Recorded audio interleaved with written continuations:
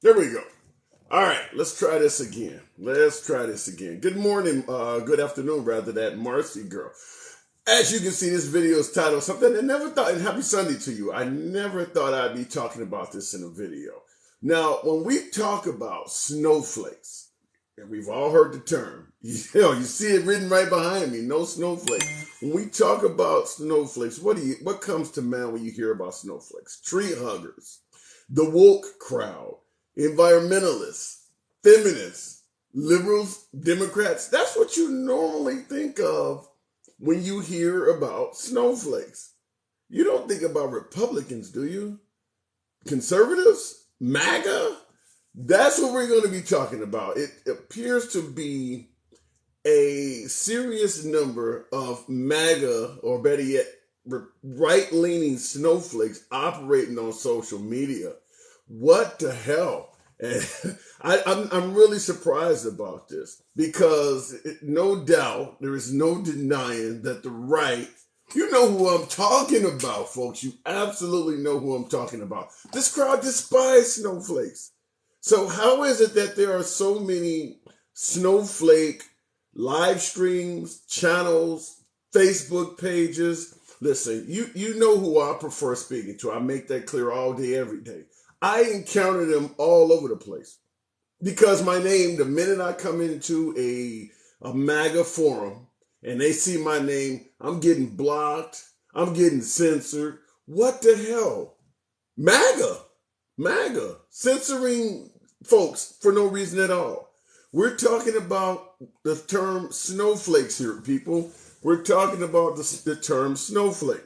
Like I said, when you hear the term snowflakes, what come to mind? Tree huggers, the woke crowd, environmentalists, feminists, liberals, and Democrats. It's not supposed to be MAGA.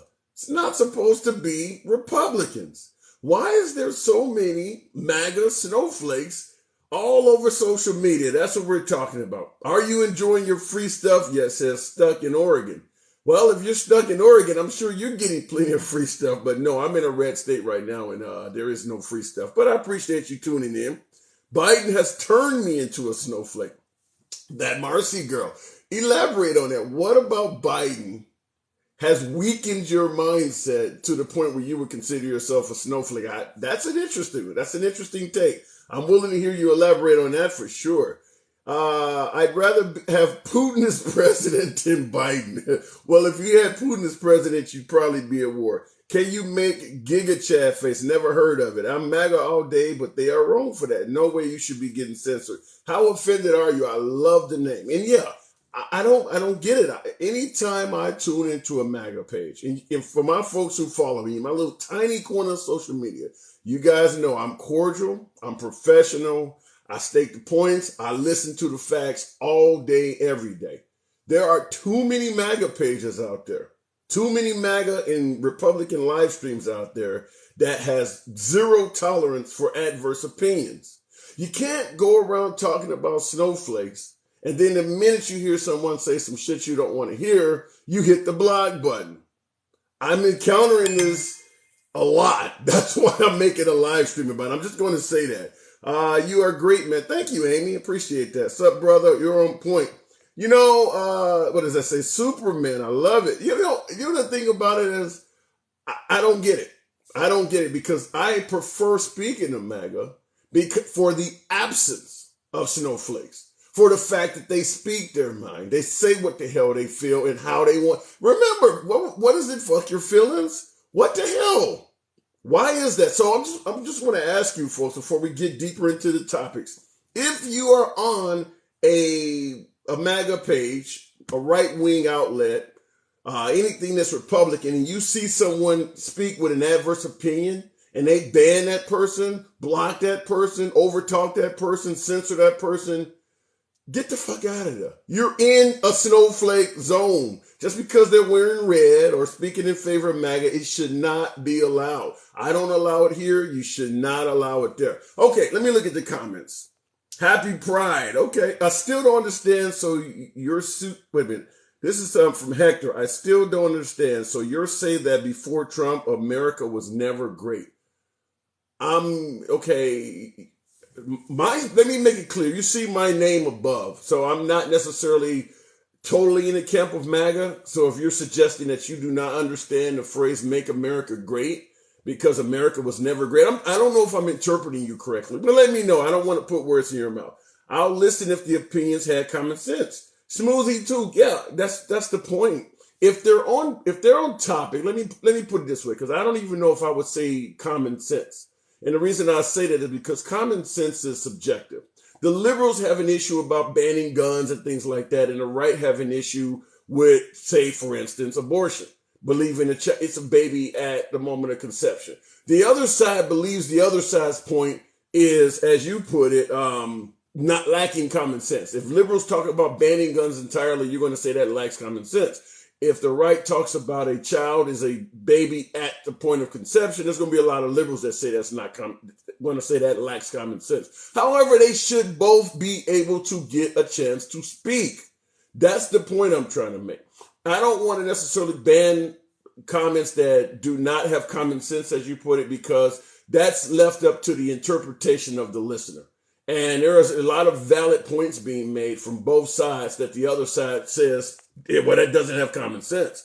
Joe Biden is a lying piece of shit. Brian Callender, they all lie. They all lie. I'm not going to defend Biden. I'm not going to defend Obama saying if you want your doctor, you can keep your doctor. However, Trump said he did not know who David Duke or Stormy Daniels was, or that Michael Cohen was not his lawyer. They all lie. Good comment. Good comment. Blue lies. What does that say? Blue lies murder or blue lies? Yeah, that's a different one. Well, in regards to that, yeah, you know, I don't know what to say. I'm looking at my words here. Okay, there we go. All right. They all lie. That is true. America's real problem is career politicians. Yes, to some degree. However, let's just be clear. Trump was not a career politician, and I can point out him being dishonest as well. So they all do it. They all do it. But the question we're tackling here, folks, is just simply, why are there so many snowflakes on the right? We expect snowflakes. Once again, I will give you my own spiel on that. When you hear the term snowflakes, we're thinking of the woke crowd, environmentalists, feminists, tree huggers, liberals, and Democrats. Not someone wearing this apparel, not someone with this on. Why is there so many right-leaning pages, live streams, Facebook groups that contain snowflakes? Do not want to hear anything adverse to the way they think. Why is that? And I will tell you this. I'm not trying to bring race into it. Not one bit. This is not meant to bring race into it. But African-American MAGA pages, oh my God. Let me make it clear, folks. I hunt out MAGA because that's what I prefer talking to. I say that every day, all day on my broadcast. If I see an African-American MAGA room, that's where I'm ready to go party. That's where I want to feel the love. It's a love fest. Remember that. They don't tolerate there is not a big tolerance of adverse opinions there at all. I don't get it. I'm Mega 3000 TikTok bitches. I'm assuming you said MAGA 3000. What makes them right? I don't know. Better question is, why are there so many snowflakes on the left? Lurch, and there's a ton of snowflakes on the left. But that's what you normally associate the term with. So if someone says a snowflake and you find out the person leans left, they're a Democrat, they're a liberal, then it's supposed to match. So when you ask, well, why are there so many snowflakes on the left? That's what they do. But the question is, why are the right joining the procession? Why are they marching in the same damn parade? Remember, the term snowflake was coined by the right. So why are there so many right-wing snowflakes? Z First Cipher, you said white fragility. Okay. And what does that say? Dooba dooby doo. Who told you you were handsome? Your mom? I don't know. Snowflakes are sensitive. That is true. I do believe there's a lot of sensitivity. So we'll go ahead and start it out by bringing on the procession. The box, as they call it. Good afternoon, Edward. Good afternoon. How are you? All right, not bad, but I will you were asking why there's so many snowflakes joining on the right, because the people on the Uh-huh. right, because the people on the right have figured out that the squeaky wheel gets the oil. Okay, and that could make sense. I mean, I'm not going to dispute that because I mentioned that in regards to Native Americans versus African Americans, and African Americans being the squeaky wheel on oppression and things like that have gotten a lot more oil and grease than say Native Americans. But if the right thinks that being a snowflake is wrong, why participate simply to get the oil? Wouldn't that be like selling out? Well, yeah, I guess you would. I guess you would. I mean, I would consider that, but at the same time, you can't sit back and I don't even think that it's necessarily the right as much as it is the middle, because you've got your crazies on either side, and everybody Okay. in the middle has just sat back and just let things go. And now everybody in the middle, and maybe even more on the conservative side, has decided, wait a minute, we can't just keep sitting back thinking that none of this is going to happen, because we've let these crazies out and just continually say what they do and do what they do. And look at where we're going. We're going to a very bad place. So, based on your statement, then, is it safe to assume that conservatives are now snowflakes as well? Right? Okay. All right. Fair enough. Fair enough. So, when we hear the term snowflake now, it is no longer a term that should make you automatically think of liberals. In all honesty, I wouldn't think so. Okay. All right. I mean, I can't argue that. I mean, I agree with the way you stated it. You brought it the right way, and I'm with you on that. That makes sense. yeah, yeah. It's kind of like the whole cancel culture thing, right? So, who was the dude from, gosh, I can't remember his name, comedian, Minnesota. Uh, Somebody dug up the pictures of him acting like he was squeezing some girl's boobs on a plane. Yes, you're talking. Yeah, I know who you're talking about. Oh, Right, why can I think of his name? Yeah, I definitely know who you're talking about. What right. about him? So everybody, all the media and everybody got ripped. Al Franken was his name. Yep, yep. Uh, got all upset because people on the right started hollering, "Hey, uh, this guy's here's compromised. What are we going to do about this?" Well, he was just joking, and he's a comedian, and no, we shouldn't cancel him. But from everybody Well, else's standpoint, he ultimately was canceled, though. He he ultimately was, did, regardless of the liberals trying to protect him. He did get canceled. and he did. But it's kind of like, so people, I would say, right, for the most part, that see this person get canceled because he may have done something 10 years ago, and people on the left are hollering, cancel him, cancel him, cancel him. Well, now, okay, well, we've seen a half a dozen people on the right canceled because they're speaking up for something that this guy did 10 years ago. Well, this guy did something 10 years ago. Why ain't he being canceled? Why are you Well, not out there saying, get rid of this guy? I think that happens on the left more than you might give it credit for. Now, it may not happen coming from the right being in opposition, but the left cancels a lot of its own people. Senator John Edwards running for president in 2008 is a perfect example of a left winger that got canceled by the left. Right? So it Yeah, happens. It does happen. it does happen, but not quite as much. True. That is true. Well, you gotta think if you got a crowd of people saying fuck your feelings, I'm not gonna cancel you for anything. So it's gonna always happen more on the left. Yeah, well, that's true. I mean, Fair that enough. that that is true. So, Okay, but fair. I enjoy your channel, and I know how you go. You like to move down, so I'll go ahead and hop off of here. Hey, but you're welcome back anytime as always, man. Good conversation. All righty, thank you. All right. Bye. Okay, folks, it's my because someone said my audio was lagging. Is the audio matching my voice now? Otherwise, I'll go ahead and start the live over. I'm gonna give you guys a minute before I go to the next caller.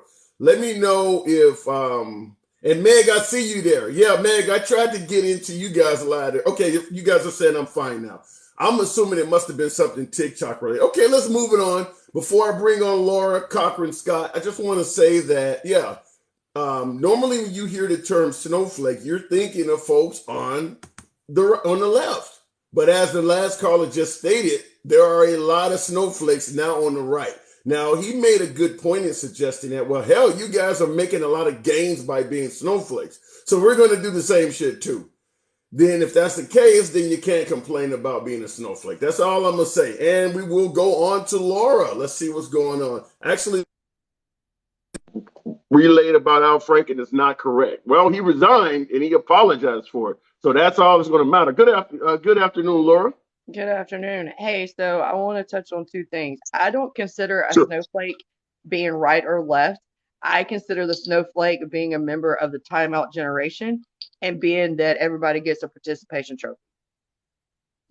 Okay, so you said, You know what I mean okay, when I say that? right. Let me ask you this question. I'll let you get your second point, but let me ask you this before you go to your second point.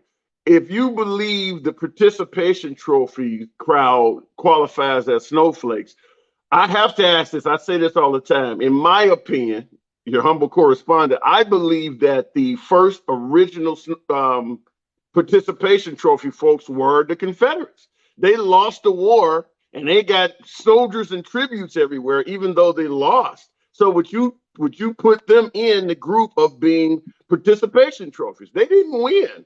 How do they get their soldiers honored everywhere?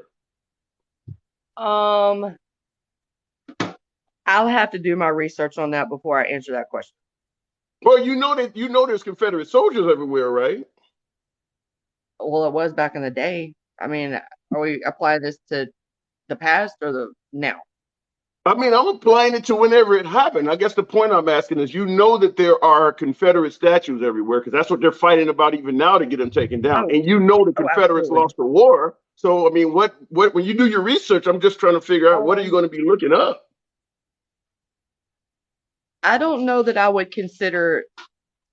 I wouldn't consider that. No, and here's why I would not consider it that. Because I think they erected these statues for another meaning. Does that make sense? Like, not because, oh, we lost the war. Maybe it was because this person had a significant meaning in history or whatever the case may be. Like, I'd have to do my research before I really answer that question. Right. Well, let me just warn you. If you do research into why those statues were erected, it actually will get darker.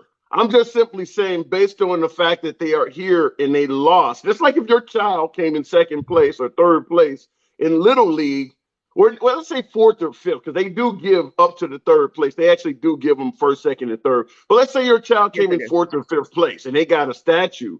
They lost. That's all I'm saying. Now you're saying, well, maybe they gave them the statue for a different reason, but at the end of the day, they lost. But I'll let you go ahead with your second point. And then my second point I was going to make is there was somebody in your chat talking about the Keystone XL pipeline. I am a pipeline fiance. The pipeline is what provides our bread and butter. Let me say this on the I actually did some research before I jumped in here on this. When the XL pipeline was canceled, lost 11,000 jobs, $2 billion in wages. Okay, that's just on that side of it. Let's go to the supply and demand side of it. Our supply and demand went down. So you know what happens when supply and demand goes down? Simple economics. Prices Okay. increase. Inflation. So people, I mean, I just saw, I mean, the guy actually really wanted to argue with me, and I was like, buddy, my fiance is on the pipeline. Like I live this life. So to say that it didn't diminish our supply, it absolutely did, because that was actually a shortcut coming from the pipeline that goes down the west coast, and it was going to reroute to give us more supply that we could get from Canada. So Let me ask you just want this: to know. what do you think of Cindy's comment? She's stating that gas prices are up all over the world. Because you're talking about the pipeline, which was an American thing, but she's suggesting that gas prices are high all over the world. So, and also I'm being told to ask you this by Dublo. What specifically got shut down, and who shut it down? The Keystone XL pipeline got shut down, and it was the shortcut out west that was gonna it was making it a shortcut through the main Keystone pipeline. Okay, that's what got done. Okay. My fiance, wait. He said, "What? My fiance?" No, I didn't say that I was an expert. I never said that, but I do know all Okay. about it. Who do Because you see, believe shut? Who do you believe? Who shut it you down? think Who shut it pipeline, down? and there's permits involved. Did you know that it takes up to 2 years to get a permit? Did you know that? The projects that my fiance worked on, he has a permit that's been for 2 years to start a project in 2 years. Did you know that? No, I'm not a. I'm not. I don't have anything to do with the I pipeline. wouldn't So say for 2 everything years. you're saying, I've never heard.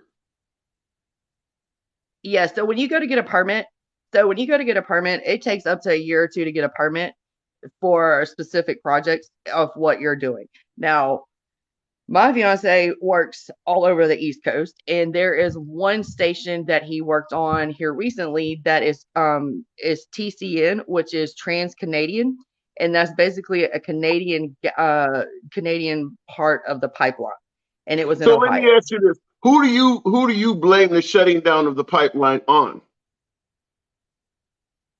Biden.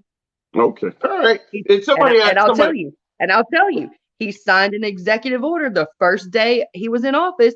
He signed an executive order that took 11,000 jobs and $2 billion in wages. Now, let me give me your spiel on why do you believe he shut that pipeline down the first day he was in office? I'm trying to keep my personal opinion out of this. That's what I I want. think That's what I want to hear.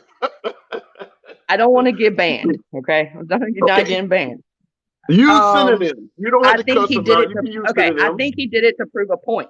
He did it to prove a point that hey, I have the power. I can do what I want to. And that is when our country started going to hell, for better sense, because he did it to eliminate fossil fuels and to eliminate our dependency on American oil and crude. Because That he is doesn't in sound bed with okay. OPEC or whoever oversees. The egotistical portion you're painting, I did it because I want to or to show people or teach them a lesson. That doesn't sound like Joe Biden. Remember, the guy supposedly has dementia. He doesn't supposedly know where he's at.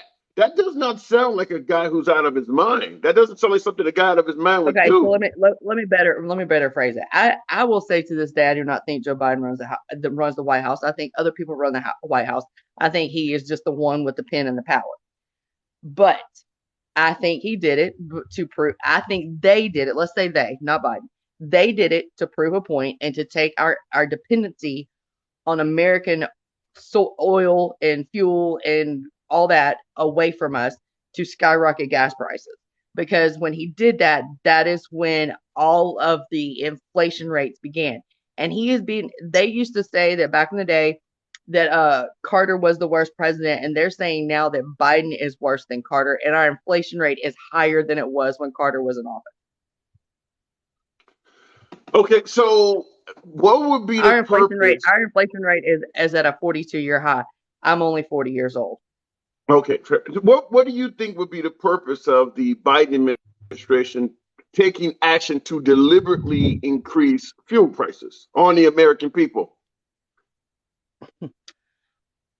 I don't think they're, well, first of all, it doesn't make sense, but here's where I'm going to say this. I think he did it.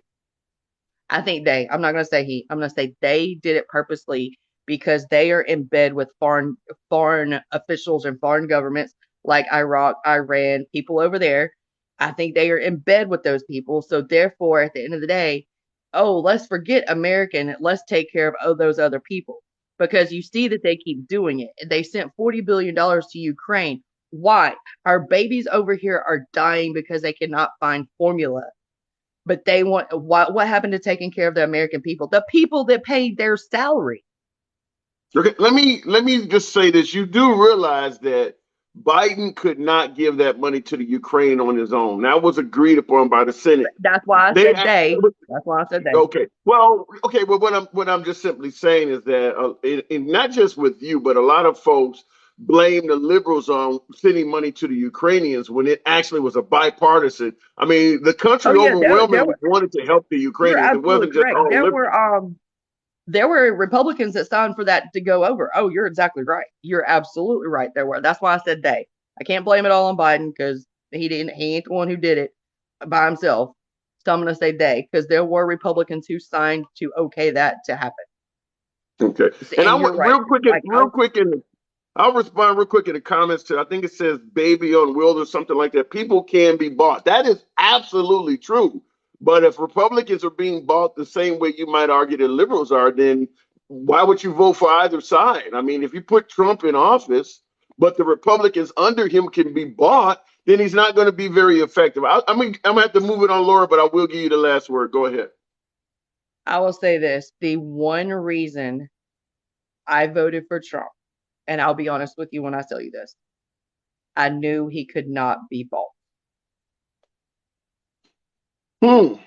I'm thinking on that one. Somebody in the audience, if you okay, because as far as He I could can think not of, be I don't bought. think of, yeah, I can't think of anything. Whereas I believe Trump was so to speak being bought, but I will say Or his bribed. stance Let's say on bribed. well, okay, I get your point. I'm just simply saying I do believe his stance on the NRA, where he talked about fighting with the NRA and changed his mind the next day. Somebody got to him for some kind of way or another because he was adamant that guns need to be taken away when we're dealing with mental health before even getting due process. I played the audio. Everybody who normally watches me saw that, where Trump was totally prepared to take firearms away from folks. And the next day, somebody got in his ear and he changed his tune. So I won't say he was bought, but Well, he can be got I'll to. branch on that. I'll branch on that because the NRA had their big, huge convention out in Houston, Texas, the weekend of Memorial Day weekend, I do believe. And I did not, and I did not know how heavily involved I did not realize how heavily involved the NRA is into politics. I mean, they are Really? heavily involved in politics. Yeah, I'm and talking it's predominantly right heavily. wing politics, and it's predominantly right wing politics that they're buying off. They are heavily involved in Yeah, heavily. because I I didn't mean, even because realize obviously, how, right, we and I'm a member obviously of the know NRA. where. Yeah, we obviously know where the liberals stand on guns and gun control. So the NRA is not paying a lot of liberals. That if you're suggesting that the NRA is heavily involved in politics and paying folks, it's right wingers. That would only make sense. You're not going to Oh, go and 100%. pay. Go ahead. 100% agree with you on that. Yeah. Okay. Fair enough. All Because right. Appreciate because you coming through. on this one, liberals, I don't want to say liberals, let's say Democrats. Democrats are pushing the gun control agenda, and the Republicans are fighting it back because they're like, no, it's our constitutional right. So yes, the NRA is heavily involved in Republican politics. Yes, Okay. All like right. Fair enough. very Fair bad. point. Fair point. All right. Come on back through, Laura. You know you're always welcome. All right, have a good one. You too. You too, ma'am. Not handsome liberal as a concern. What did that say? That comment got scrolled up. Of course, because it's a constitutional right. You know, I do agree that the Second Amendment is a constitutional right. However, there is no denying that the right is starting to crack on this, folks. Now, here's the problem. The left believes that we're having these mass casualty events because of guns. The right believes it's mental health. The NRA believes that your Second Amendment rights shall not be infringed upon. Do not touch a person's constitutional rights. At the end of the day, whether the left point of it being guns or the right point of it being mental health, you cannot really go too far on either of those while not infringing on the Second Amendment rights. If you believe the problem is mental health and a person calls the police on their neighbor and says their neighbor has thousands of guns in the house and he's talking about going and shooting up a business, without any proof or just that witness, if just from what that witness said, you can't just go and take somebody's guns away. You really cannot take any action on them just based on what somebody has told you with no proof. So even with the Republicans, the right believing that it's mental health, there is no way they're going to be able to enforce any sort of mental health with any effectiveness without some infringement. That's why we're not getting anywhere, folks. And folks keep asking, well, why are we constantly doing nothing? It's because there is no way possible to address this epidemic of mass casualty events without infringing on people's rights. If you cannot bring through shall not be infringed upon and some sort of solution, they cannot come through together. So right now, shall not be infringed upon has been continuing to win out.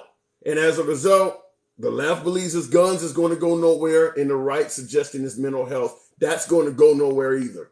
Looking at the comments, sure, abortionist, I've never heard of that term. Okay, it's too late to retake guns away. We just need better background checks for new purchases.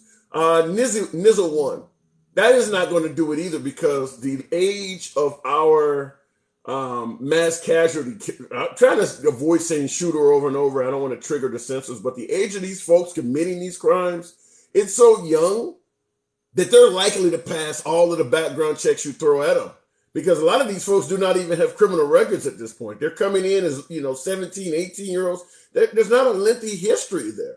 And keep in mind, once you turn 18, your juvenile stuff is sealed. So if you could be acting a nut while you're a juvenile, but because you're a juvenile, you're not buying firearms. And then the minute you turn 18, your juvenile history is sealed. So now your adult history is clear. So by the time they find out, it's already taken place. So I don't believe that you can address mental health and maintain shall not be infringed upon. Somewhere along the line, one of these is going to have to give. And right now, it's going to be the enforcement of mental health. Looking at the comments, Democrat cities are a shooting gallery. Democrats don't care about kids. Keep mom safe. I love the name. The notion that Democrat cities are shooting grounds and Baton Rouge and Memphis and St. Louis are safe places makes no sense at all. Any city in America that has 500,000 people in it or more is a shooting gallery. They all are. I mean, they literally all are. So you're not going to escape the shooting by going into a Republican state. They all are. If it's over 500,000 people in that city, chances are people are getting shot. Just curious, name versus the America First sticker behind you. Okay, that's fine. I believe in America First. And that's what makes me a bit unique. You will never, it's a really good question. You're asking about why would a guy with a name like mine have a sticker behind me that says America First? Excellent question. I see a lot of brilliant policies, legislations, and beliefs that come from the right. I am probably what you would consider a moderate Democrat. I'm not far to the left. I do lean left on a lot of social issues, but I do believe there are areas where I have no problem holding up this hat. I mean, I don't believe that everything that comes from the right is evil and everything that comes from the left is perfect, which is why my particular broadcast, you won't see the thousands of folks here because in most of these lives, the person has picked a side. It's predominantly a right-winger talking to a lot of right-wingers or a left-winger talking to a lot of left-wingers. You don't see respectful dialogue the way we do it here on a lot of different lives. That's not how it's done. And because I don't pick a side so clearly, I'm not going to have a lot of folks coming to join us. But at the same time, the ones who do, they get to speak. They don't get censored. They don't get blocked. And we make it happen. But it was a really good question. Really good question. I'm like you, brother. Well said. Thank you there, Travis. I appreciate that. You are an extraordinary man. Thank you. Apple user. Appreciate that comment. Ban assault weapons, the choice of guns for people who commit mass killings of young and old, says Rudy Garza. There's starting to be more of a stomach for that, but I do not believe it's going to be successful. And at the end of the day, let's be clear. You can do a lot of damage with a handgun. The Virginia Tech shooter, I forgot what his numbers were, but his numbers with those two handguns, I think he had Glocks. that went into the Virginia Tech, his numbers were just as high as any of these folks at the AR. So, with the exception of Mandalay Bay, the guy in Mandalay Bay, I don't know what he was on, but he had a host of AR-15s, bump stocks, and a high perch, and a lot of people packed into one spot on an open area. So the Mandalay Bay shooter, it's going to be kind of hard. You'd have to go to a Yankee stadium and start firing from home plate probably to do better than that. But at the end of the day, with a handgun, you can do a lot of damage. So banning long rifles, I don't really think is going to stop this, because I'm from Chicago, and the vast majority of the homicides in Chicago are people firing handguns with extendo magazines and things like that. The AR makes it a lot more easy to do, makes your shot a lot more accurate. Maybe maybe we took away handguns and gave everybody an AR, you would have a lot less casual damage. I don't know. But let me look at it. Mandalay Bay dude showed excellent gun control. Really? With a bump stock? You really think you can acquire gun control with bump stocks? There's no accuracy to those things at all. Why would you ban AR-15s, which are not assault rifles, when most crimes are committed with handguns, says Texas? Well, and I get your point, because you're right. Most crimes are committed with handguns. But at the end of the day, for some strange reason, these really bad events, they keep using AR-15. So that's why it's getting attention. But I understand I don't know why that screenshot popped. That's from a different live. So let me change my background. That was from the Great Replacement Theory debate. Okay, AR stands for semi-automatic rifle, not assault rifle. That says Jeff Leopard. Some would argue there is no such thing as an assault rifle. I don't want to get into the semantics. When folks say it's like calling something a Xerox. Xerox is a copier. It doesn't have to be a Xerox machine. If someone says an assault rifle, whether or not that term is legitimate, you know what they're talking about. We know they may be wrong about it, just like a piece of tissue is not a Kleenex. Kleenex is a brand. But if somebody says, hand me a Kleenex, you know what the hell they're talking about. Let's see here.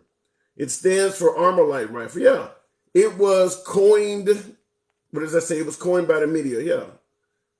Cindy working product. Yeah, Kleenex. Okay, we need assault weapons when the riots start up again. That other dude, 906.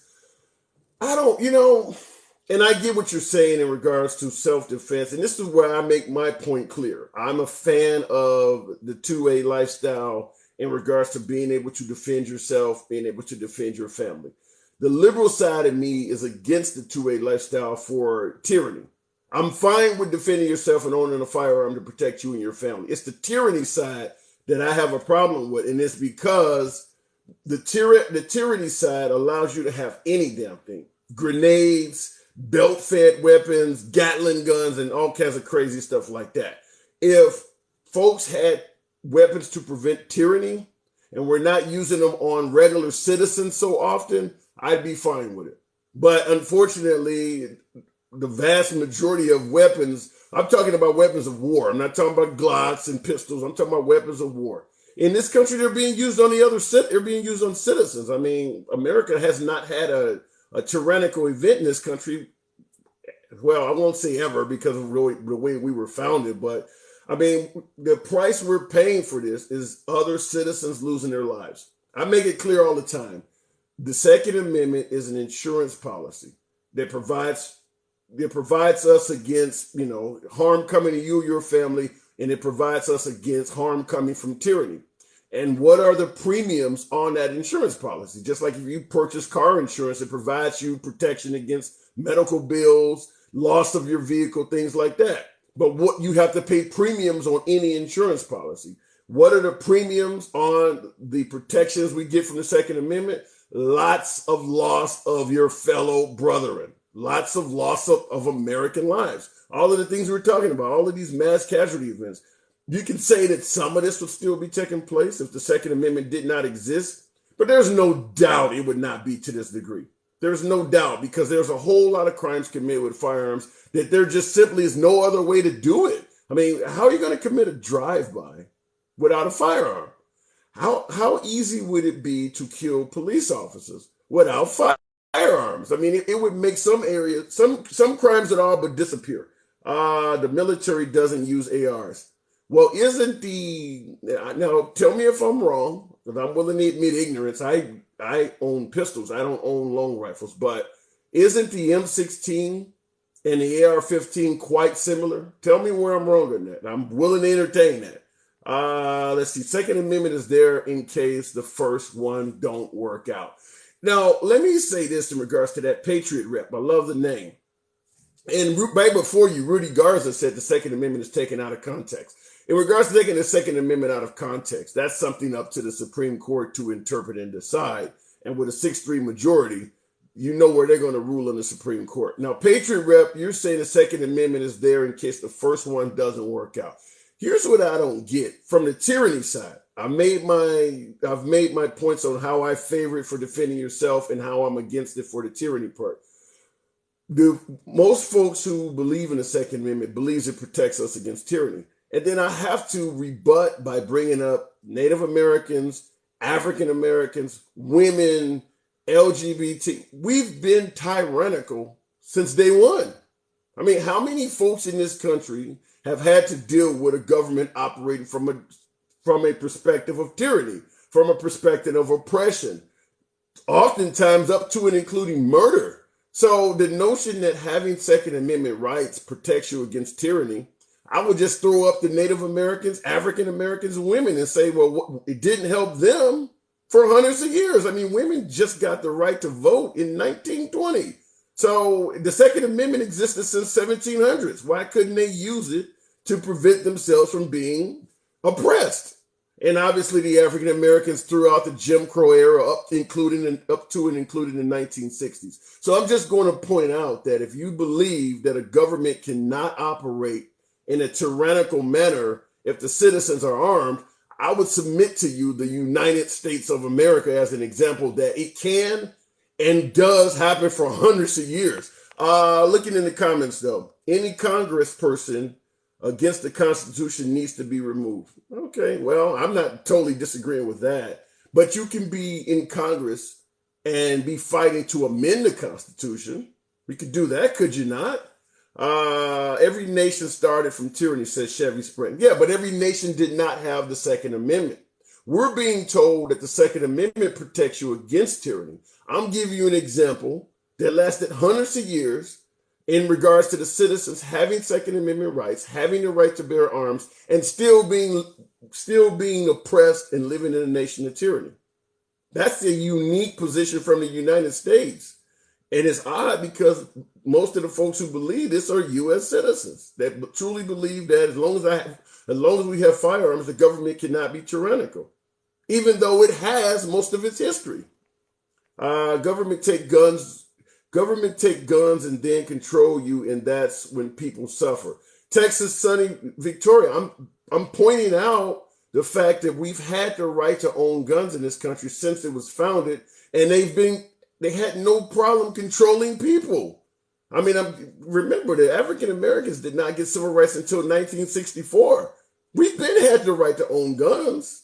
We've had the right to own guns long before that. So I'm just simply trying to point out to you that owning guns does not guarantee that your government cannot still be tyrannical, because they proved that they could do it. Same thing with the Native Americans. They owned guns before we got here. They started using firearms before we became a country. And it still got controlled. They still got oppressed. They still faced tyranny, and they lost their country. They completely lost their country, even though they were armed. You don't know your history. Okay, 2547 Polish. What does that say? Polish fraudulence. Come on. Educate your brother. Educate me. I don't run from it. Come on in about. Okay, Dark Guyver. I love the name. I'm a big MacGyver fan. Dark Guyver, what's going on? The question I have is like, okay, you get rid of all the guns. All right, you get that done. How is this going to be enforced? That's the question the biggest thing. How are you going to enforce removing? Because I've seen some of these people with the guns in their household. It looks like a bloody armory. Are you planning to send the National Guard out? Are we going to have martial law? How is this all going to get done? And then my second question is, because I'm a tech guy, how do you deal with the ghost gun that can be, you can buy a miniature CNC machine and make and print out any gun you want. And then you've got the dark web and cryptocurrency. My point is, even if you get rid of the guns, all you're going to do is give the cartels another avenue of selling a dupe prohibition product. Excellent question. Let me respond to it by saying this. Just because something seems like it has insurmountable numbers, our history shows that we're still willing to tackle it. When we decided to implement the war on drugs, nobody stated there's literally millions of people getting high in this country. How are you going to stop everybody from getting high? No, they said we're gonna do something about it, even though the numbers are outrageous. And they tried to tackle the war on drugs. Same thing with And it abortion. failed. There's over a half Hold on a second. There's over 500,000 women that choose to terminate pregnancies. 500,000 to 750,000 every single year. You don't hear folks say, "Well, there's so many abortions." You don't hear folks on the right, at least. There's so many folks that are getting abortions. We're not going to be able to stop it. No, you still try to tackle the numbers. In regards to firearms, we're talking 400 million. You cannot take every single gun away, period. But what you can do, and I would give you two examples: Barack Obama and pawn shops. And here's what I mean. When Barack Obama got elected, just a mere thought, because he didn't do anything, but just a mere thought that he was going to interfere with weapons ownership made firearms skyrocket in price. So the first thing is this: if weapons become more expensive, it's going to start excluding groups that can get them. That's the first thing, because I believe the AR-15 tripled in price when Obama got elected. The second thing, because folks say buybacks will never work. In regards to buybacks, I said pawn shops. In my opinion, based on what I've seen all over the country as an over-the-road driver when I used to do it, pawn shops are a perfect example of what happens when you offer money for firearms. Everybody's not going to turn in their firearm. That's fine. I agree with that. But it shows that you can collect a hell of a lot of them. People, if you start offering money for firearms, only the true diehard fans of protecting themselves and or committing crimes are going to keep their weapons. You're going to have a lot of grandmas and widows. So if you're no longer making new firearms other than ghost guns, if you're no longer making firearms or better yet, coming from gun shops and things like that, so you're not putting new ones into the pile, you're going to be dwindling from that 400 million. You're going to have some folks willing to entertain buybacks. You're going to have a lot of them being thieves from criminals. And then you're going to have some other firearms either being misplaced or rusting or falling apart or not having enough accessories to make it operable. So that number, I'm talking probably maybe a couple generations. You're never going to get rid of all firearms, period. But you can make it so that they become so valuable that folks who do have them are going to treat them differently. That's my point, but go ahead.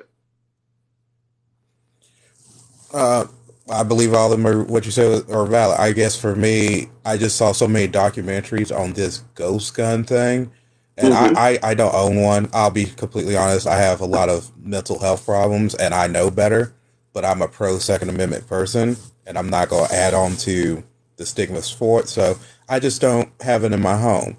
If other people do, more power to them. But I just know it's not for me. Now, if you start talking about knives and everything else, no, am I still here? Go ahead.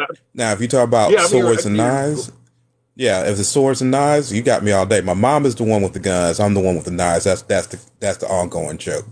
So, but yeah, I mean, the ghost guns are like it. The technology is leaped by bounds of what you can do, and then with the dark web and cryptocurrency, I'm just saying if people want to do bad stuff, they're going to, and I just don't know if removing this particular gun is going to make a difference, because the alternative to the AR is the AK, like.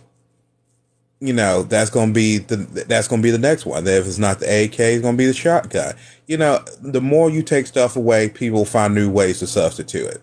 And if they get rid of the AR, let's be honest, these corporations are smart. They probably got a backup plan for an alternative looking version that can be passed through the tax stamp that behaves like it no longer looks like an AR, but it's similar in like power and everything else, and the clip size and everything else. And the whole clip deal, that's a joke. You can pretty much 3D print a clip out if you need to. Well, let me respond by saying this. The folks who are going to, if you somehow have some type of ban on guns and folks start printing their own guns, the folks who do that are the staunch supporters of the Second Amendment. They want to defend themselves and things like that. The average American, particularly where I come from in Chicago in the hood, they don't have the equipment or the knowledge to make guns. It's a certain type of crowd that's doing that. Now, that would certainly create a huge black market for the ones who are doing that, but it still goes back to my original statement. If you start printing guns because the regular supply of traditionally made firearms has dwindled, those guns are going to cost a fortune. It's just like if you go, okay, there right now in society, you can buy a pack of cigarettes at any gas station. But if you go in prison, they don't have that right. But yet people still smoke in prison and they pay a fortune for each cigarette. So I'm not saying you can get rid of it. I'm saying you can make it cost prohibitive for, if you got somebody out there that's using a firearm to snatch purses from women that may have 50 to a few $100 in there. You're not going to use a $5,000-$10,000 weapon to go do something like that. If you can afford to pay 5 or 10 grand for a weapon on the black market, you only using that for special causes. So what I'm suggesting is the folks like in the hood, so to speak, in Chicago and these different cities that are committing these petty crimes, the folks ain't going to be able to afford those firearms. But go ahead. Actually, I don't have a comeback. Your debating answer is legitimate. Like, I know that's rare for you to hear periodically from people who you talk to. I'm a firm believer of debate. Like, if you can give out an idea that I can't counter with, you technically won the discussion, and it makes sense. If there's a lack, it's like supply and demand. The higher demand, the higher the cost, and it gets to a point you outprice people now. And I really don't have a comeback for that because, like I said, I mean, I'm Second Amendment, but some of these guns are just like when are 15, and I'm sit up here trying to research how to get one because it was after Sandy Hook, and she started freaking out like, I need an AR-15, I need a Bushmaster. I'm like, why you need a Bushmaster? This woman like 67 years old. Like, why my mama need an AR? But this is the same woman who wants a Desert Eagle, so that's a whole discussion within itself. Yeah, that's oh my what God. she literally. I have to do this before she dies. She wants to own a 50 cal Desert Eagle. Yeah. I thought about getting one Israeli made gun. I think it's huge, though. I thought about that as well, but when I looked up online and looked at the reviews, it's not it's impressive to see, but apparently in terms of usage and effectiveness, it's not a very good firearm. I try to tell her all that. She does not care.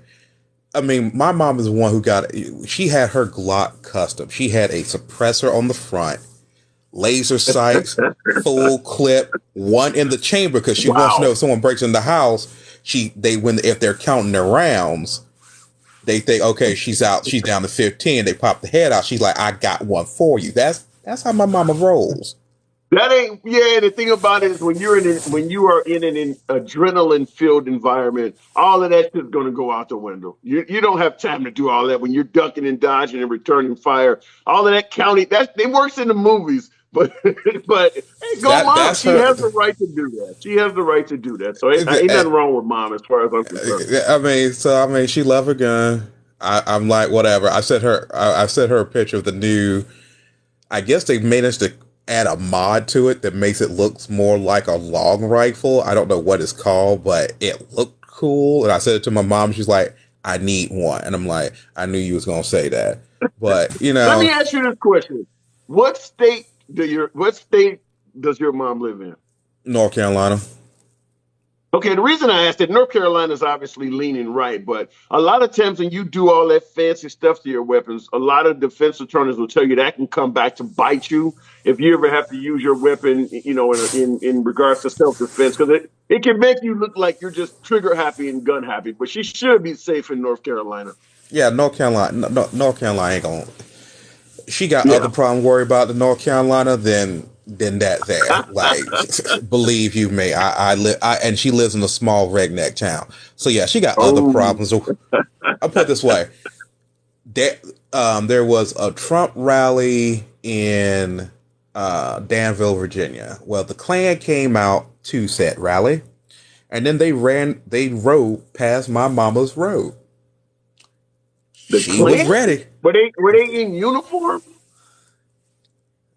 Kind of, sort of. The police department came out, escorted them through the town, and right back out, heading toward their own Raleigh Chapel Hill. How did you know they were members of the Klan? Because they were having the flags showing and everything else as they were going through. Trump, Now, they had the Trump. when you say the flag, you're not talking the Confederate flag, are you? I'm talking about the neo-Nazi flag, the Confederate Okay. flag, the Trump Okay. flag, all that and then some. And my mom was freaked out. And she's like, I am too old for this here. They best not come. And I'm like, Mom, you're at the bottom of the road. They is not coming for you through a pretty much self-segregated black neighborhood. It's not going to happen. You'll be fine. But nonetheless, it happened. Okay. And that was enough for her to be like, I'm going to get some more clips. Wow. Well, I can't hit on Mom. Everybody has a right to defend themselves. But look, I do want to move it on, man. Oh, yeah, but yeah, it's been a pleasure. Though. It's been a pleasure. Thank you very much. And like I said, you won that one. I don't have a rebuttal. Appreciate it. Come on back anytime. We can always do it again. All right, have a good one. Okay. In the comments, I meant to say this earlier. Chevy Sprint. Oh man, I wanted to read that comment he said. Damn, I can't. TikTok makes things scroll up on. Okay, find you a non-red checked redneck plumber. I don't know what that means. Okay, and I see you, Medic. You said you won shit, huh? So you okay? All right, but like I said, folks, and hang on a second, Bionic Man. I do see you, and I'm just simply saying that I do not believe you can take all guns away in the country. I think that would take a long, long time, well beyond anything in any of our lifetimes, no matter how old you are. Even in countries where they have banned all guns, somebody in that country still is hiding guns out. I mean, there are people, but as far as in America where there's more guns than people, no, you could certainly change that because there are folks. I think the comment he said that I was looking for is that there are more guns in the inner cities and in the hood than anywhere else, or in poor neighborhoods is what he said. And that's a good point. But if all of a sudden the supply of weapons dwindled and you had to depend on that 400 million of firearms that are in existence, those guns in urban impoverished areas would increase in price. And a lot of folks would sell them. There's no denying it that. Now, like I said, if you're a true gung-ho Second Amendment person, you're never going to get your gun away. That's fine. But like I pointed out, pawn shops make it obvious that people will give up their firearms for money. Any pawn shop you go to that deals in guns, they have plenty of them because people are bringing them in to sell them. So don't ever believe that buybacks won't work. The reason buybacks don't work is because you still have new guns coming into the market constantly. So the number doesn't dwindle because they're still making new ones. But if we stopped making new ones and you only had that group of the 400 million or so that's in existence, that number would dwindle because every day the cops are taking thousands of guns out of the hands of criminals. Some criminals are discarding their guns in lakes and burying them after committing crimes. And then, of course, folks are selling their guns in any urban area. Anytime they have a stop the violence movement and they offer buybacks, plenty of guns show up at those buybacks. It may not be yours. You're never going to get your gun up. That is fine. That is your constitutional right. And I would, if I wanted to implement this plan, I wouldn't take anybody's guns. That would be my motto. If you want to keep your gun, you can. We're just going to stop producing new ones. And that would instantly make a cost prohibitive function kick in for everybody on the low end of the scale. Now, if you're the 18-year-old in Southern Texas where you got $8,000-$9,000 to spend on firearms, nothing I can do about that. But other folks who like the subway killer in New York who got on the subway with his racist self, somebody like that might have a hard time affording it. So, and certainly in the hood where they're doing drive-bys and purse snatchings and liquor store robberies, they wouldn't be able to afford $500, $600, $700, if not $1,000 for a handgun. They wouldn't be able to do it. And not only that, but it would make criminal rise against criminal too, because there's no honor among thieves. And if you know your boy got a $1,500 pistol or an AR that's worth $8,000 or $9,000, you'd have a lot of criminals robbing each other because that's what they do in the drug game. They rob each other for valuable drugs. Now all of a sudden, if the firearm is worth 3, 4, 5 times the price, they'd be robbing each other of firearms too. Looking at what you mentioned, the subway killer. Wow, yeah, why not? Why not? He committed a mass casualty event, and he did it from a point of racism. Why can't I mention him? Russia flag, just asking why, dude? Because they are a current topic. They're at war with the Ukrainians, which is why you see both of them up there. Just like the opposing side of politics is Trump. It's Trump versus Biden, which is why you see that up there. If the Ukrainians were at war with the Romanians, you'd have a Romanian flag up there. Bionic Man Keith, and I see you, Big Rick. Big Rick, I do see you. Okay. My Bionic brother. Man, what's going on this afternoon? How you doing? You know I love coming on your show all the time. And I love having you. You know, I'm a lifetime NRA member. I was in the military. My father was a competitive shooter. That's where I learned how to shoot. I was an expert marksman in the military. You know, I own a bunch of guns. I own ARs. I even own some ghost guns. You know, I got them more than a decade ago. It's, and it totally legal. People think that ghost guns are illegal. They're not.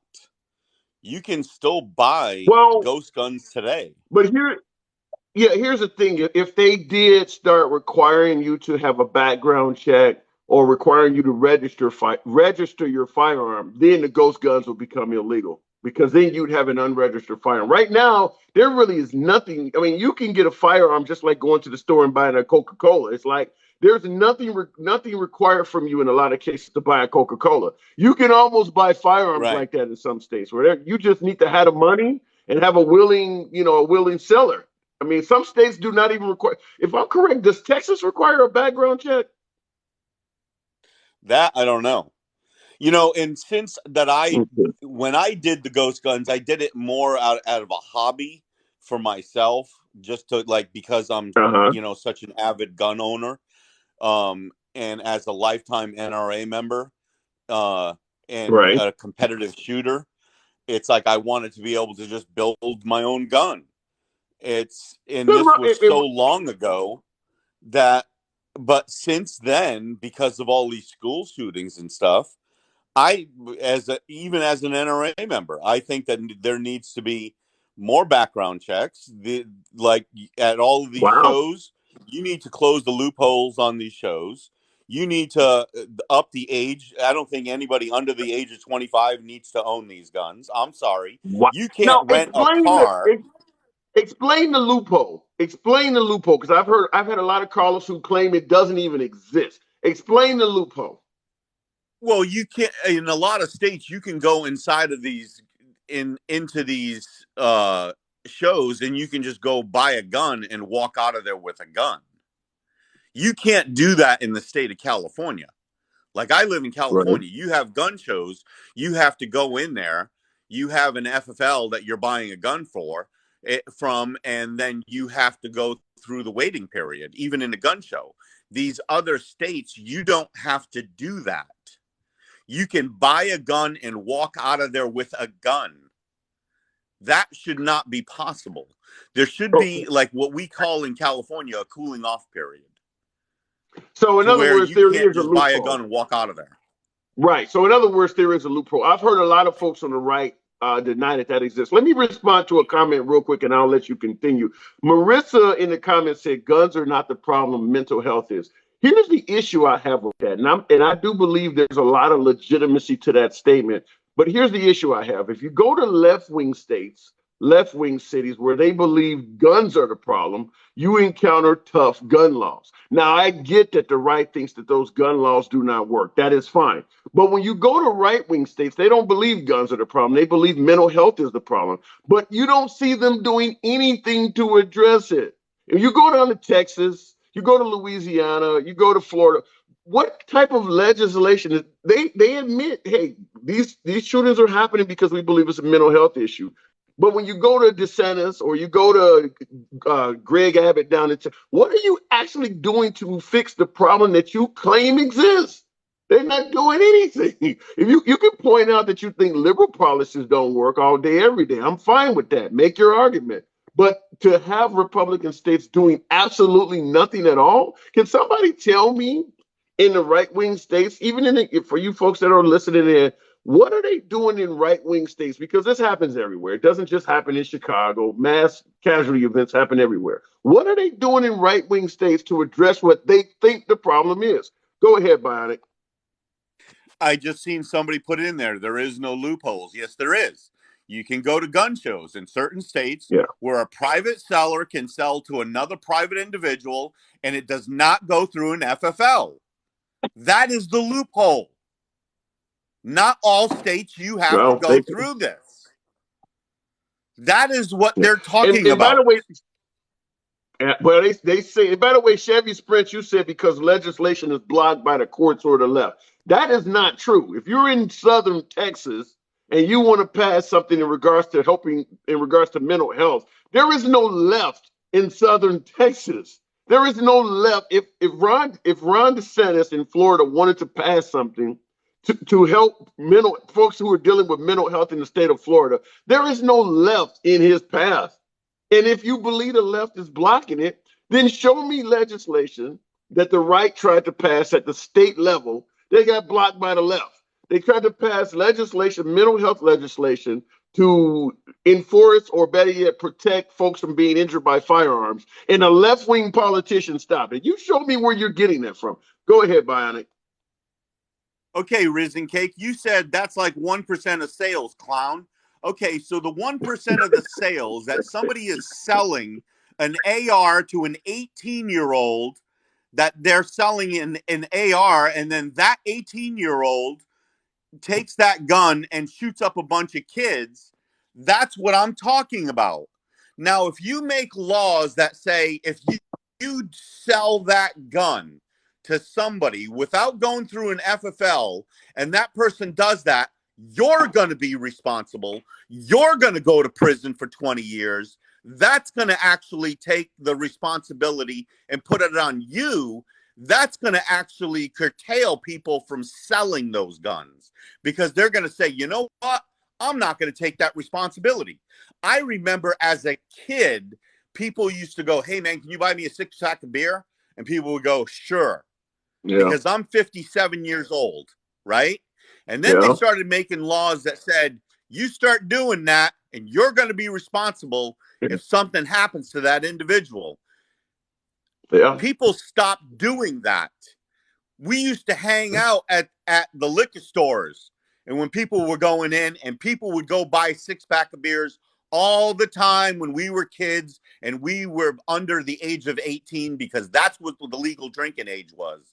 And we were 17 years old, 16 years old, and that would happen all the time. I will add this to it as well. Now, in regards to mental health, for you folks that are saying the right things is mental health, here's the issue I have. I think you should be able to ask questions. And here's my example. When I in Chicago, a lot of criminals, because they got a felony or whatever, too young or whatever their reason, they cannot buy firearms.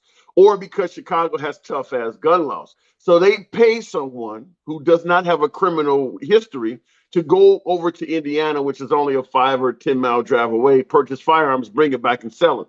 When that 18-year-old in southern Texas showed up, or better yet, got on the internet and spent thousands of dollars to purchase firearms, shooting up a educational institution would not have been the first thing that would came to my mind. What I would have thought is, here is an 18-year-old probably strapped for cash. And he obviously had a lot of money, but I would have thought, here's an 18-year-old probably strapped for cash like most 18-year-olds are. And either somebody from the cartel, because that's pretty close to where he lives at down in southern Texas, somebody got to him, put a bunch of money in his hand, told him, go buy these weapons and give them back to us and we'll pay you, we'll pay you some money for doing it. That, in my opinion, you should be able to ask questions when somebody shows up and makes an unusual purchase, even if they're 100% law-abiding. An 18-year-old purchasing that many firearms, it is out of the ordinary. And the fact is, in this country right now, as long as he does not have a criminal record or any kind of mental history, you're not allowed to ask questions. It kind of goes against the phrase, see something, say something. So, Bionic Man, I do got to move it on, but I'll give you the last word. Go ahead. Yeah, just to reiterate what I said, I don't feel, and this is coming from somebody who's a lifetime NRA member, who owns ARs, who's 57 years old. I don't think that people with the mental capacity under the age of 25, when you can't buy a pack of cigarettes, when you can't buy a beer under the age of 21, when you can't rent a car until you're 26 years old, when you can't, like, when you can't even get a hotel room, right, under a certain age, it like, I'm sorry, when you can walk in and buy an AR at 18 years old and buy a ton of ammunition and go shoot up a school, there's got to be a limitation to what kind of a weapon you can buy. You can't buy a handgun until you're 21, yet you can go buy an AR. That doesn't make sense. Yeah. It Fair does enough. not make sense. And I'll leave you on that note. Fair enough. And more, Yeah.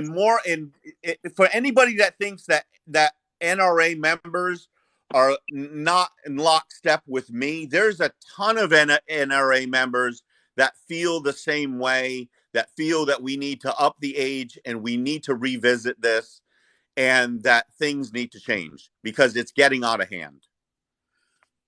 Yeah. I'll leave you Fair with enough. that, brother. All right. Appreciate you coming through, man. Hey, always a pleasure. Always a pleasure. Okay. All right. Move. And let me say this in regards to what he said about there. And Big Rick, give me a second. Oh, there's a few of you in here. Big Rick, not Big Rick, but folks who, for what he said, I do believe there is a growing call in regards to moving the age up. And let's all be honest. We all know that children of today are different than we grew up. They're nowhere near as independent. A lot of them do not have the same amount of logic and reason and thinking.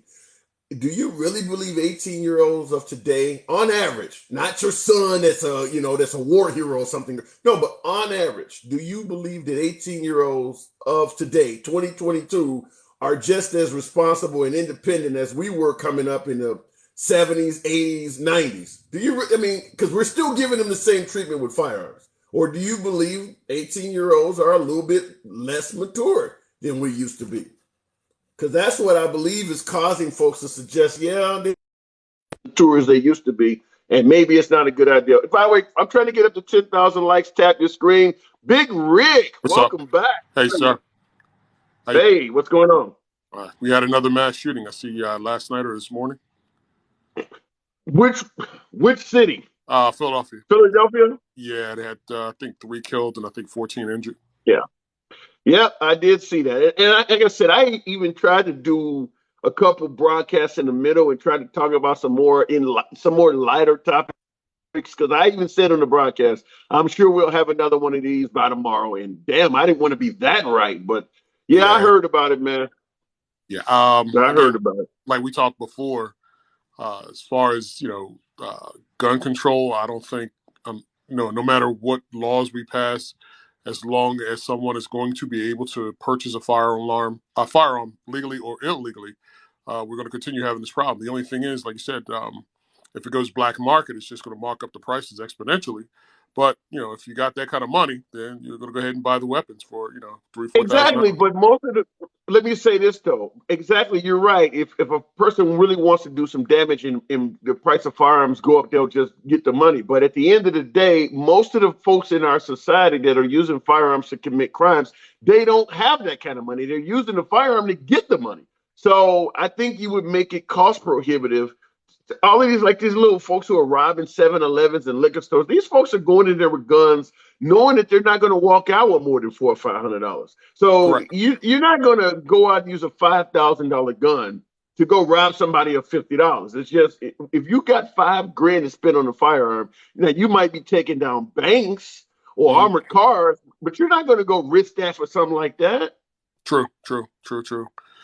What I don't understand is, the political outrage from the politicians. It only comes up when you start having the mass casualty shootings. You don't hear anything from them when we don't have this spike in these kind of shootings.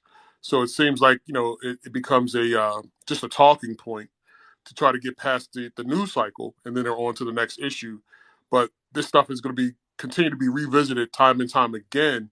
Like you were just saying before I got on, you have these young kids who they don't understand life the way we did. They don't even. I remember as a kid when the snow would come down, it was time for us to make money. You don't see any kids out here today doing any kind of Nope. jobs like that. That is Cutting true. grass. That. So they're That is totally true. different. They are totally Yeah. different. I don't know. Now, Can you blame just the parents, or is it just the society?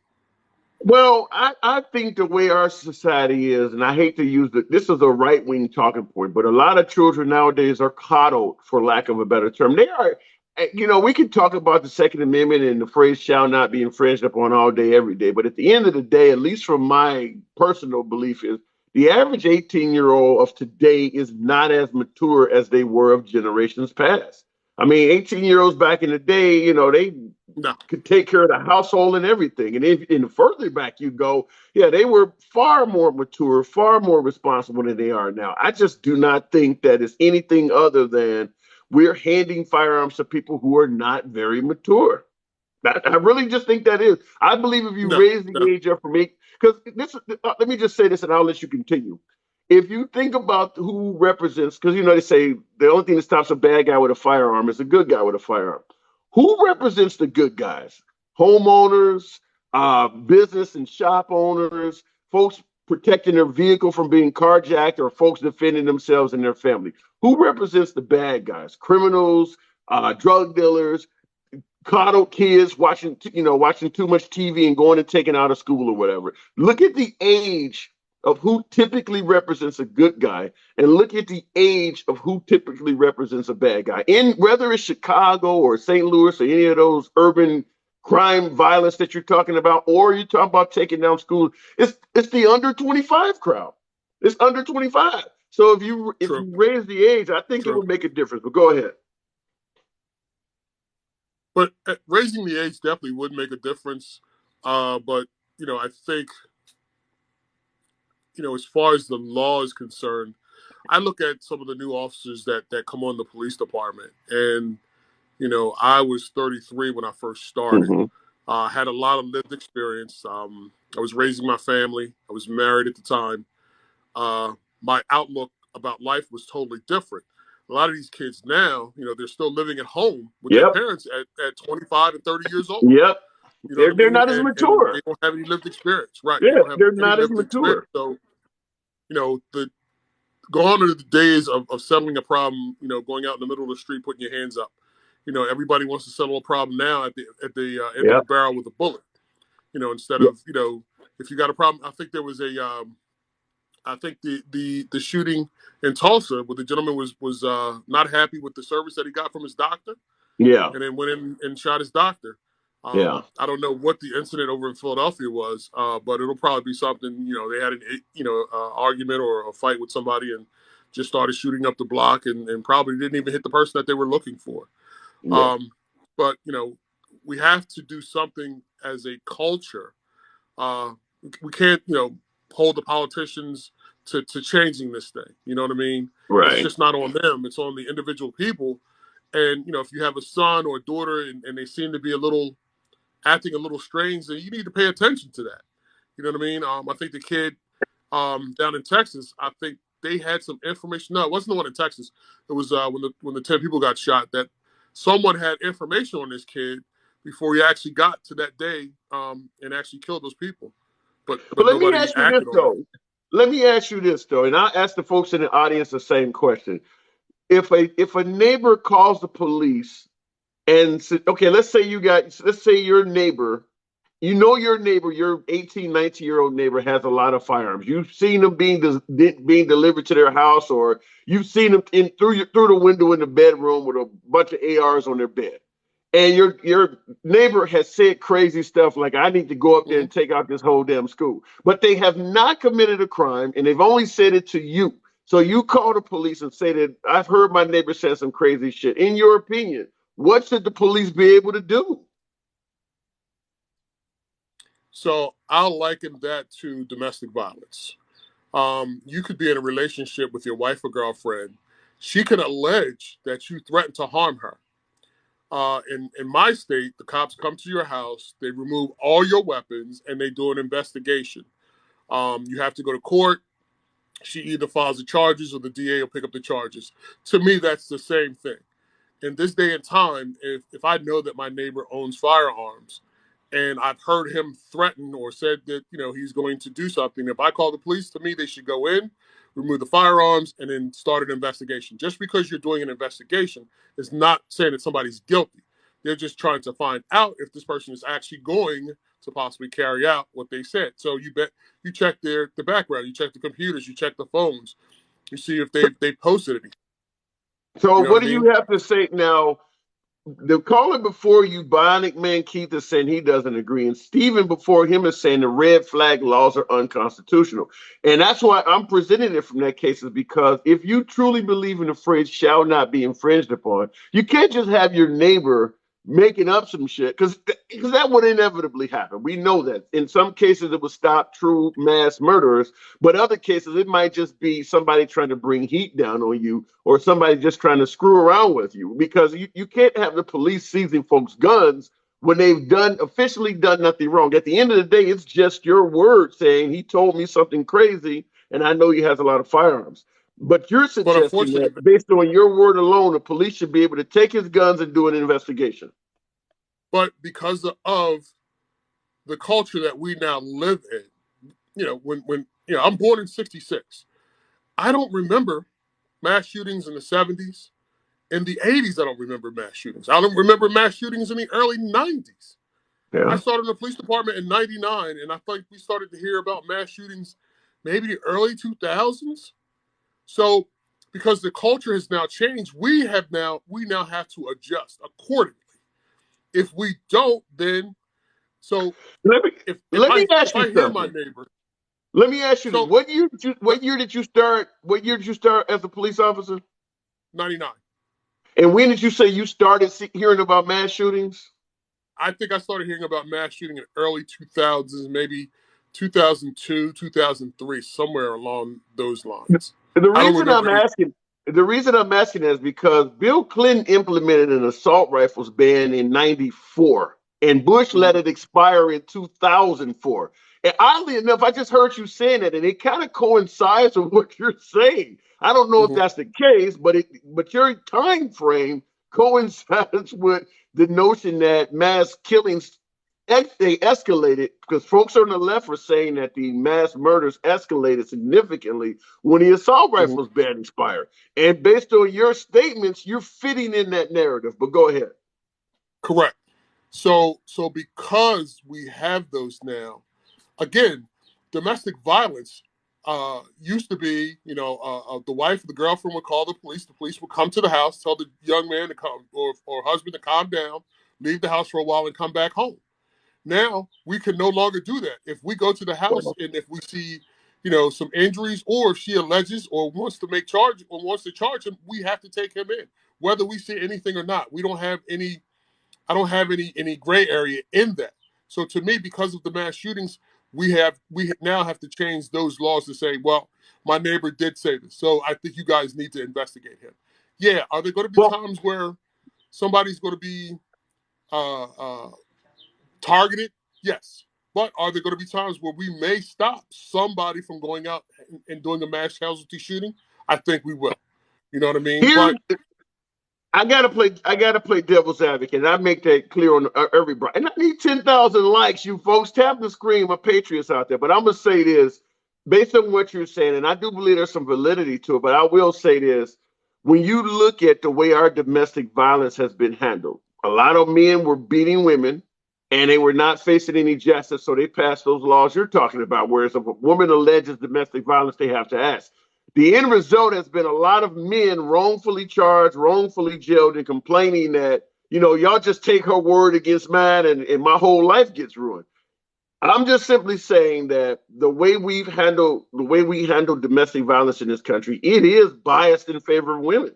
I mean, because true. if I'm 6'6" 300 pounds. If I call the cops and say a woman is beating my ass, they're going to treat it differently than if she calls and says I'm beating her ass. There's no denying that there's a difference. And if you start Well, treating I firearms think like that, I think go Johnny ahead.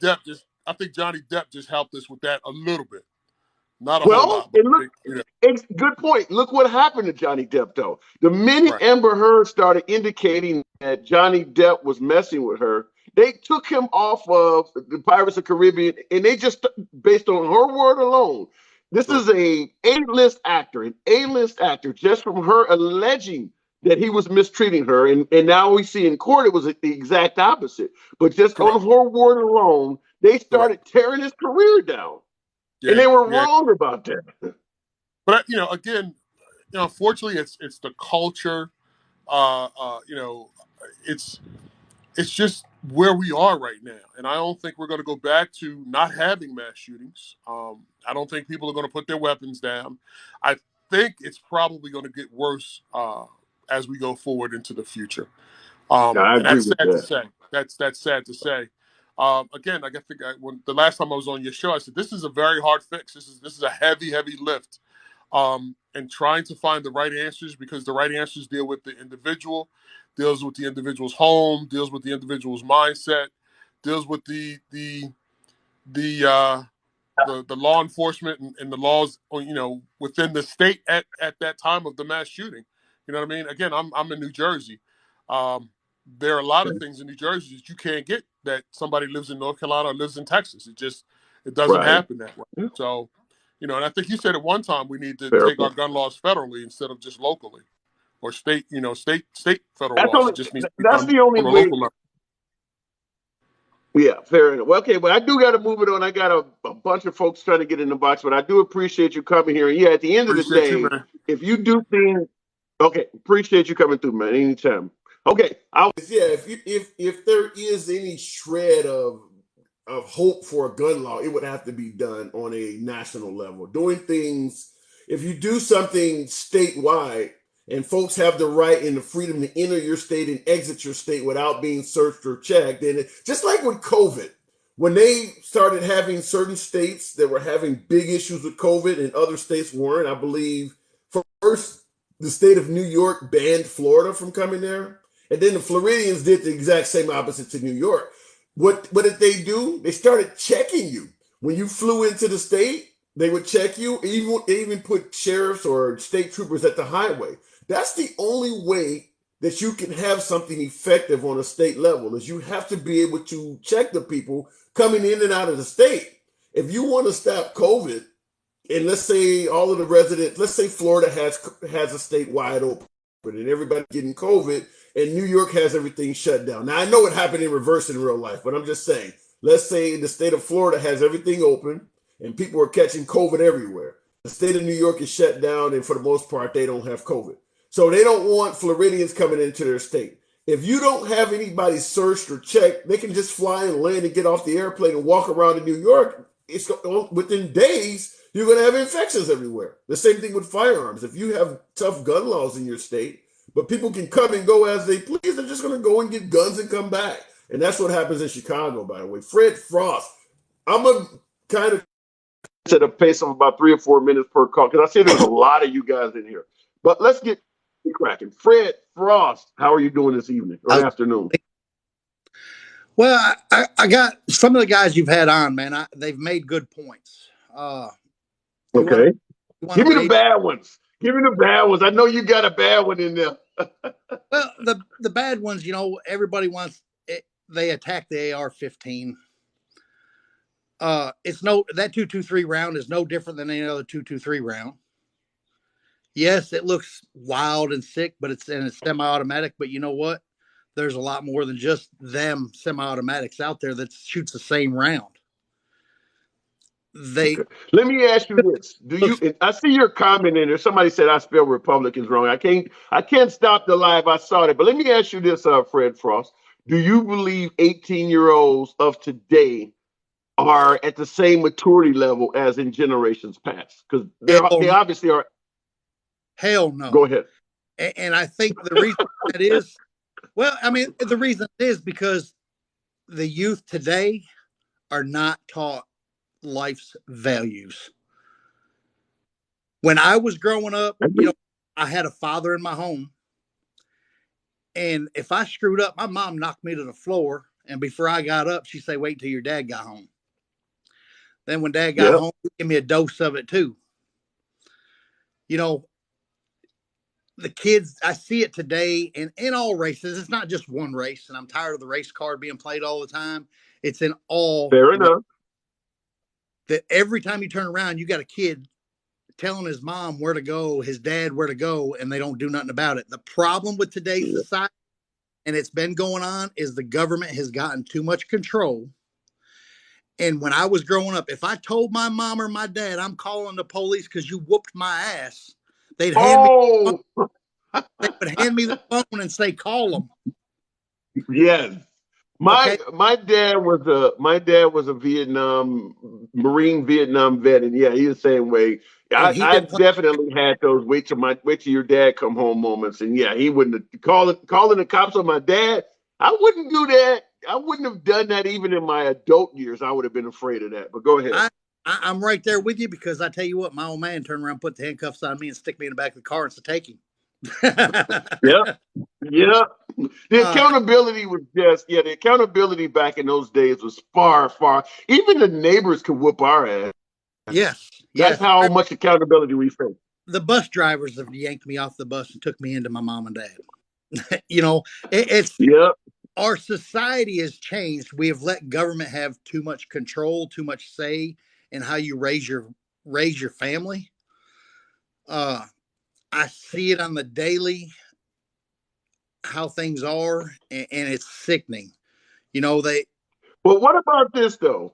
Telling 1977 in the comments said, but that's not the gun's fault. Let me ask you flat out, do you believe that they should raise the age in which a person in their late teens, 18, 19 is still a teen? Do you believe they should raise the age in which you can have a firearm?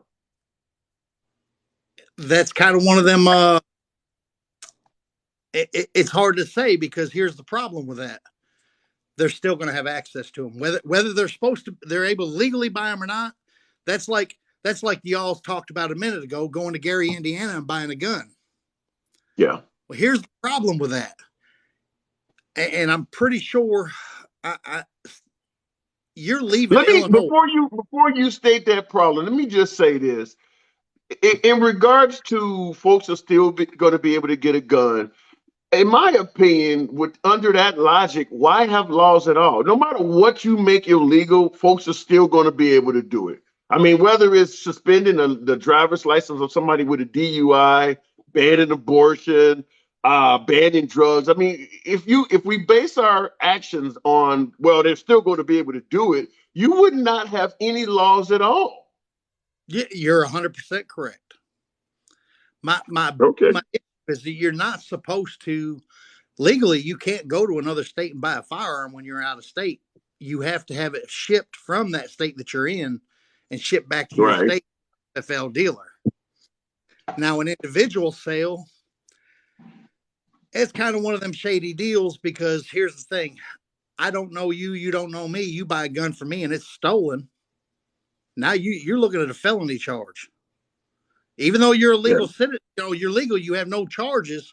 Now you're looking at a felony charge because you sold someone a gun that was not supposed to have one. So, I mean, they're going to break the law no matter how you want to. You can build laws up. The only one that's being punished is the law-abiding citizen. But that is how our country is ran. I'll tell you this. I have never, and I've said this on numerous broadcasts, you're looking at a guy, despite the naturally red eyes, I have never had an alcoholic beverage in my entire life. Not even a beer, not even a wine cooler. But I've been through several DUI checkpoints. I could easily argue that DUI checkpoints, the only people you're going to harm is law-abiding citizens like myself. Everything we have set up in this country, whether it's radar detectors when you're going down a highway from police, everything we have is based on the actions of a few at the expense of the majority. I don't understand why folks view gun rights any different than that. That's how all of our laws are set up. Is because a few people acted a fool and everybody else gets affected by it. But now here's social media is one of the biggest biggest downfalls in today's society. If you watch every time the police pull somebody over, they got the cameras in their face and they're screaming all these different laws that you can't do this. You know what? It's real simple. If that cop has made a mistake and has done something wrong, they're videotape themselves. Don't give them a hard way to go. Don't fight them. Don't resist them. Give them your damn driver's license, your insurance, your registration, and go on I about your got business. I got a counter on that. I mean, obviously, it's impossible for me to hide that I'm black, and I will say this: the police have done quite a bit in numerous cases to either squelch their body camera footage or delay folks from getting it. I mean, there are folks who have actually pursued the police for accountability, and the police were able to delay the body cameras being released until the entire trial was over. There was a guy who he literally made a guy play Simon Says. Now, this was a white on white, so it has nothing to do with race. But there was a guy on the hotel hallway lobby floor, and the police is taking cover with an AR-15 and telling the guy, "Come here, cross your legs, get on your feet, stop." Yeah, And shoot. anyway, the guy got shot. And they Yep. actually delayed the footage of that shooting from coming out until after the cop was found not guilty. So don't ever believe that you don't need to put a camera to a police because their body cam will protect you. They No, actually do not play fair with that. I'm not saying don't record Okay. them, All right. but what I'm saying is, I mean, you're 100% record it. Keep your safety Okay. record. But my thing All is, right. you for your driver's license, your insurance, give it to them. Don't Okay. argue. You already recording it. If they screw up, you've got video footage to protect yourself. But I If they feel don't take your phone, if they don't, they do take phones too. there, they there's do no. that as well. I know there's some crooks out here. You know, attorneys are another one that are they always looking for a loophole to screw somebody over to get their little notch in their belt. Uh-huh. You know, that I think that's a lot of our society issues is there's too many handouts. Right. You know, and another big thing, the red flag laws. You know, if I don't like you, man, I can make a statement. You know, you're losing your rights because of some false Yeah. statement. You know, Well, and another man said something about giving you 20 years in prison for, you know, being in possession of a firearm or selling somebody a firearm. The problem is our justice system doesn't do anything to criminals anyway. yeah, some would argue that. Okay, well, I do got to move it on. I got a lot of folks trying to get in here. I don't disagree with much you said, other than, I mean, we spat a little bit on the police because, like I said, I don't believe, I am a true defender of law enforcement. I believe that you need law enforcement in a civilized society to keep it civil. However, I believe a lot of the issues that police are facing from society is because they did not properly police their own. Had they done that, I don't believe these problems would happen now. In mostly all of these controversial cases, what you tend to find is the good cops that were at the scene actually defended and coincided their statements to match what the bad cop was doing. Had they been better at policing their own, I don't think we would have this problem. But I appreciate you coming through, man. No problem, bud. All right, fair enough. Okay, moving on. Let me. Yes, a lot of folks in here. Okay, I cannot pronounce that. What did I say? Johan Ross. I do see you. Try to move it on a little quicker. There's quite a few of you in here. They made us believe we need police for this. We do here. I don't know of any society that runs properly with no policing. I wouldn't trust that. Certainly not. Someone who looks like me and in America without any cops, you think I'd be fine? Okay, Ross, 1977. Good afternoon. Good afternoon to you, brother. Appreciate you holding. What's on your mind? Oh, good man. I was going to go back on the few statements that was made within the earlier video about the gun violence and in neighborhoods, you know, especially in the ghettos and stuff like that. Okay. I'm from Texas, and All right. I can remember at a time that when I was in a shootout at a very young age, when someone came to my one of my play grandmother's home to shoot up a home because of my play cousin, whatever he was involved with, and like you said earlier, a lot of people going through that. get a gunfight don't have the ability or don't know how to defend themselves through that because it's a real Yeah. life moment and Yes. so within the real life moment I can remember and I know it probably was stupid of me as a child at that time and this was back in the late 80s when Bonton and South Dallas was kind of they were kind of rough with they gang and stuff like that back then. Mhm. Uh, Right. the kids carrying AKs and stuff like that. It got real ugly at that point in time of my life. I was running towards the gunfire, and I know that's probably crazy. Yeah, Yeah, probably it crazy. sounds very Yeah, crazy. yeah, it kind of Yeah, crazy it saying does. that, you know. Yeah. But because I was raised up in that type of neighborhood, the fear level then wasn't really there because you so used to it. I mean, you know, Wow. and that's the psychological part by it. When you got used to something that been around like you're in a war zone and you're used to it, your fear level is like very small. And I it, will say this. I will say that's kind of amazing because I've grown up. You know, I'm a child of the '70s and '80s, and I grew up on the south side of Chicago, north side of Milwaukee. Even in your area, I've been in Oak Cliff, Duncanville, Lancaster, so I'm quite familiar with South Dallas as well. yes, sir. Running towards gunfire—that's some brave ass shit. I never would run towards gunfire, but go ahead. And I'm Never. gonna give you the reality of it. My high level points and my score of safety is very high because I protect my family at all costs.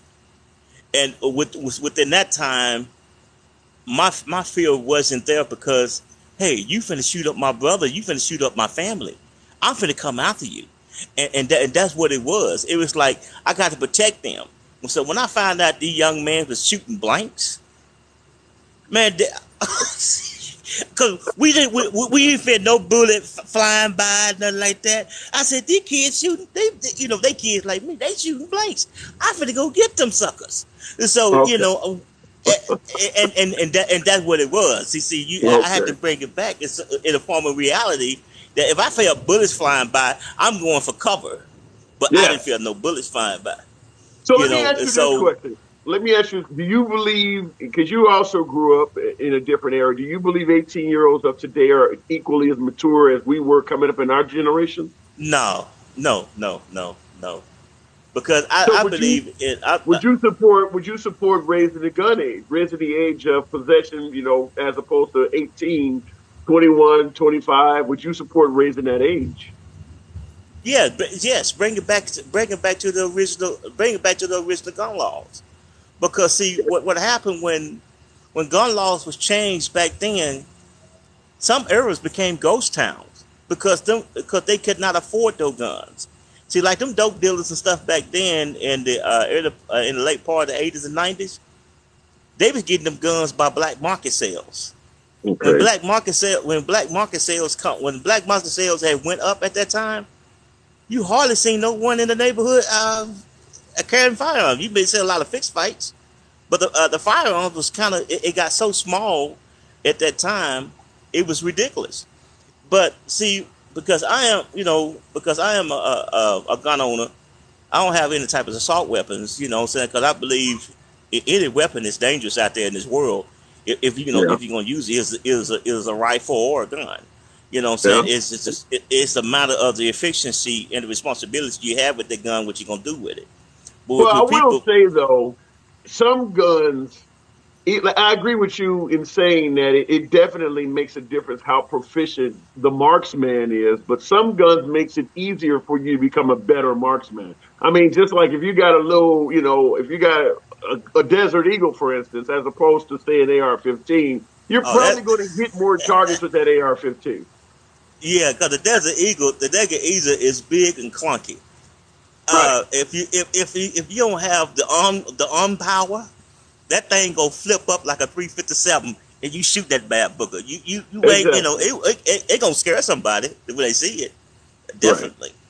But it's a And clunky that's the gun. point. And that's the point I'm making, though, is that even though the efficiency of the shooter makes a big deal, some weapons make it easier for you to be a very accurate shooter. I mean, an AR-15, you're going to hit more targets than any handgun.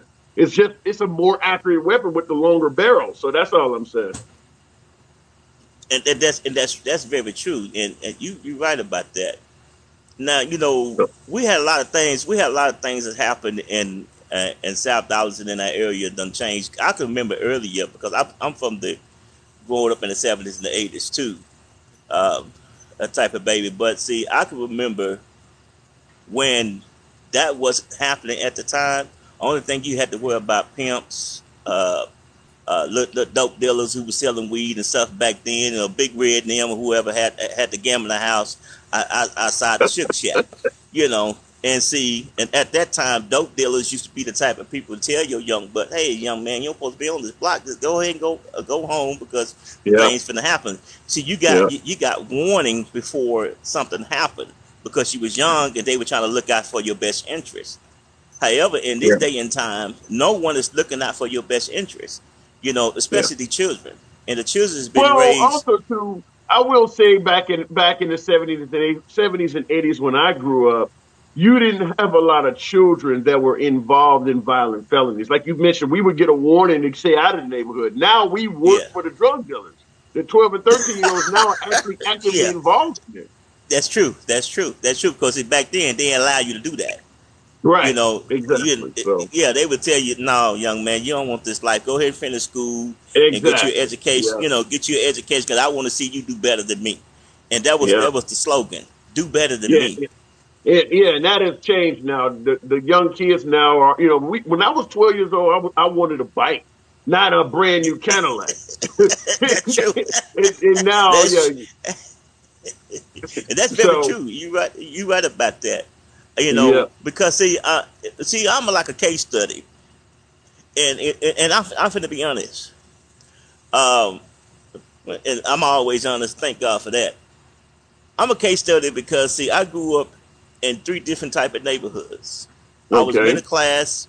I was middle upper class neighborhood. Then we went. Then my mom moved us to the ghetto. That's how I okay, experienced South Dallas. Went back to the middle upper class, and then I went to the upper class neighborhood. all right, My mind frame has changed because coming from the middle upper class neighborhood and going to the ghetto, you see things totally different there. yeah, yeah, you do. Yeah, yeah. You're like, dang, I didn't know people live like this because see, It's a totally you different never seen it. lifestyle. Yeah, you Yeah, never seen it before. I said, this is real slums out here. yeah, And so when you see it, you start to realize everybody don't live the same. And going back to the middle upper class black neighborhood, I'm thinking everybody around me in them areas was weak because what my life experiences have yeah. changed back then.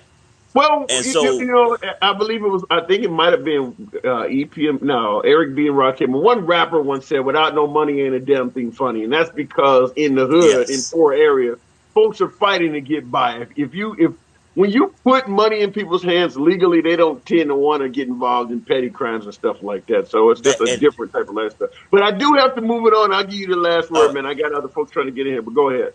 oh, okay. No, no. My last word is just that what we need now is everyone to try to spread some type of humanity, love, and peace in this world today, because seem like we done lost that part. Even our churches to sometimes done they keep everything in house and not going back our house like they used to back in the days. They used to go into your communities and help your communities to keep your community safe and spread the good word of peace, love, and cheer. Now it's like they it's saying like our elders done got scared of our young folks. See, back then they wasn't scared. It's like Yeah, they used to speak out, saying, "Look here, young man," and they wasn't scared to tell you that, even yeah. though you might have a blue rag or a red rag on your head. So my main thing is continue to spread love, continue to be peaceful, and try to have some type of humanity for other. All right. Fair enough. Well said, my brother. I think this is the first time you've been on here. If you will, feel free to follow. Come on back anytime. Always a pleasure to have you, man. You got it, brother. All right. Catch you Thank later. Okay. Before I just want to read some of the comments here. You started it, we will finish it. Ultra MAGA Maniac. You started it. We will finish it. Please elaborate on it. I'm curious as to what you're talking about. Defend 3747, respect taken out of the home. 100% agree with that. And that's what the last caller was alluding to, is that children of today do not respect their elders. Even when you think about mass casualty events, we, at least in my generation, 70s and 80s, we respected our teachers to the point where even if you did show up to a school wanting to do harm, there was probably a teacher or maybe a coach or somebody that could probably talk you out of it and get you to put the gun down. I mean, it's just the respect we had for adults back then. Yeah, the chain of command has been lost. Looking at the comments real quick here. I'm federally licensed with more power than an AR. Nothing wrong. As long as you use your power respectfully, that's fine. But you're probably older than 18 years of age. Because the federal government would not give you that power without you being able to show some proficiency and some accuracy in those weapons you're talking about. That's all we're talking about, at least from my aspect, is potentially raising the age. Not saying that you can't own a firearm. I'm sure you know about propaganda cultists. Ultra MAGA maniac. Once again, I don't know where you're going with that. You a classic liberal? Getting the votes. Some would say that. Depends on what your definition of classic is. I'm not a 1800s Democrat. I'm certainly not that. So, I mean, I consider myself to be a moderate that leans left. How about that? A moderate that leans left. You can ask me my views on anything in the comments, any social issue, any political issue, any hot topic.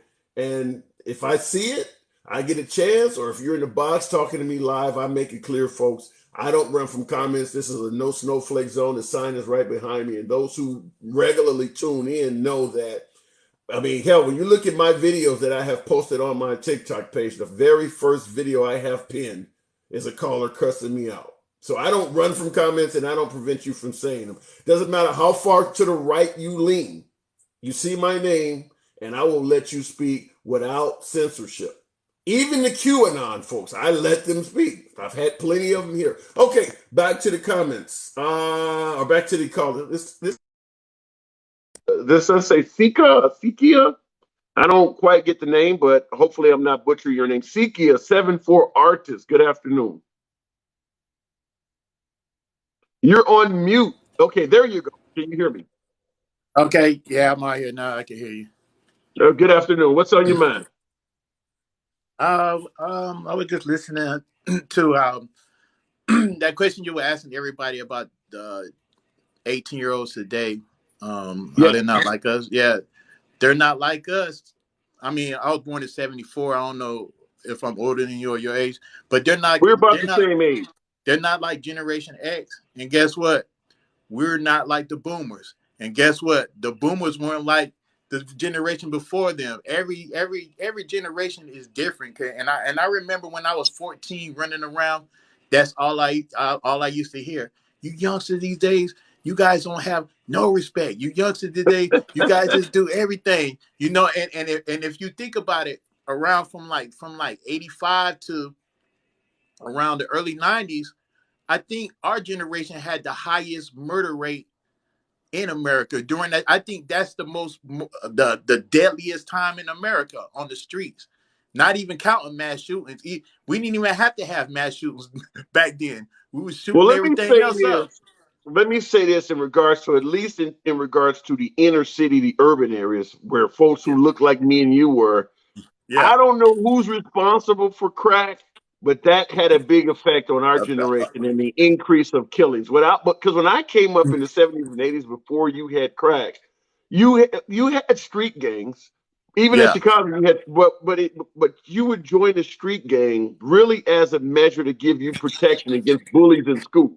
You didn't Yeah. have full-grown adults in gangs. Once the crack epidemic kicked in, you now had 40 and 50-year-old gang members making Yeah. 13, 14-year-old kids run drugs in them. So it became a much more structured corporate Yeah. like environment. And it became far more dangerous because once you threw, there was no money in gangs in the 70s and 80s. All of a Yeah, sudden, once drugs got involved in it, like what the yeah, last call I said, a 12-year-old wanted a bike, not a Cadillac. Now all of a yeah, sudden, you could be 13 years of age and be supporting your whole family. It just got crazy. But go ahead. yeah. Yeah, I agree with that because I remember I used to break dance and crack just hit. Nobody wanted to break dance no more, and everybody wanted to make money. So I remember that. But okay, as far as You like don't the want eight, to. You don't want to break dance with a crack addict. I mean, he gonna have some crazy moves. yeah. But I don't know. I don't know what the statistics are with mass shooters, but like I know the last couple of ones have been 18-year-olds, but it's been a lot of ones that's been like the Vegas shooter. He was in his 30s or 40s, so it's like okay, just because we had like a rash of 18-year-olds, they want to raise the gun. You know what I'm saying? The age. I'm not against it. I'm for anything that'll help because I can't think of a solution. But just say the next 4 or 5 mass shootings are from people in their 30s. Well, You know. yeah, but make no mistake about it. When we're talking about folks going and taking out of school, they're not in their 30. I don't have we had any mass casualty Uh, event at a school I, that featured anybody over I, 25? what was Sandy Hook? How old was he? He wasn't over 25. He was He living with his wasn't. mom. Oh, he was. Okay, all right. Yeah. Yeah. So, but Yeah. like movie theaters and club mass shootings are they're usually not 18. And I Yeah, but was saying, even in a club, most of them are under 25. I mean, once you get over 25, you probably ain't going to the club as much. I mean, even in the clubs, it's still young people. yeah. But my point is just say from here on out, all mass shootings are people over 30s. So would be raising the gun limit wouldn't even be an issue. Raising the age, you know what I'm saying? Yeah.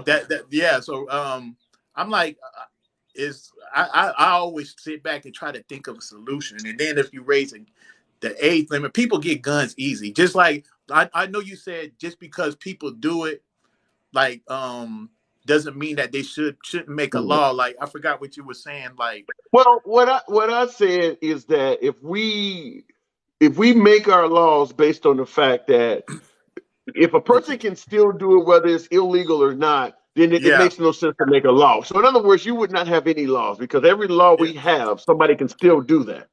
yeah.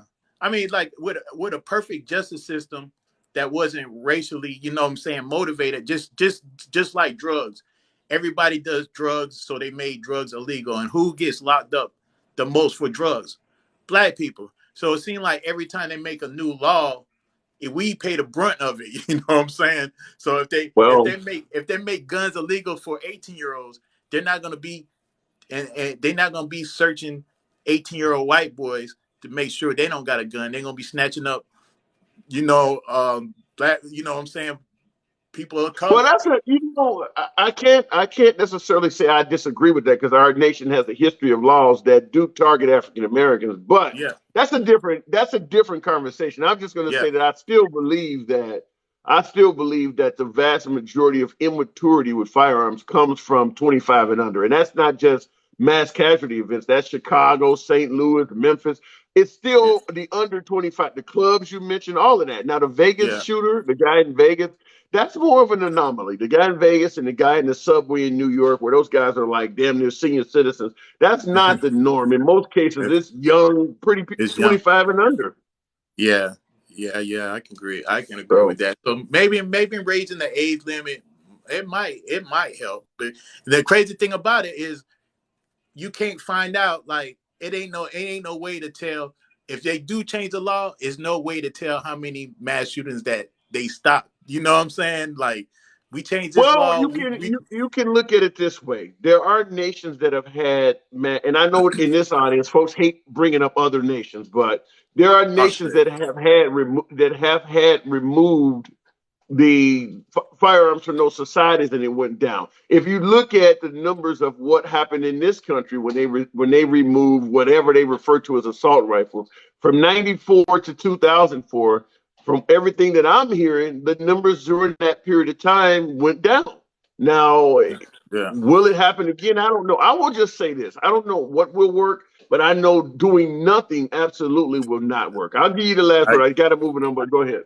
Yeah, I agree 100% with that. Like, I don't want to be the guy that poke holes in every solution, and then you ask me what's my solution, and I can't think of one. You know what I'm saying?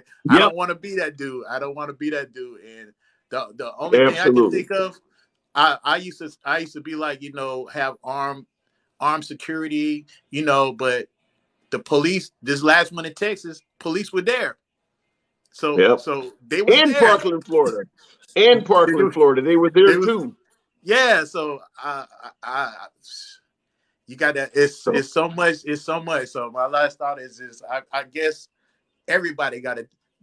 For as law point, for as legal gun laws, and far as parenting is a lot. And then we got to attack this all like as a social issue. Everybody got to try to come together to stop this. that's going to be challenging, but I appreciate you coming on, man. I Have a good one. Okay, in the comments, 123 me, I love the name, said, what did he say? Criminals don't obey the laws. I don't know. They just TikTok scrolled it up, but I wanted to read that. Okay, he said age laws are not going to stop criminals. And I keep repeating the same point over and over again then why have the laws? If you're going to just simply throw your hands up in the air and say, even if I pass a law, they can still do this or they still going to do that, then why have any law at all? I mean, how many folks started smoking cigarettes or drinking before they were the legal age? In fact, I would submit to you that most smokers had their first cigarette before they were legally old enough to have one. The same thing with drinking alcohol. Most folks who tried alcohol were not legally old enough to drink alcohol when they had their first drink. Because if you truly waited until you were 21, most folks by the age of 21 have tried to quit at least once or twice. So do you not pass a law making cigarettes and alcohol, have an age limit because folks can get it anyway? Because that's what you're saying. If you make cigarettes illegal for folks under 21, a 19-year-old can always get a cigarette on the street. Is that how we look at it? No, you don't just throw your hands in the air and try nothing. All right, I'm going to go on to the next caller. Shantae. 7. Good evening or good afternoon to you. How you doing? I believe you're a new caller. Yes, I am. Here, hold on. Did I put it on? Can you see me? Okay. Yes, I can. Okay, I got. Absolutely. How are you? I'm in the closet. Yeah, this is my first time talking to you, and I mean, I used to pass over your lives because I was like, oh, here go another one. But no, now that I'm listening to you, I'm like, I agree with a lot of the stuff that you're saying, and especially about your proposal about the buyback program. I think that would be. let me interrupt you real quick. In regards to Patriot Rep, you're saying I can't request, not sure if you want me in the box. I want everybody in the box, no matter how far your opinion is to the right. Free speech is paramount on here. You get to say your point regardless if I agree with it or not. Even when they're insulting, I let folks speak. So it's not that I don't want you in the box. Just want to let you know that. Okay, Shantae, continue. I came on here because and I don't want to ramble. I'm raising a 17-year-old child, and I am amazed at how smart they are, how much more aware of what of the situations around them. The younger generation seems to be a lot more as far as like empathetic and smart. However, I do agree that they are less mature as far as experience in life goes, but that's not necessarily, it's not, I hear a lot of older people come on here and they're like, oh, well, they did, talking the way that the older people used to talk to us. It's not necessarily a bad thing. It's just a different thing, you know? Right. It's like they have more access to information. If they ask a question, they can actually, either find the answer or they can get other opinions from other people. Whereas back in the day, we did what we were told because we didn't know any other, Yeah. Yeah, when I came up, I only got information from my teacher, which we now know schools taught us a lot of things that were not true, or you had encyclopedias. That was all you had other yeah, than your parents. That was it. yeah, So the internet yeah. has been, they are far more intelligent. Yeah. And then, there were, we try to bash the younger generation because, they don't do the things that we do. They weren't as mature. But they didn't have to be. There were times when we had to be mature because we had to pick up the slack for the Yeah. family and all of that. And we didn't understand what was going on. We just knew that our parents told us that we needed to do this. And I'm not defending all the young people. I'm just saying that because they are now a little more, because of our experiences, we're a little more softer on them, and because we want them to be children and to please enjoy it as much as you can. Right. Because of that, now I do believe that raising the age limit to guns is definitely necessary, because yes, my child, she graduates next year, and she tells me, and I'm like, you're gonna be 18 next March, and you're gonna have to leave. She said, Mama, I ain't going nowhere. I'm not. I don't know what you're talking She about. telling you ahead of time. She telling She you ahead already. of time. I ain't gonna. And the sad part is I already know, because it's not the same place that I couldn't feel comfortable kicking her out, knowing that you know healthcare isn't guaranteed, and Yeah. her job is, whether or not they're gonna lay her off, or stuff like that, stuff that I've been experienced to, that she may not be naive about. I know that she needs a little bit more time, and I know that because if I had had more time, I would have loved Mhm. to have learned more about how to deal with finances, how to deal with other adults, and in adult situations. When you're an 18-year-old, if your parent were to kick you out right after high school, you really would appreciate some of that social Yeah. interaction in adult setting, I agree because with that's that. what, I, yeah, yeah, they're getting anxiety attacks when they gotta order pizza because they don't have all of that experience. So I'm yeah, saying, I agree with that. We kind of were pushed out of the nest, and you had to learn how to fly. And yeah, nowadays they definitely get babied a hell of a lot more than they used to, they do. and it's showing. So you do agree with raising the age up, though? Yes, yes, I believe that, What would because if we're gonna allow how them high would to, you go? I would go about the 25. I would go about when the brain is Okay. developed. I Okay. believe that, because if we're gonna allow them to be children a little longer and have more experiences before we kick them out, then we shouldn't be putting them in positions to do something silly. It's absolutely ridiculous to put them in a position where they can, you're still living with your mommy and we're still paying for your health care, but here's a gun. That doesn't make sense to me. That doesn't make Yeah, sense. You and even Trump said something very similar to that. He also said it did not make sense. But I'll give you the last one. I do got to move on, but I agree with I think you're pretty much spot on. I totally agree with what you're saying. I don't know. 25 might be a bit of a challenge, but other than that, I tend to agree with you on most of what you just said. Yeah. So yeah, basically I'm my whole point is that it's not necessarily a bad thing, but this culture is changing. They're not the way that we used to be, but just like people don't want to change the Constitution, don't want to amend it to deal with today's issues. I mean, we have to learn to change with the times and the culture, and holding on to old ways is not going to work anymore. That's I basically all. Well said. Well said. All right. Well, listen, I'm glad to have you on for the first time. If you want to come back, as always, you're welcome to do so. Like I said, even though we Yeah, agree this time, we don't have to agree next time. So if you we don't agree. We don't agree on no, everything, but I absolutely, and that's the way I see it. thank you. Thank you Appreciate so you much. coming through, Shante. All right, have a good day. You too. All right, folks. Go to the next call. I want to play this because it is going to fall in line with what some of you said in here, and certainly what I said in here. I got to turn around to get my thing up to piece here. This is Trump. Doesn't make sense. I have to wait till I'm 21 to get a handgun, but I can get this weapon at 18. I don't know. So I was just curious as to what you did in your bill. You don't address it. We didn't address it, Mr. President, but I think You know why? Because you're afraid of the NRA, right? Chris, did you have something? No. I think you underestimate the power of the gun lobby. No, I'll tell you what. And they do have great power. I agree with that. They have great power over you people. They have less power over me. What do I need? But I tell you, they are well-meaning. And I said to them very nice, I said, fellas, we got to do something. We can't keep restricting, and we have to do what's right. When it comes to mental health and other issues, I said, we have to do what's right. I like taking the guns early, like in this crazy man's case that just took place in Florida. He had a lot of firearms. They saw everything.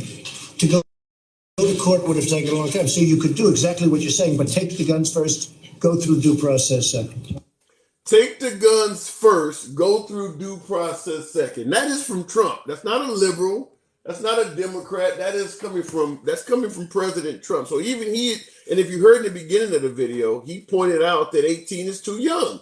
So so when you guys hear folks talking, well, the liberals want to take away your guns and things like that, we all, particularly on this forum, my forum is predominantly MAGA. That's Trump.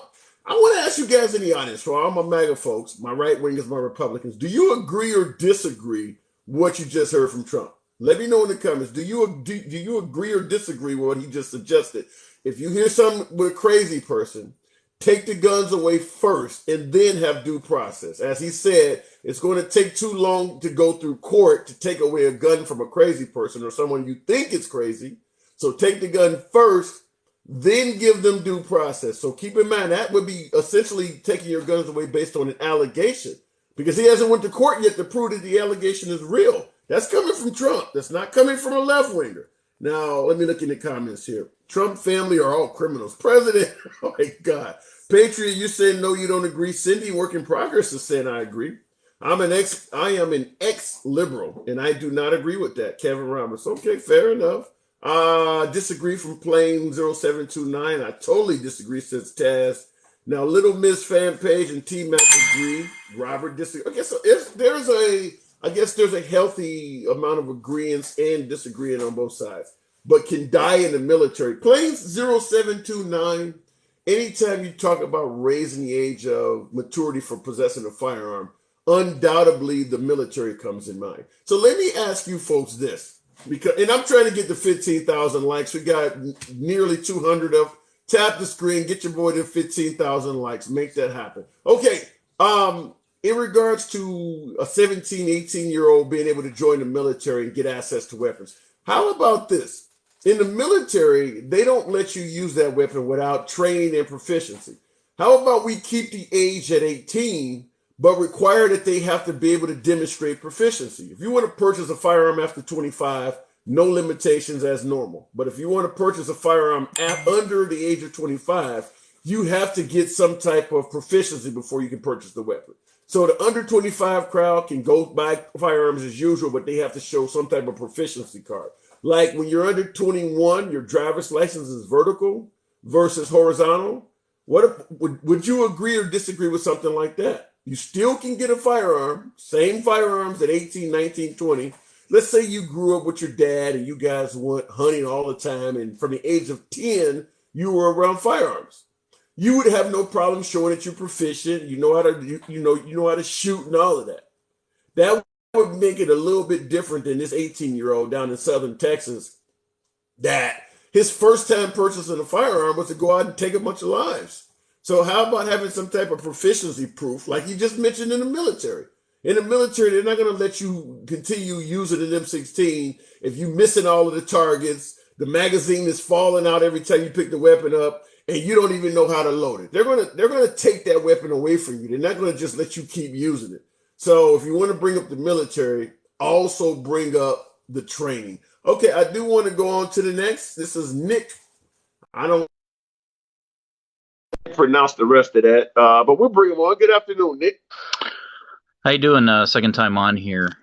Just wanted to make a few points today. Appreciate you. Let me interrupt you real quick. Miss Goddess said that Trump's voice was edited.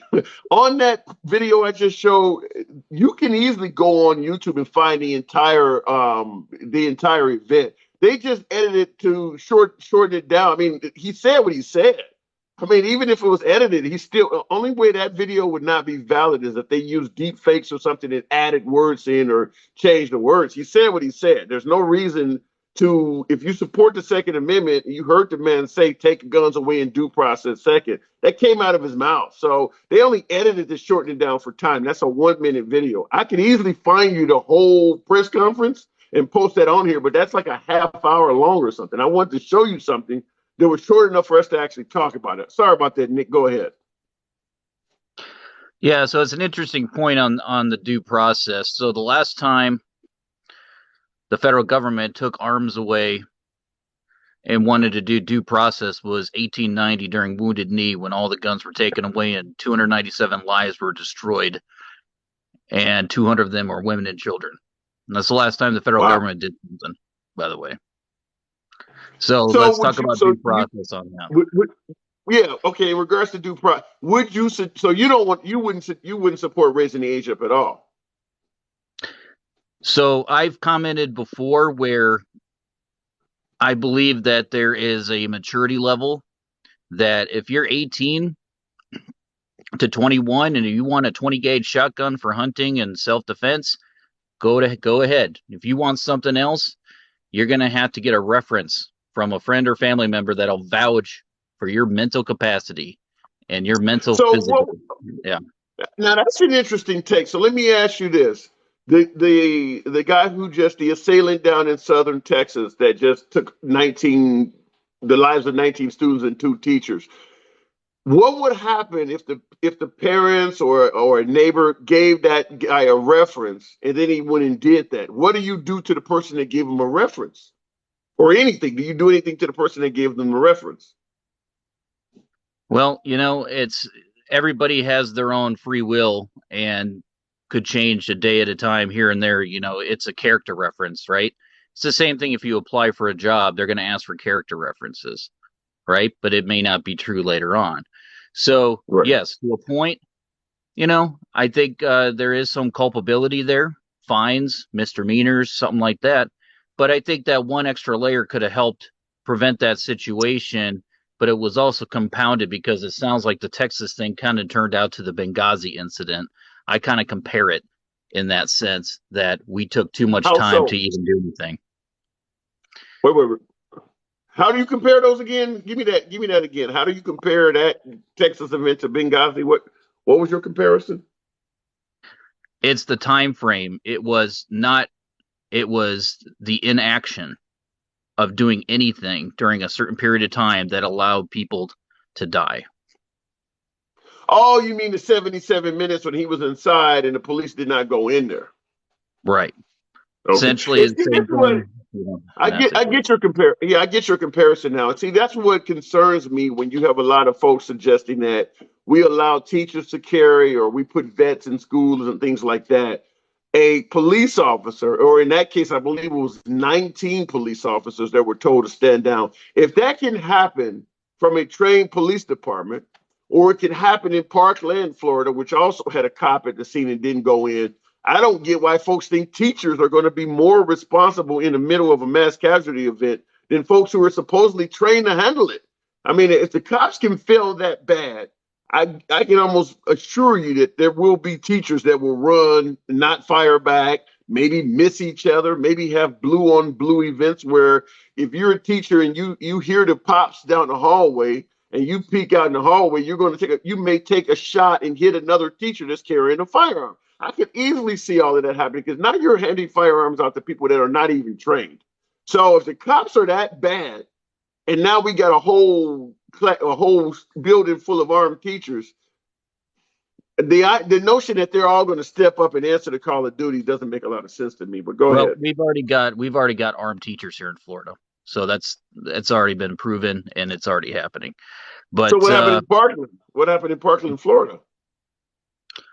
I can't tell you what happened in Parkland. It's a one-off in that situation. But I do know that armed teachers have prevented a lot of mass shootings in Florida. And other things. Did they shoot the assailant? What did they? I've never heard of this. What took place? There are teachers in Florida that are here on this live that they can explain it further if they ever come on, and they can explain the stories and situations. I'm not able to. Yeah, I've never heard that. That's interesting. I've never heard of a teacher using a firearm to prevent a mass casualty event. That you're the first Yeah, that I've heard that. Okay, all right, yeah, I didn't it's hear a it. voluntary. So another thing we would continue to focus on in that, what is the numbers out there? 250,000 gun deaths a year or so in the U.S. 2/3 of that is suicide. Another portion of that is accidental discharge. Another portion of that is inner city violence, gang violence. And the other one are altercations, and finally mass shootings. It's such a small part of it, but we have to look at why 75 to 80% of the deaths out there happen to deal with mental health. Well, And I'm gonna ask you that's a what's question going I asked earlier in regards to what you just said. Most of it is due to mental health. Let me ask you this question. You may have not been on the broadcast. When you look at how the left thinks, the left wing solutions to this epidemic we're talking about versus the right. The left wing believes it's guns, so they want to either raise the age, limit certain firearms, or ban them altogether. The right believes that's a ridiculous notion, so that's fine.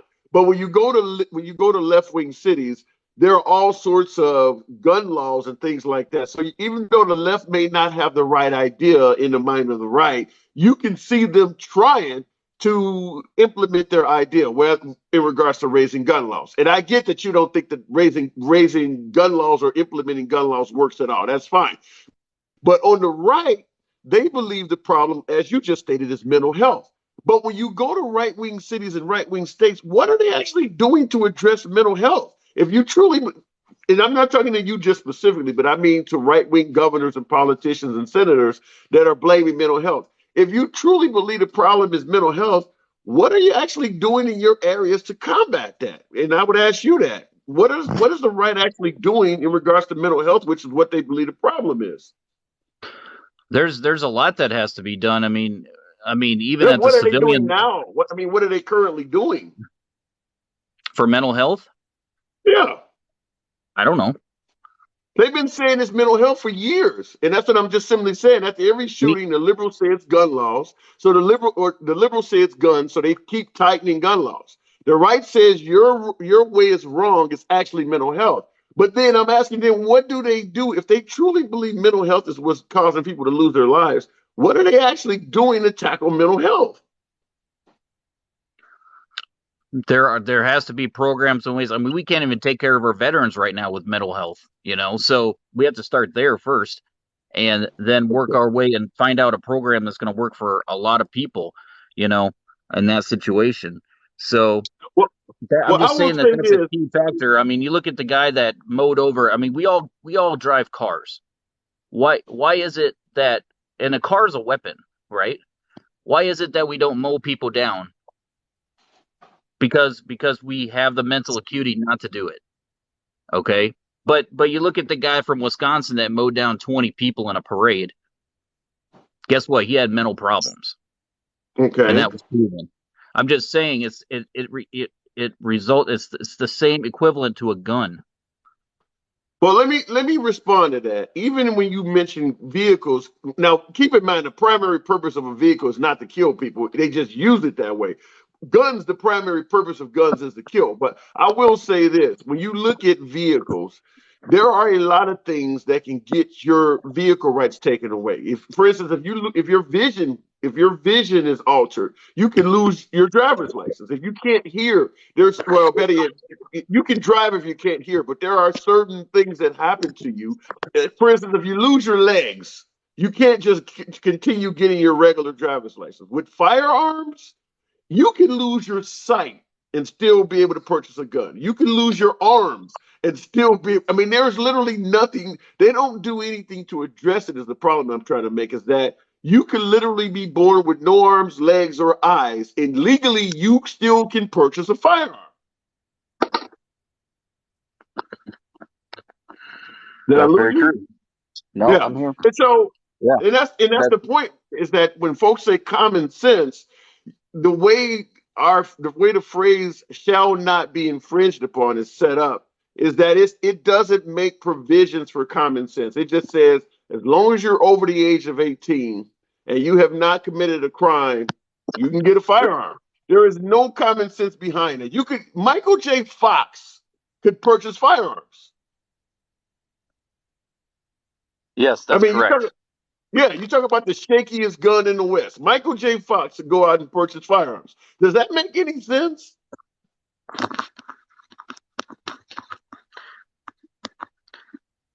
There are different reasons for there are different ways there are laws that exist with 2A that allow the freedom to purchase a firearm, but what we have to do is look at the mental capacity of that person because a majority of deaths, gun deaths, deal with mental health, including veterans, including people. That's the cause. It's the cause for almost everything. So we're Well, doing something wrong with the well, gun sale. And a in my 4473 does a 15-minute background check, doesn't do crap. Well, in my opinion, when you say we're doing something wrong, to me, the original, I guess the best way I would say you're doing something wrong is pointing out what you actually think the problem is and doing nothing to address it. I mean, like when I just asked you, Right. you brought up mental health, and then when I asked you, well, when you go to right wing states, what are they doing to address mental health? And you essentially agree with most of the Well, audience. They're doing it's nothing. called They're doing you nothing. it's well in other states, in the suburbs, in the country, it's a way of life. You grow up with it like I did in your family.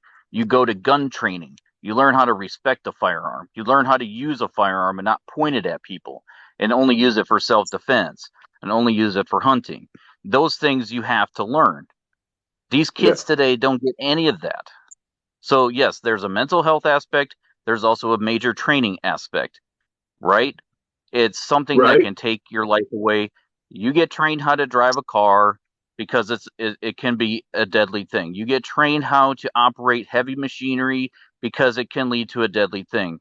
This is not an uncommon thing. You get trained to use a machine, a car, uh, a crane, uh, whatever it may be that could cause injury. You are trained on it, and So that's what would has you to happen. support would you support mandatory training like you would have to do to get a Of car course, or a crane or any of those machines? Would you support mandatory training? of course, Okay. from The day NRA one. does not. The NRA does not support mandatory training by law. Just want to let you know. As a conservative, I would support that. Okay. In the NRA, the NRA is in favor of getting trained, but in regards to having a law that requires, they do not support that. So they want training to Training be isn't optional. regulations. Sorry, I'm Huh? reading your comments. Okay. Trainings are not regulations. If you want to go work at a job and learn how to run a forklift, you're going to get some damn training on it. Yeah. So, There. one Okay. other point I wanted to make. Can I make one other point? I'll give it to you. Go I ahead. was, I was, just so you know, because you were talking about the police officers earlier. I was pulled over on I-10 in Florida for no reason by a K9 unit. K9 unit asked me to get out of the car, patted me down, had his drug dog walk around my car. There was no probable cause, right? But I complied. I didn't really ask some questions. I complied because we don't know the whole story. Apparently, he was looking for a car identical to mine, trying to track it on the interstate because there was a tip or something happened in the town that I drove past. I don't know what it was.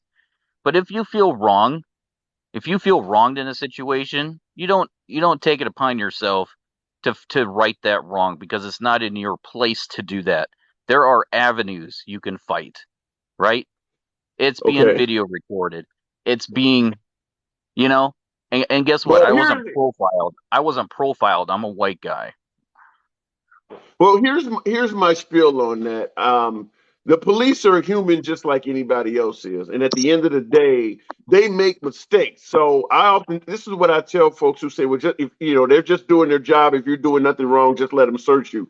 There are a lot of folks who have had their lives turned upside down because of a police officer mistaked a rock of salt. In the wintertime, he got salt in it. They thought that was cocaine, or they thought that the drug dogs smelled drugs on their money and took their money and things like that. Any defense attorney worth his salt will tell you never comply to searches and things like that. Even though the cop is just doing his job, you're at the very best, you are going to remain in the same position that you were before you encountered that guy. At the very worst, you may end up getting charged with something that you have you have nothing to do with. So even if you're 100% innocent, defense attorneys overwhelmingly would tell you refuse searches, don't say anything, do not just think that they're operating in your best behalf, because it can and often does go sideways. I got to move it on. I appreciate you coming through, though, man. Yes, sir. Thank you for Yeah. your time. All right, fair enough. Okay. At the comments here, laugh. That's always police excuse. I didn't see that. Oh man, TikTok scroll. Okay, that's always police excuses. It's a black thing, caller. You'll never understand. Okay, all right. Never agree to any search, says Steven 963. And for those who are saying cooperate, my response would be change the laws. If the law tells you you have the right to remain silent, that's your Fifth Amendment right. We're on here right now discussing the Second Amendment right. The Fifth Amendment gives you the right to remain silent. Don't complain when a citizen exercises a constitutional right. Same thing with the First Amendment rights. You have the right to freedom of speech. If you think a cop is mistreating you, you call him a pig or something, that's protected as a freedom of speech right. A lot of times, a lot of these events happen not necessarily because the victim or the person that got mistreated was doing anything wrong. It's the cop doesn't know the Constitution. And so they end up attacking somebody for just simply exercising a right that they have, they actually have. Like I said, the freedom of speech right, where you can say what you want to say to some degree, a lot of folks have gotten their ass whipped simply for exercising their freedom of speech. That's the First Amendment. Second Amendment, we know where that stands. And then again, the Fourth Amendment, protecting you against unlawful searches and seizures. That happens a lot. A lot of cops don't know when they're violating people's Fourth Amendment. And then, of course, the Fifth Amendment, you're sitting in the passenger seat. The driver gets pulled over for running the red light or whatever. And you in the passenger seat, I'm exercising my Fifth Amendment. I don't want to tell you who I am. I don't have to show you an ID. I have the right to remain silent. That's a legitimate right. And a lot of cops will beat the hell out of you and take you to jail for exercising it. Okay, moving on to the comments. Kelsey Stone, let's see what's going on with you. There we go. Sorry about that. All right. I had closed my TikTok. Okay, Kelsey, can you hear me? Yeah, can you hear me? Loud and clear, sir. Lots actually come up since I've been watching your live. I was going to be a little bit quick about this. You can be 18 and do my job and have more power than an AR can do. You can be federally licensed. Explain that. I want someone to try to figure this out. It's actually very simple. But before that, I liked your, since I was 8 years old, I've had many guns in my life. I've been hunting my whole life, doing all this stuff. I'm 41 years old. I have never owned an AR, and I can tell you right now, if someone put one in my hand and said, hey, go shoot those trees and stuff, I'd stand there and look at that person and go, could I get a crash course on how to actually use this thing? I mean, seriously, I've shot a lot of guns in my life, and, somebody hands me a gun like that, I'm going to stand there and look at it and go, help, training, do it for me, show me, and this kind of goes in the Southern, where does an 18-year-old walk into any gun shop and say, I want $9,000 in some of the most insane equipment in life, and the the gun shop owner goes, here you go. And where does that exist? Well, what about on the internet? What about if you purchase something online and use your credit card? Can that not take place? I think there needs to be I think the red flag thing's everything goes too far on either side. I think there needs to be a common sense law that people need to look at something and go, what? So in other words, what about raising the age of maturity? So do you agree or disagree with that? I do, because how do you do a federal background check on an 18-year-old? What are you checking? His birthday was yesterday. Do you look into his minor thing federally? They go? Yeah, that's not the plan. The plan is just to simply say at 18 you're not mature enough to have a firearm. You're not doing it for any background check. Just like when you drive a car, they won't let you have a driver's license at 14. They just No, think I you're not agree. mature. But at 18, you can do what I do for a living. And it's could be very terrifying. Can It's you very do what you simple. do? Let me ask you this. Can you do what you do for a living with zero training? No, you need to be very well trained and background checked. But you Well, can you do it don't at need any of 18. that. Yeah, you don't need any of that to get a firearm. And I think you should. The Okay. extensive All right. background checks like I did. Even at Okay. 18, you need to be trained in what I do, federally background checked, and like extensively monitored for a very long period of time before you are just allowed to go. Okay. And somebody in the comments, Mead5717, said you do need to be trained and have a background check. In what state?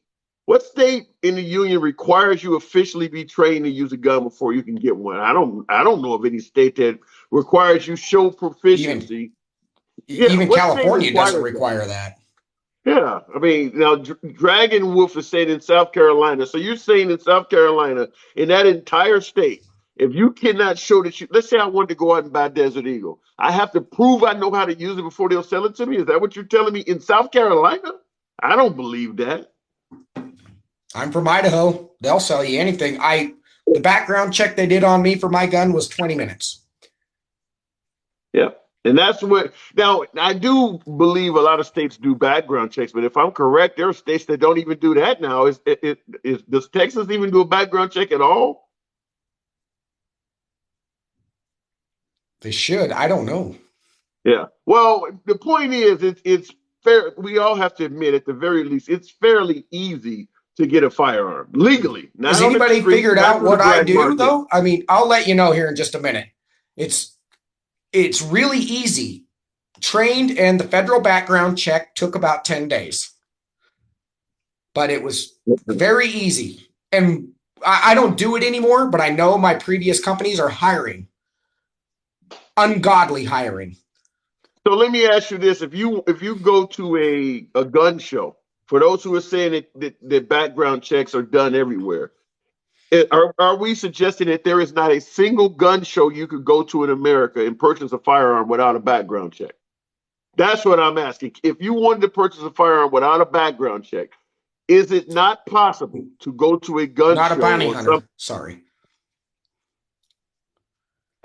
Okay, say that again. No. Oh Not no, a bounty hunter. Yeah, I don't. What is your career point? I mean, what I'm a what truck is your driver. career? I'm a truck And driver. okay, so you're saying a truck driver is more dangerous than owning an AR? When I have a hazmat license and I can haul 10,000 pounds of fuel behind my back as a backpack and do whatever I want with it, whenever I want with it, is incredibly powerful and it's incredibly dangerous.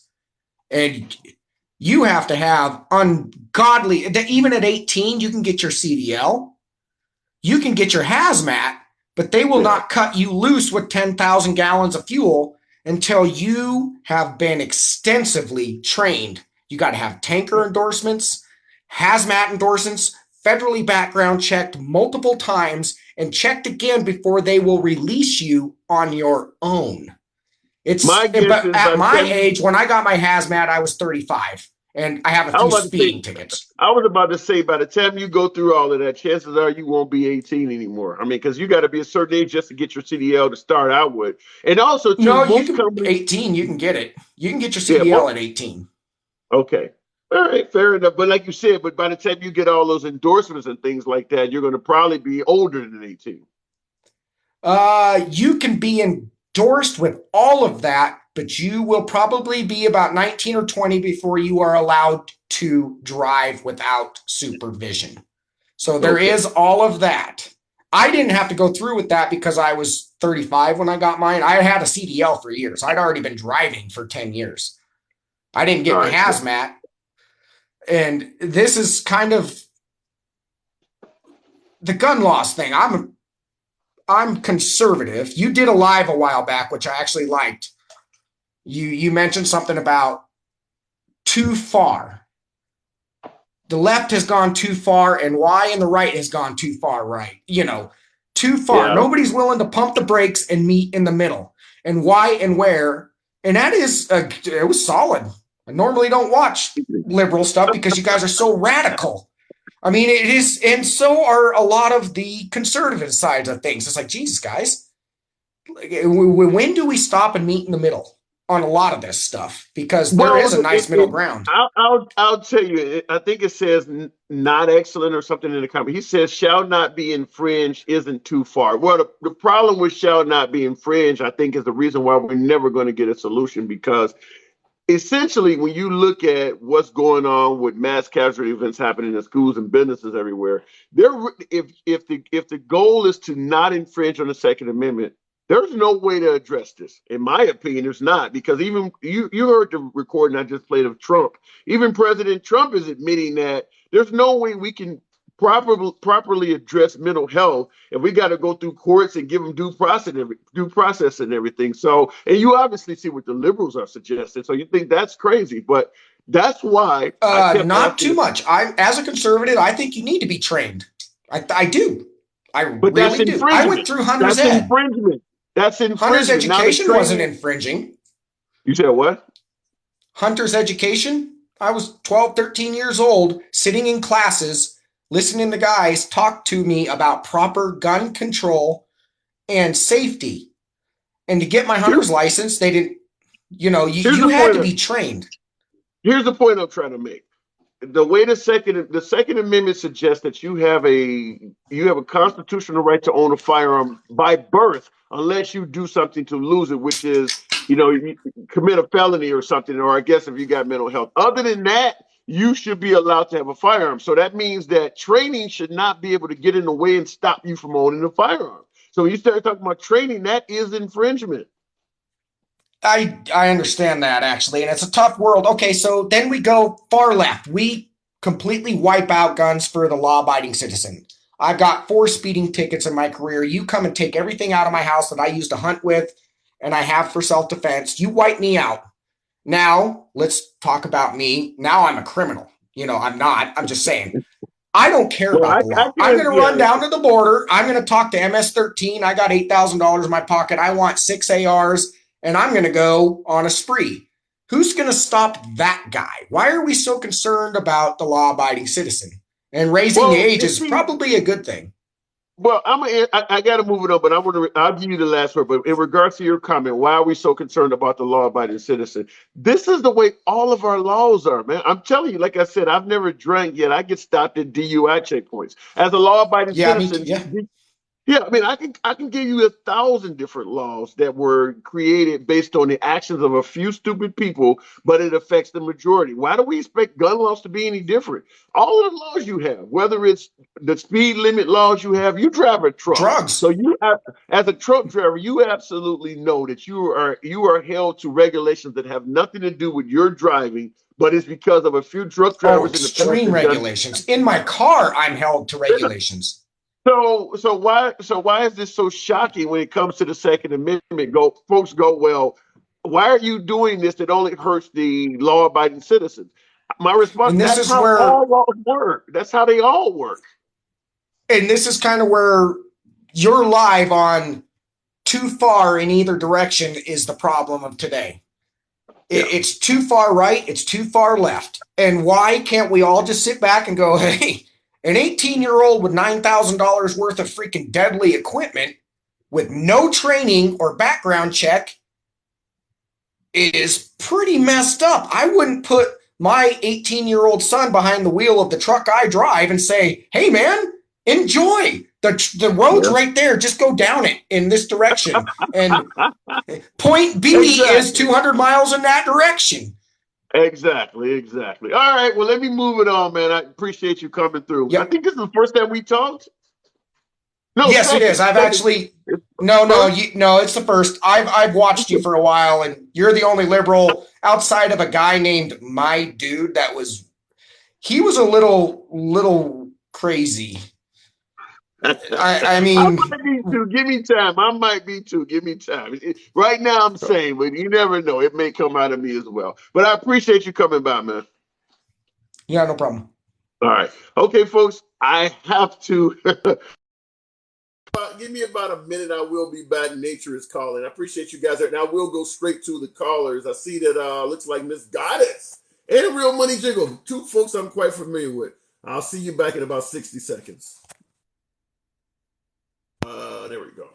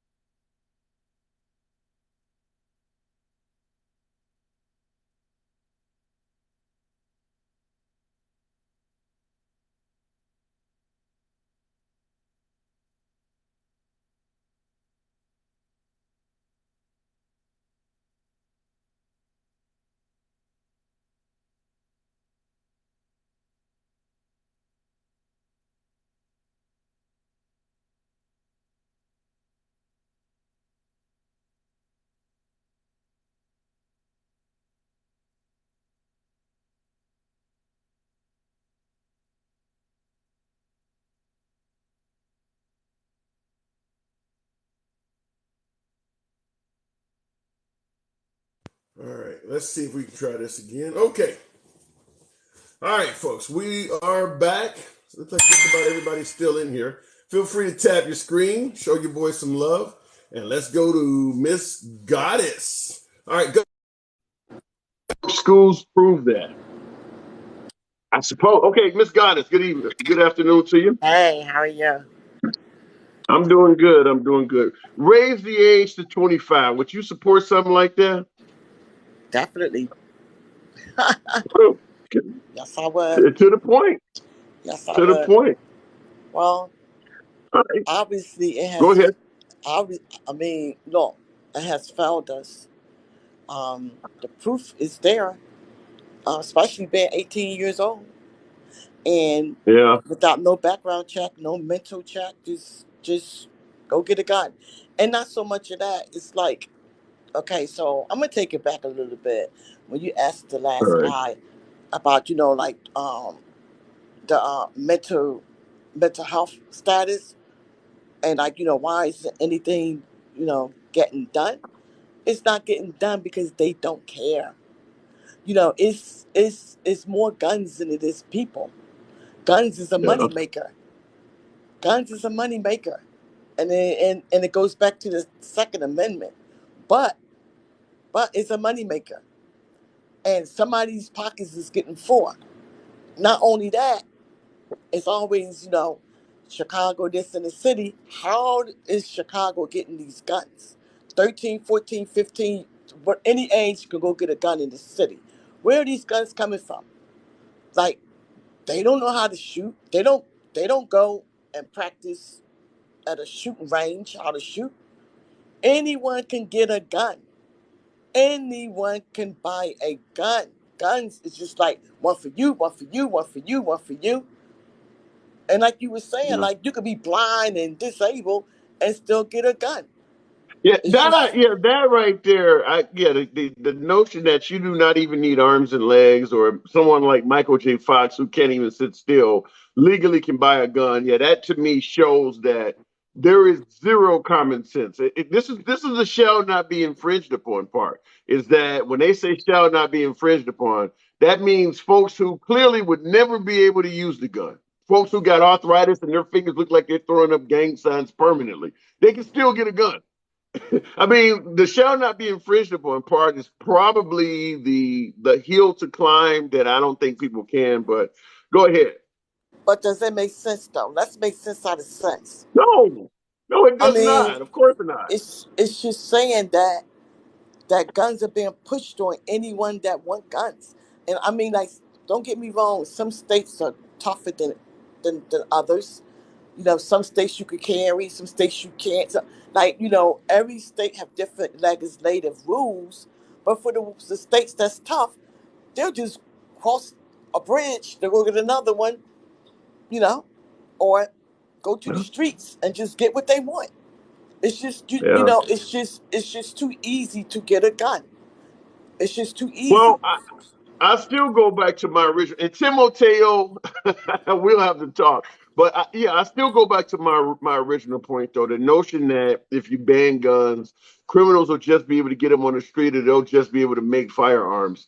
There could be some validity to that, but that doesn't mean you throw your hands up in the air and do nothing. Like I said several times during the broadcast, every law we pass, a criminal, if they want to break that law, still will be able to do it. But that doesn't mean you just have no laws at all. I mean, every Right. like literally everything you do, literally everything that's illegal from drugs on down. Yeah, if you want Right. to smoke drugs, you'll still be able to do it. So does that mean drugs should just be completely legal? So I don't quite buy that argument. But go ahead, Miss Goddess. Okay, so let's go back to like on the mental illness. Okay, so they keep acknowledging mental illness, mental illness, mental illness, mental illness. But why aren't they doing anything? Why like it's like crickets. Okay, they can acknowledge the fact and keep saying it was they were mentally not sane. They was basically crazy. So if you know that the guns are just keep, getting into these shooters' hands, like why aren't y'all like getting help in the cities and states where these people live at? What's the problem with that? When it was the big drug problem, you know, they was Yeah. trying to find a way to put them in clinics and help them out. Oh, they're on drugs and oh, this and that and that and this. But when it comes, I mean, like they'll save a person on drugs and even created medicine when they over OD quicker than they will for someone mentally insane could just continue to get a gun. So why are they so Yeah. big on people on drugs than they are for mentally ill, quote unquote, that they say that could get their hands on guns and it's not going to never stop because they're not. Okay, the bottom line is it's not going to stop because they're not enforcing enough laws. Number one, and they're not enforcing enough help for these quote unquote people that they're saying that's crazy. I Yeah. don't think it's And I always don't. And crazy sometimes. Yeah, and I totally agree though, is that if you continue doing nothing, this is yeah, I don't see any way of stopping this. And I see folks in the comments suggesting that, shall not be infringed upon is pretty absolute. And that's true, it is absolute. So why don't we just come to terms and just say, look, mass casualty events is part of the American way. We're going to maintain the phrase shall not be infringed upon. And I mean, there's no denying 100% statement. As long as you maintain shall not be infringed upon, this will continue happening because It's going to. the left believes the problem is guns, the right believes the problem is mental health, but shall Mm-hmm. not be infringed upon prevents you from doing either one of them. You can't Right, address mental health properly. You can't address the gun laws properly. If you're going to go right, with shall not be infringed upon, then the end right. goal is do nothing. I'll give you the last word, though, Miss Goddess. Take it away. Okay, my last word is going to be this. On an 18-year-old, okay, okay, it's sketchy to me. All right, so we have an 18-year-old, okay, that barely have a good job. He was able to purchase two AK-15s and I think another gun for like almost $4,000. Okay, it just makes you say things that make you say, "Huh? Was he influenced by someone? Did someone like approach him and offer him That's some what I would money have that he thought. couldn't refuse?"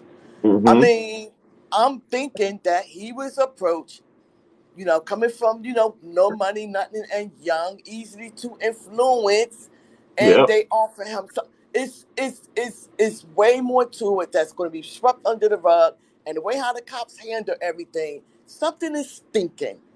Something is Yeah. stinking. Something is not right. I'm gonna end it on that note. Or you got something to say on that? No, You know how I was I talking agree about with this. you. You're not the first person to suggest that they're in the way the cops are not being forthcoming, not being transparent, getting caught in lies. It would not surprise me as if here's my take on it. They always say follow the money. My guess is somebody prominent in that town or in that They area did. has They did. something to do with that kid obtaining those Hmm. weapons.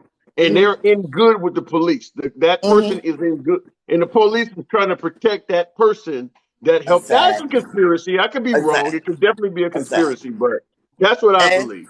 and whoever said I'm clueless, you're clueless because I'm reading what you're putting out there. Okay? So furthermore, the bottom line to this, that kid was not mentally ill. It's nothing stating that he was a type of bully or crazy or this and that and that and this. The poor kid was approached. It was a deal that he couldn't beat. And guess what?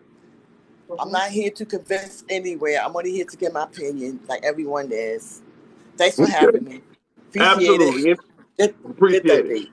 You Bye too. bye. You too. And like I said, you don't have to have an opinion that I agree with, and I'm not going to guarantee that they're going to have opinions that you're always going to agree with. The thing that I can guarantee you is that they're going to speak, and if you come in here, you will get to speak too. And I could be frowning the whole time you're saying what you're saying, but I tell you one thing, you're going to get to say it because on here, nobody gets banned. But yeah, I strongly believe that there is a possibility that the police are acting the way they're acting in Uvalde, Texas, to protect someone prominent in that community that helped that child get those firearms, and they don't want that person because I mean, let's be honest. If you help this kid at turning 18, you're getting too loud, Joe. If you help a kid turning 18 obtain firearms and then he goes out and does what he did, I mean, they're going to ask them, why didn't you do something to stop that kid from getting these firearms? And I believe that person, whoever it is, might be in with the police officers, and they're trying to protect them. Like I said, it sounds conspiratorial. I'm willing to entertain it. It might sound ridiculous, but the police are not forthcoming with 19 children losing their lives. There's a reason behind that. Real money. Two Mexicans playing basketball, one on one. I saw it in the comments. Like I said, no snowflakes. I do read that. One, Juan. What do you call two Mexicans playing basketball? One on one. Now, I understand that may not be politically correct to some. I don't ban you. It's not strong enough to catch the TikTok censors, and I thought it was pretty funny. Okay, Real Money Jiggles. How you doing this afternoon? Good, fantastic. And yourself, sir? All right, you playing some one on one? Well, I'm Irish. We only go around in the paddy wagon. You know, that no one Okay, ever all complains about the racial slur against the Irish. That's still acceptable because we don't care. right. Fair enough. What's on your mind? Well, look, I really appreciate, as always, the conversation and the openness of people from both sides to be willing to listen for the first time in a long time. And that's what we Thank you. need. Thank you. I see, again, it goes back to everyone, and even yourself, talking about shall not be infringed. And I agree 100%.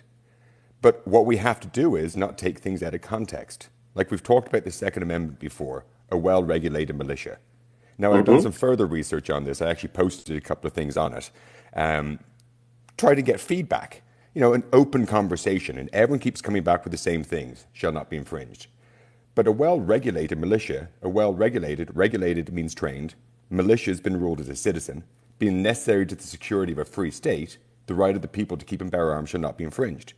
The Second Amendment is against a tyrannical government that we'd just overthrown, forming the United States. So we wanted to ensure that the right of the people to have arms against a tyrannical government should never be infringed, 100%. So it starts with that as the foundation. But you notice there's no personal defense laws? Those come in the castle laws and the other laws. So this is the foundation for gun ownership, a well-regulated, well-trained citizen. So a well-trained citizen should have the right to guns to go against the government if they're tyrannical. Now they then furthered that with additional laws. That's why we've got different laws in each state pertaining to magazines, size of barrels, type of triggers. So those actually don't fall under the Second Amendment. Those fall under the furthering of the Second Amendment for your right to personal protection within each state. So everyone always says 2A shall not be infringed, our right to bear arms.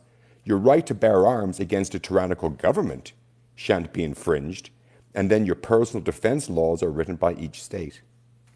So what we have to have is personal defense laws and discuss that, because your right to gun ownership, if you're a well-trained citizen, so we need training, it's written right there, well-trained citizen.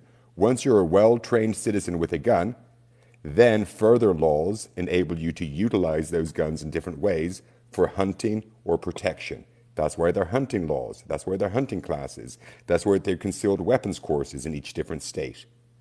So Well, everyone but is, but let me say this because please, I've taken a concealed weapons course, and one of the things that when I took the course, that the guy who was giving the course for the state here joked about is he was like, the good news is you can't fail this test. You just correct. have to be awake. He said our cameras make sure you don't fall asleep. As long as you are awake, we have to give you a certificate suggesting you pass. So, And that's what we need to discuss, furthering okay, those laws. So all right, those fair enough. laws can be regulated because they currently are. So to say that your personal protection laws can't be regulated is incorrect. Now, your right to bear arms against a tyrannical government has a clause, which is you have to be a well-trained citizen. Because we don't want, see, what they want is idiots with guns shooting schools and each other while they're doing what they want politically, so they win. If we Wait, are wait, a wait. You said, well-trained wait, wait. militia, You believe somebody? You said that you believe somebody actually wants what's taking place in schools to happen? well, who wins? The politicians, don't they? Um, you really think there's a victory in loss of life at at the child level? Look at the amount of money that goes into security and police forcing and upping all of that. I know, being from Ireland, that peace was closer many times than it it could have been, but people would do certain events because there was hundreds of millions of dollars a year being made by security forces and protecting and all the bulletproof vehicles.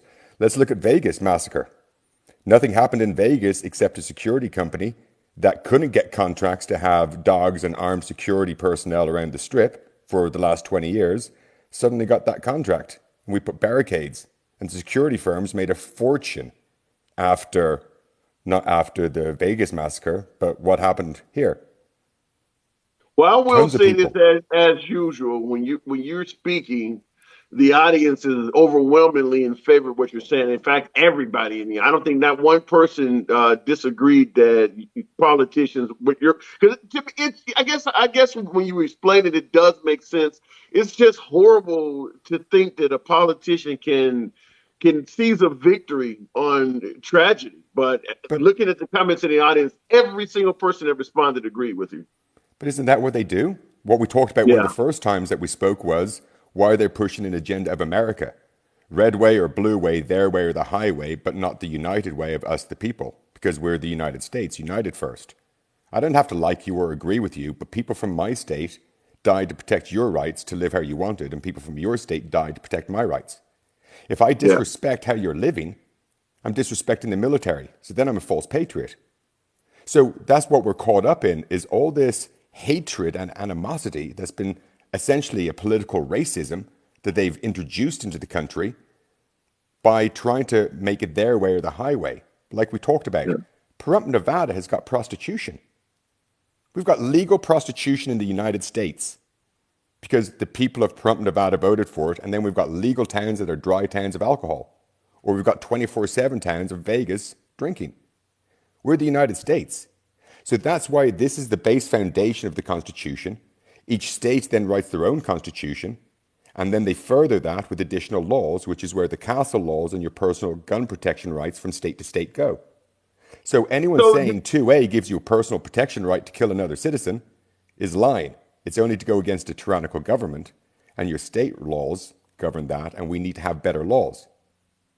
okay. Because here's So another useless piece of trivia, and here's the problem with these laws. I just posted another video of foreign police reacting to US policing policies. And I didn't realize that there are 18,000 different policing jurisdictions in the United States.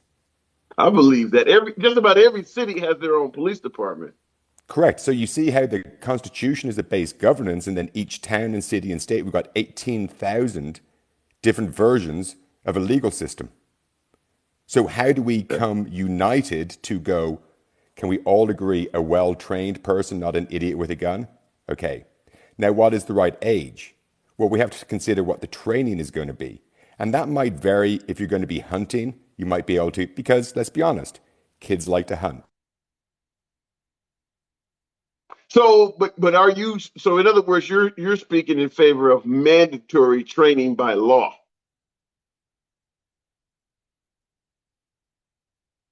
Did I lose you?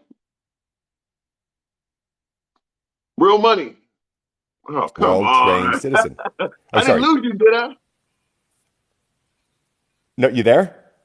Okay, I'm here. I'm Are you here. there? So, I was Okay, asking okay. you. So, would you support mandatory training by law?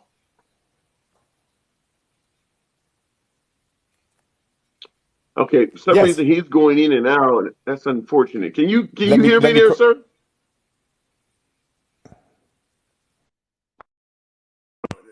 He's always an awesome guest. So hopefully he can figure that out, unless it's my side. Well, we'll move it on to Keystone Killer. I enjoy talking to that gentleman. He's very educated and presents things from a totally different perspective. Okay, Keystone, can you hear me?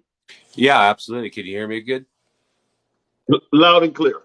Handsome liberal. First of all, I just want to give you a compliment that you are an amazing, well-spoken man. Lots of respect Thank to you. you. Thank you. No, you do a nice job, I appreciate and that. that's why you got. Thank you. Thank you very much. That's why you got a really successful live here. When I requested, we were talking. Oh, God, how to bring up the topic? Anytime we bring up gun reform or gun laws, you know who profits off of that? Gun manufacturers. You know, True. Now that I know because Obama sold a lot of guns, and yeah, just on the thought that he was going to take away firearms. you know, and that's what the left is pushing so hard in all of this. All it's doing is just creating more firepower in this country. How many guns, how many ARs do you think have been sold since this Texas incident? I mean, So let me ask you this then: yeah, when something like this happens, if the left does not want to sell firearms, what should they do? well, I think they got to really get on board with, I'm a country boy. I grew up out in the country. Okay. So there's three kinds of things you got in life, right? You got the sheep pen, you got the wolves, and you got the sheepdog. And this country is so against the sheepdog. The sheepdog's the one that keeps the wolves out of the pen at night because we can't protect Okay. him and we don't know who the sheep is. We don't know where he's coming from. Just like these idiotic 18-year-olds pulling this crap, you know. So I guess I'm really getting on board for we're gonna have to up the protection on places. And everybody thinks it's gonna be like razor wire Humvees and landmines in our high schools, but look at what the president gets for protection. He gets a well armed, well dressed professional protecting his building. You think you're going to take an AR and just walk in the White House and Well, start well, shit? It ain't well. going to happen. Keep in mind, the president gets control of airspace. He rides around in a bulletproof car everywhere he goes. When he comes down the street, they weld the sewers shut. I mean, how far you want to go with this? Well, I think we could do some basic steps, though. I mean, look at all these veterans that are For every volunteering their citizen, time to protect schools you're going to down. do those steps. You're going to do those steps for every single citizen in America. Well, laws obviously don't work. We have 20,000 of them. We could make another 20,000 of them, and that don't work. The only way laws are going to work So, is if you're hiding behind a bunch of law books and it stops the bullet. I mean, based on that notion, like I've been asking several times in the broadcast, why have laws at all? Do you think we should just have a society where the folks get to just govern themselves? Oh, absolutely not, man. I don't want some hillbilly redneck all pissed off with a nuclear warhead in his shed. Absolutely not. No, we need, you know what I mean? I'm not that Yeah. guy, but So you know, I guess the reason I'm just asking you that, and Vanita's, I seen your comment said I was just about to grab a gun. LO, very funny. But no, I'm just saying though, if we go under the notion that laws, folks are always violating laws, why have any laws at all? yeah, but we got to find a happy medium, and we got to be careful that the laws don't take. Um, okay, let's get off guns for just a second. Let's go to this abortion deal and be like, Okay, well, you can have any abortion you want, but you got to get a stamp from the government, and that only takes 45 weeks to get, or 45 months. Sorry. You get what I'm saying? They're No, I gonna don't. st- I'm gonna have to but elaborate. but No, they're I gonna do not. create so many laws that they're gonna still lettuce everybody on their 2A is what they're gonna do. They're gonna make it so hard, I mean, insurance and guns and permits and classes and Let me say psych this. tests and all this shit. I get your point. I get your point. What Yeah. you're promoting to give them an inch, they'll take a mile. I hear that all the time. And there's some validity to that. But Yeah. here's the point I guess I would have is, and I've asked this before too. Why do we automatically go to the worst? Like, for instance, the 2A folks, the ones who support the Second Amendment. Now, I'm a Second Amendment supporter as well, but I don't believe in just Armageddon politics. And what I mean by that is the 2A folks believe that if you take the Second Amendment away, America is essentially the purge, like the movie The Purge or the end of the movie Dust Till Dawn. America is just essentially a bunch of monsters waiting to do monstrous stuff. And the only thing that's keeping everybody at bay is having a gun. The government is just eager to go tyrannical and go Hitler or Stalin on all its people. And the only thing stopping the government from being like that is having a gun. Your neighbor is just eager to rob you and take your woman's innocence and everything, but having a gun is stopping it. It's that type of mindset that everybody is just inherently evil in this country. And the only thing that stops them from doing that is the Second Amendment. If without the Second Amendment, they say, what is it? What do they say? The 2A is the only thing that prevents you from losing your First Amendment and Fifth Amendment and all that. The Second Amendment protects you just from America just becoming evil. So I have to, are we really that bad of a people? Yeah, and I see that with talking from people that are across the pond and stuff. They think every time we put our child on the school bus, we're just sending them into like war-torn country. Like, Yeah. hope they make it back. And I know that we've had some terrible atrocities or whatever in this country, and it's awful, and it's ghastly, and it's vile. But that's not true.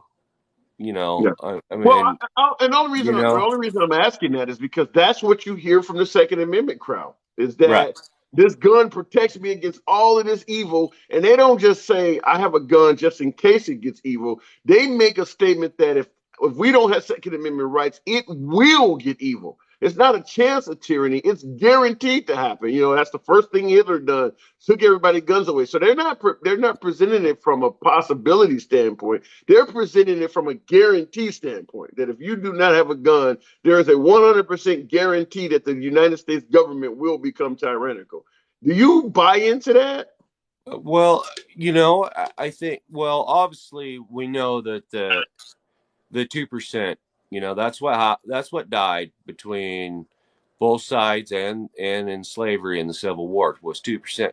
That translates to 6 million people nowadays, and that's bare minimum people that would fight for this 2A thing. And I'm not saying I'm 2A guy. I mean, I got a whole big lock box of shit. But what's the risk and reward out of it? And if we do lose that, because that's what's happened in history every time, like you just said, So you're let kind me of ask you this backing me. question. And, You, and, you, and you looks take the like, guns and then you take the speech, and then you and I don't have this platform to have this conversation, and everybody okay, well, that's dialing in on it doesn't have that anymore.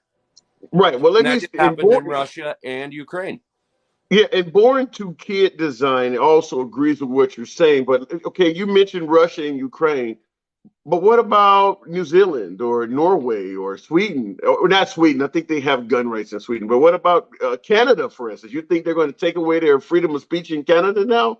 There are a lot of countries where folks do not have the right to obtain firearms, and this stuff is not happening now.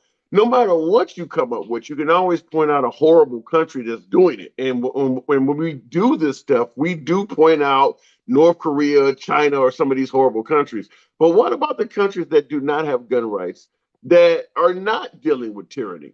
How did they make it happen? If it's so guaranteed to happen, how are they getting away with it? Well, I think that kind of goes back to deep rooted Second Amendment, like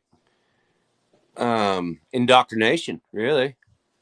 I Okay. mean, I grew up, like I said, redneck, and I can remember words like "Don't ever give them up." I fought for this shit in the Second War. Why would you give it up? So and I try to stay real middle of the road. I'm an independent. I'm not just one way or the other. I try to see both sides for crossing the road, keep from getting run over on this shit. All right, But fair enough. Let me, yeah, I'm gonna give you the last word. I just wanted to respond to a comment. Side Daddy said, "I'm glad you listened to Tom Sullivan." Oh, just wanted to respond to him because I go back with Tom Sullivan of Fox News back to like I don't know 2012 or something. He had me out at the Fox News studios and things like that. So I don't know if you're from that particular broadcast or not. Let me know in the comments. Let me know about that because yeah, I went out there, got a chance to see Bill O'Reilly's place and all that. But anyway, Keystone. So, at the end of the day, I just have to ask this question then. Why is it that out of all of the countries in America, in the world, rather, all the countries in the world that are first world countries, civilized countries that do not have access to firearms, why aren't they dealing with tyranny? Are we to believe that all of those countries will soon be dealing with a tyrannical government? well, my question, I don't know a lot about Canadian politics. I've been trying to really brush up on it. We have a different deal, between, Congress and Parliament and the way things work. But all I've heard for the last couple of years is how Canadians are so much better with their free healthcare and their gun control. Well, why is their little dictator up there trying to get handguns now? If Canadians are so safe and they got zero gun crime and they're so much better than Americans, why is he making Sure. more gun laws Okay. after the truckers stood at his doorstep and said, "We're going to talk about some shit"? And that's all it was. They drove him underground, and now he's trying to hurt his French majority. Think about Oh, it. I can answer that. I can answer that. Dust Gospel made the perfect response. He said, because of you guys. And that's true, is that they're banning their gun rights, even though Canada has not had any major issue. They're banning them because of what they see here in the United States. And I had an Australian gentleman on about a week or two ago. Now, they had their guns taken away in 1996 after a mass casualty event. And I asked him all of the questions that we're told that would happen here if guns are taken away. Civil war, tyranny, what else? Folks will keep their guns, get a gun on the street. I asked them all of those questions. And because Australia is a democracy where they get to vote and pass laws just like we do in this country, I asked them, um, are the citizens in that country trying to fight to get their gun rights back? And just like what Dust Gospel saying that Canada passed their gun laws because of America, he stated that occasionally there are politicians that come to power and talk about bringing Australian gun rights back to the citizens. And he said about 80 or 90% of the population get rid of them real quick. And it's because they use America as an example of what will happen if they get their gun rights back. They are afraid of getting their gun rights back because they don't want their schools and things like that to be like in America. So they use us as a negative example of getting gun rights back. You get the last word. Go ahead. I think you just nailed it right on the head there. You see, we're cherry picking countries too, because we can go True. to countries where, if you're a young female trying to get an education, the most horrible shit on the planet might happen to you, you know, and we've seen that, war torn Africa, Iraq, Iran. I mean, those women are worth less than our dogs here, and they slaughter them for it. So, I mean, you gotta, once again, you gotta find the middle of the road with this shit. Just because what works someplace else doesn't mean it works here. All right. You Well, know? if you want to go with that argument, then you could say that Hitler took over Germany. That doesn't mean that Biden or Trump is going to take over America. What happened over there don't mean it's going to happen here, right? That's a very good point, but you got to learn from history, right? Or are we just going to forget history and start a whole new world, which Okay. I guess a Fair lot of enough. people want. Fair enough. Okay. All right. Well, I got to move it on, man. Appreciate Hey, you thank coming you for your through. point, and I'm sure there's somebody else has a better point. Thank you, guys. No, your point. There was nothing wrong with. Let me make it clear. I let folks speak. I don't think he stated bad points at all. That was Keystone Killer. Keystone's always welcome back. Good call. I will just say this in regards to tyranny. I bring this up often. You're told quite often in this country, tyranny has no chance in America because we have Second Amendment rights. You were given a Second Amendment to protect the government from becoming tyrannical. That's what you hear all the time. My counter response is whether we're talking about the Native Americans, the African Americans, the LGBT community, or women in general, we have lived under a tyrannical government in America for most of its history. The Civil Rights Act was just passed in 1964. The LGBT community just gained the right to marry their own choice, the person of their choice, in 2015. We have had tyranny in this country running right alongside the Second Amendment the whole time the country's been in existence. Slavery, Jim Crow era, all of that was happening while the Second Amendment was in existence. So how folks believe that Second Amendment protects you against tyranny doesn't make any sense, because you don't need to bring up Hitler. You don't need to bring up Stalin or Saddam Hussein. I submit to you George Washington. I submit to you Thomas Jefferson. It was happening right here while you had the Second Amendment. So why is there some notion that in 2022 suddenly having a gun now will protect you against tyranny, when we had over 200 plus years of tyranny in this country at the same time the Second Amendment existed? Somebody tell me where I'm going wrong with that. Okay, going back to the comments. Real Money, I do see you in that. I'll bring you up. Okay, Lord Titus. I believe we may have spoken once, Lord Titus. We have, and I really enjoy your lives. They're really fantastic. And honestly, I think I like them more because you're so freaking respectful to the guest. I like that.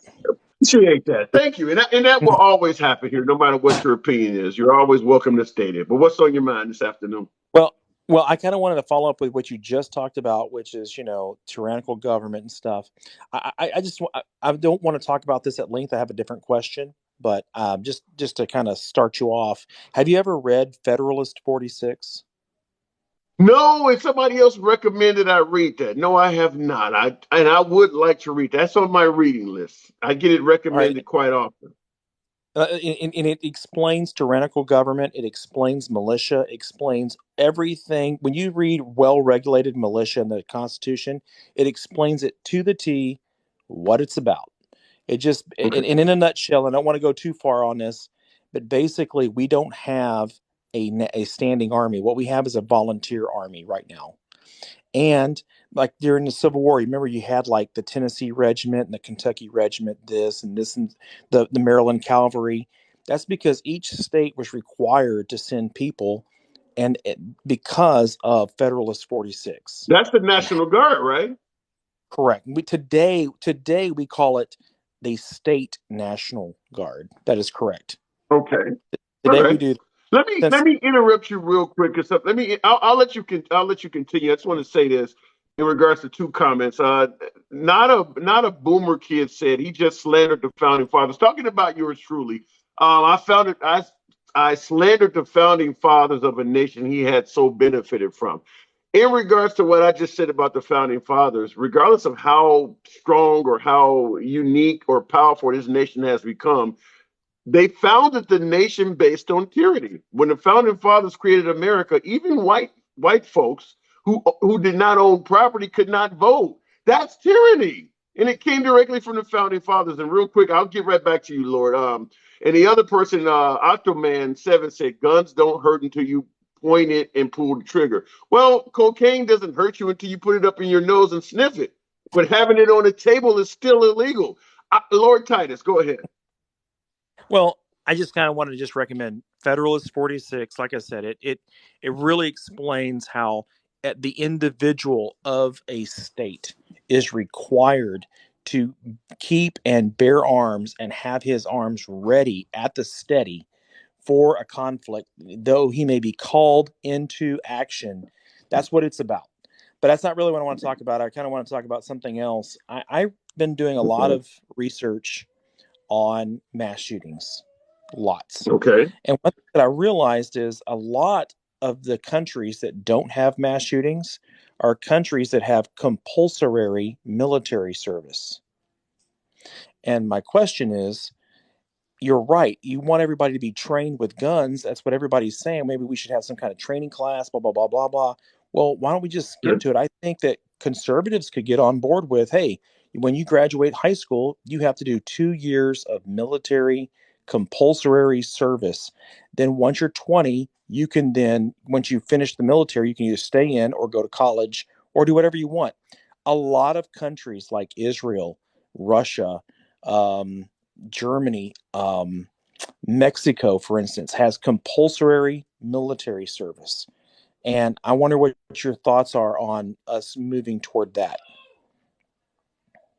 Well, I think that certainly would increase the number of folks that are trained in firearms. But let me just respond by saying this, and this is something I say all the time.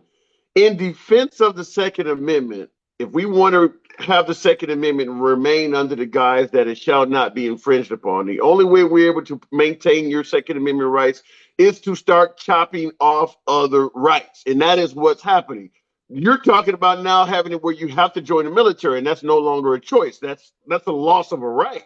Like the First Correct. Amendment. I mean, if you start saying crazy things online, if you start saying crazy things online, which normally would be your First Amendment, well, now because we're afraid of mental health, they're going to start banning you from social media pages and sending G-men to your house. The same thing with the Fourth Amendment right. Your Fourth Amendment right protects you against unwarranted searches and seizures. Well, now they're starting to do stop and frisk and things like that because everybody has a gun. And it's soon going to be the Fifth Amendment also. Right now, they say if you see something, and say something. Soon it's Right. going to be if you saw something and didn't say something, they're going to start holding you accountable. So what I'm just simply saying is, in defense of the Second Amendment right, you're starting to lose other rights so that they can maintain the second. And what you're Well, talking about, I do believe would work in regards to having more trained citizens. But now you're taking away your right to choose if you want to join the military or not. Go ahead. well, young men don't have the right to not sign up for the draft when they turn 18. Every man has to sign up for the draft. They have to go to the post office or some federal government building or via mail and sign up for the draft. That's a fact. Been that way since World War II, right? If we have to, if I can make the claim that a well-regulated militia means that people have to either voluntary or involuntarily have to sign up for the draft, I can make the stretch. I can bridge that to say, well, maybe you have to serve. Maybe it's not like serving in a theater of war. Maybe you're joining the military and you're doing community service. Whatever. Okay, I'm but just at saying, the end of the day, I get what you're saying, but at the end of the day, if you got a 17-year-old girl that says, I like girly stuff, I don't want to deal with guns, I never plan on owning one, period. I don't want nothing to do with the military. She's going to lose the right to do so because now you're forcing her to do 2 years or so in the military. She's not losing women. rights. Not women. We don't compulsory women to sign up for the draft. Only men. That's the law today. Then that's sexist, though. And I get what you're What? saying, but that may not be around forever. And by the way, real quick, I'll let you finish. But make up with JoJo. I think we've talked before. She said those who don't want better gun laws shouldn't own any. Okay, fair enough. All right, but yeah, I'm just simply saying you're when you start forcing people to join the military. If what if a person just wanted to come straight out of high school, go to college, get their 4 year degree so they can enter the working world by the time they were 21 or 22? You've just now pushed that back 2 years because they got to go to military. Well, like during Vietnam, we let people who could afford to go to college, but then after they graduated, they were compulsory to join the military and go to war in Vietnam, even after they Yeah. graduated college. So all I'm saying is that the president is there that we can do this. I'm just saying, do we want to do it? No, we don't. No, we don't. There's a lot of folks who could keep in mind, even just through accidental trainings, the military has folks who die accidentally just in training in the military all the time. If somebody says at the age of 16 or 17, I don't want to be around guns, just let them have that. Now you're forcing them to be around guns because you want to keep the Second Amendment. So it's like, I'm going to force you to do something to appease rights that I want. And here's a funny thing. I'll let you continue, but Boxer Robot in the comments said if you implement where military training is forced, but you don't do it for women, he said men will just start identifying as women. I thought that was pretty funny, but go ahead. I think that is pretty funny and very probable too, by the way. It's the modern day version of bone spurs. Yes, absolutely. Well, we had a movie Match where, remember that Klinger guy? He dressed up like a woman trying to get out. I can see it happening. I mean, there are folks who don't. I mean, the military is a dangerous place, and if you once you start going to the military, just like with your statement on, just like with folks' statements on the Second Amendment, give them an inch, they'll take a mile. If you have to serve 2 years in the military, then you're going to likely be called up for war and missions and things you want nothing to do with because now you don't been trained. They're going to start using that. And so you give them an inch, they're going to take a mile. But in those countries where you do have compulsory service, they don't have mass shootings and homicides are way down. And you have people finishing the military with almost halfway college degrees, and they have a more educated society because while they're doing service, they're learning other things other than just how to shoot a gun. They're learning how to work on vehicles.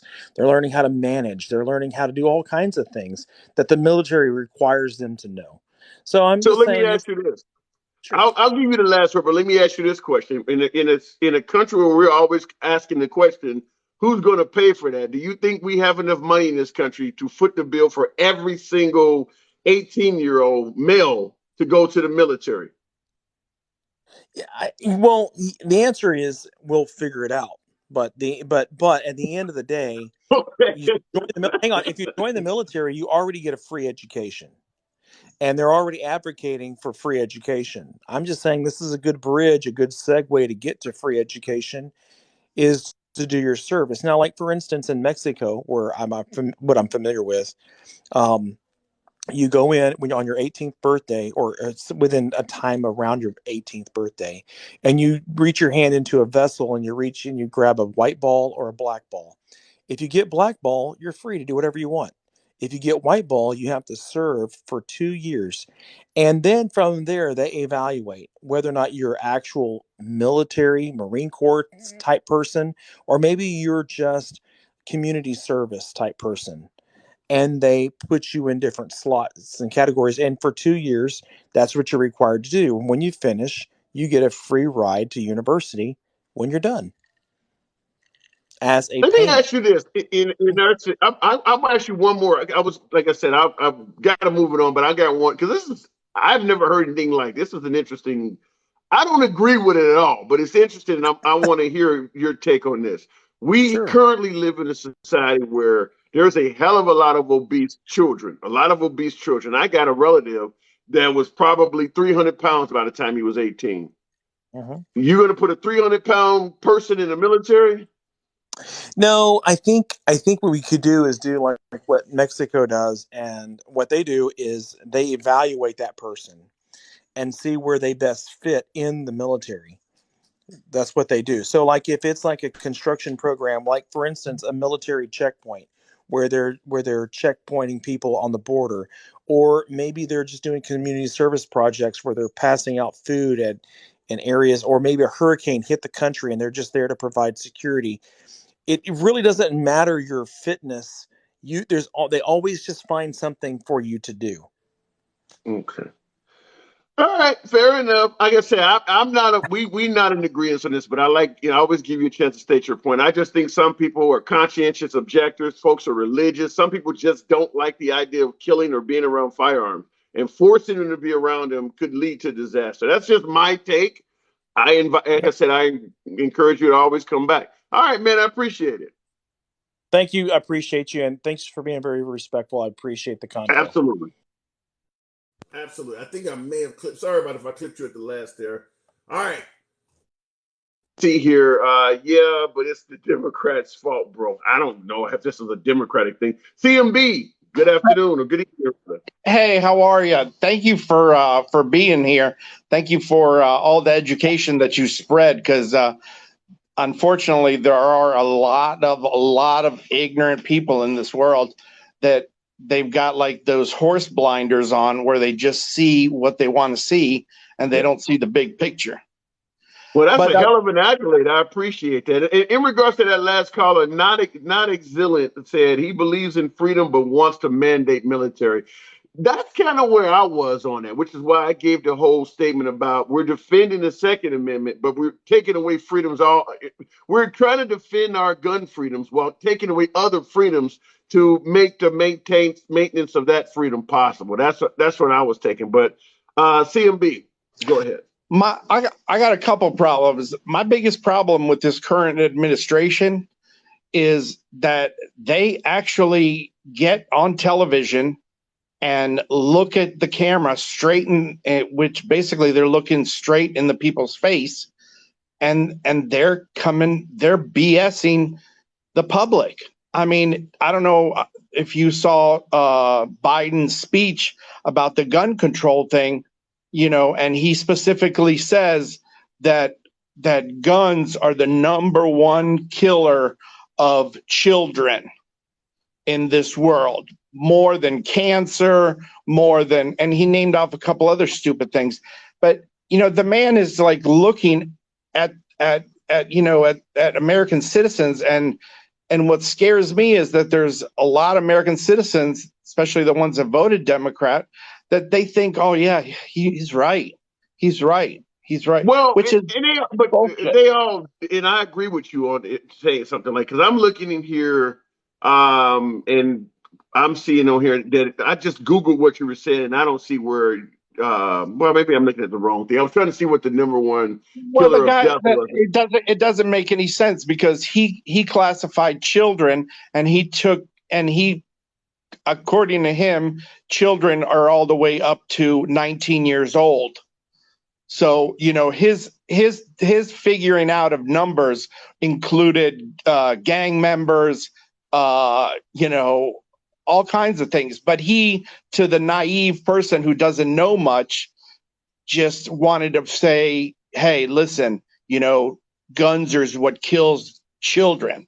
No, and I just can't stand how they lie in front of the camera like that, and then you have a lot of people, unfortunately, that just straight out believe him because they think that's the thing to do since they voted for him.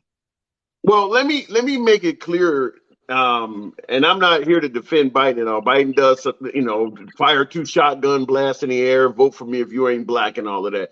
But I will say this: if you think getting rid of Biden and putting Trump back in office or putting a Republican in office is going to allow you to not have to worry about a politician looking you in the eye and lying, you're wrong. Because I can tell you, I agree. Yeah, that happens from everybody. But go ahead. Right. I agree. They just seem to do it so much that it just gets on my nerves. Well, but anyway, they seem to do it. They seem to do it in a way you're going to notice more. But I can come up with dozens of lies that Trump or George Bush or Ronald Reagan. I mean, they all lie a lot. Of course, if you're if you're a politician, you're you know how to lie. You have to know how to lie. But my other concern was, and we spoke about this last time when we were speaking about school security and money and whatnot. And I had expressed, certain things, and you had told me that, it would take way too much money to fund, camera systems, security, surveillance, people, a team of them, and this and that and the third. But here's something that I was just looking at. We've spent $700 million, okay, on sending money over there to that war that's going on. Now, $700 million. There's 350 million people, not including the tens of thousands that are coming over the border illegally. Those, I can't keep track of them. But that 700 and 350 million people that we have, 700 divided by 2, that's $2 million per person. But here, let So me respond. Let me say this. And anytime we have these conversations, it's inevitable that the money we're giving to Ukraine comes up as something that could have been used for something else. My spiel on this is that in the 1990s, I believe Bill Clinton, and at that time the United Kingdom, and I believe Russia as well, told the Ukrainians that if they were willing to give up their Soviet era nuclear weapons, their atomic arsenal, that they would protect them against foreign invasion or prevent it from happening, or at the very least, none of those countries would invade the Ukrainians. The Ukrainians made the mistake of listening to the United States, giving up their atomic arsenal, and now they're being attacked. And a lot of members in the United States are saying, "Don't help them out. Do not give them any assistance, and let them. Hey, that's their fault or that's their war. Let's quit being the world's police."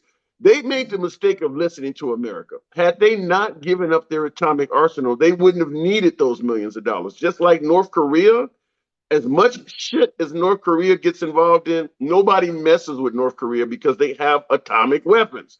That's why Iran is making their best effort to get an atomic weapon because they know that the same.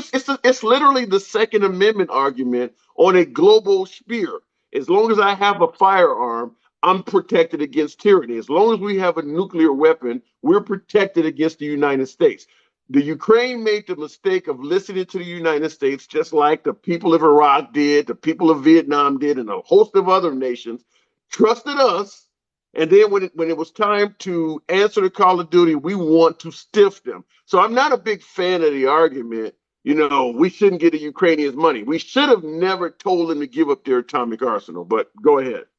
But I think, too, that you brought up North Korea. I mean, first of all, I think, I think everybody who doesn't know, because unfortunately there are people that don't know, that Trump actually went to North Korea and sat down and spoke with the man, and shows like yours, when I say educate people, they really do educate people, because a lot of people go in life with blinders. My dad used to say that if the world was square, half of the people would be jammed up in a corner. Why? Because they just followed the one in front of them. True. That is true. I want to add something before I let you go. I want to let you know, while we were talking, I did Google. I found a Time magazine article. I don't. This is not exactly CNN, but I know a lot of you folks believe Time, and a lot of media outlets lean left. But I will read this one quick. This is dated April 27th, 2022. So that's this year. Firearms became the leading cause of death for American children and teenagers in 2020, according to researchers who analyzed the Center for Disease Control and Prevention data. So that may be where Biden's getting it from. If you don't trust the CDC or their data, that's a whole different argument. But according to that article in Time magazine, they analyzed the data from the Center for Disease Control, and that is suggesting that firearms are the leading cause of death Right, for but you see American how they children said and teenagers. Teenagers, that means up to 19. Okay. What did Biden say? That's what he said. He said, well, no, he didn't say that. He said that children. He called everybody children up to 19 years old. He called everybody children. He specifically said that children, the number one cause for death in the United States currently, is due to guns with children involved. Children. I think it's just at this point it's just mincing comment. words. Yeah. I know he's reading something that Obama put together, but I mean, even Obama should know that there are some people out there that aren't going to believe the BS that they see on the TV. And that's what frustrates me the most. Why not just tell it like it is? And then if it is, it is. If it isn't, it isn't.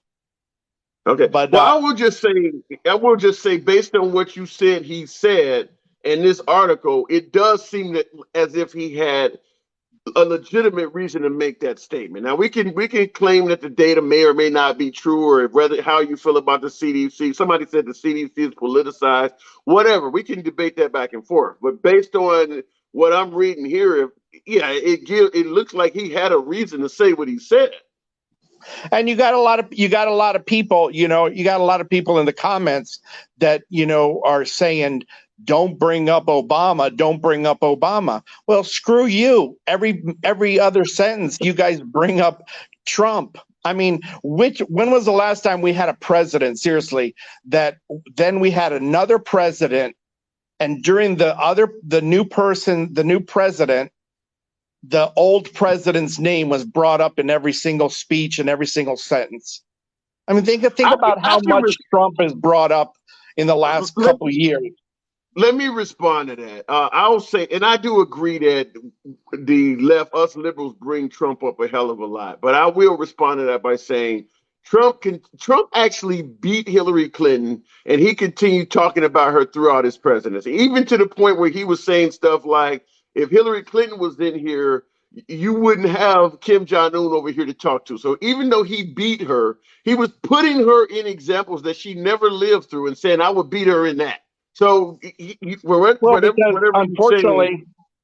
unfortunately, if you were around back in '92 when her husband was in office, and you know anything about the Clinton family, I had a personal friend that was on a plane that the Clintons actually had go down because they wanted to assassinate the one guy that was. I'm not going to get into details, but you could look it up.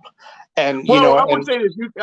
I will say this though: what Bill Clinton does and what Hillary is, they're two different entities. I get it that they're married, but they're two different people. I can't suggest that everything Bill Clinton has done, Hillary Clinton should be expected to do the same. We don't know that. She never made it in office, so we don't know that. But go ahead. Thank God. And then I'll tell you something else. I'll tell you something else that I think of. I believe that what they did with Biden. Now you're going to have a whole gang of people pissed off right now, but fuck them. When I believe in Biden. When when Hillary went against Trump, they hadn't perfectionized this situation with the ballots and the mail-in ballots. They hadn't gotten it tweaked out like they finally tweaked it out for Biden. And I'll bet you my last dollar that right now, before the midterms elections pop out, all of a sudden there's going to be one or two viruses that's going to try to keep everybody at home so that they could redo the same thing with the ballots. But Trump already said, hey, listen, you know what? We'll just go back to 50 years ago when we voted on paper. And if you can't vote on paper and if you can't be there, sorry. I don't know if he has the power to implement all that by himself. But no, but what he's saying makes sense. You know what I'm saying? It cuts out all of the opportunities for people to cheat. No, because when you look at Al Gore and Bill Clinton, or Al Gore and George Bush, rather, most of that was on paper, and it clearly allowed cheating to still take place. Doing it on paper is not. Listen, when you're talking about a nation of 350 million people, there is no method that is foolproof from cheating. If you do it on paper, then who collects the paper? I mean, there will always be a step in the process somewhere where you can cheat. You can't stop it. There's 300 and some million people. But I do got to move it on, man. I appreciate you coming. All right. Well, listen, I appreciate everything you do. And I want to give a shout out to Jennifer Jackson, who promotes the shit out of your show. Oh, really? Yes. I did not know that. Tell whoever that is, I appreciate that. I love to talk to him sometimes. She's from Boca Raton, Florida, and she promotes the shit out of your show. Like a lot of the times I don't even know you're on, and I'll get a text message on my regular text that you're on. So then I come on. Wow. Okay. Whoever she is, tell her to come through. I love to talk to her. Will do. God bless. Thanks again. You too as well. Somebody put in here, why do oh man, I want to read that comment. TikTok scrolled it on me. Yeah, but Obama's executive orders are still causing chaos today with the media. Well, Trump was in office. Why didn't he get rid of them? In regards to somebody asking me, I think it was Miss Goddess asked, why do Democrats keep talking about Trump and all of that? And the last caller was indicating that as well. Let's be clear, folks. Everybody, I'd say probably 80% of likely voters on the Democratic and the Republican side believe Trump is going to run again in 2024.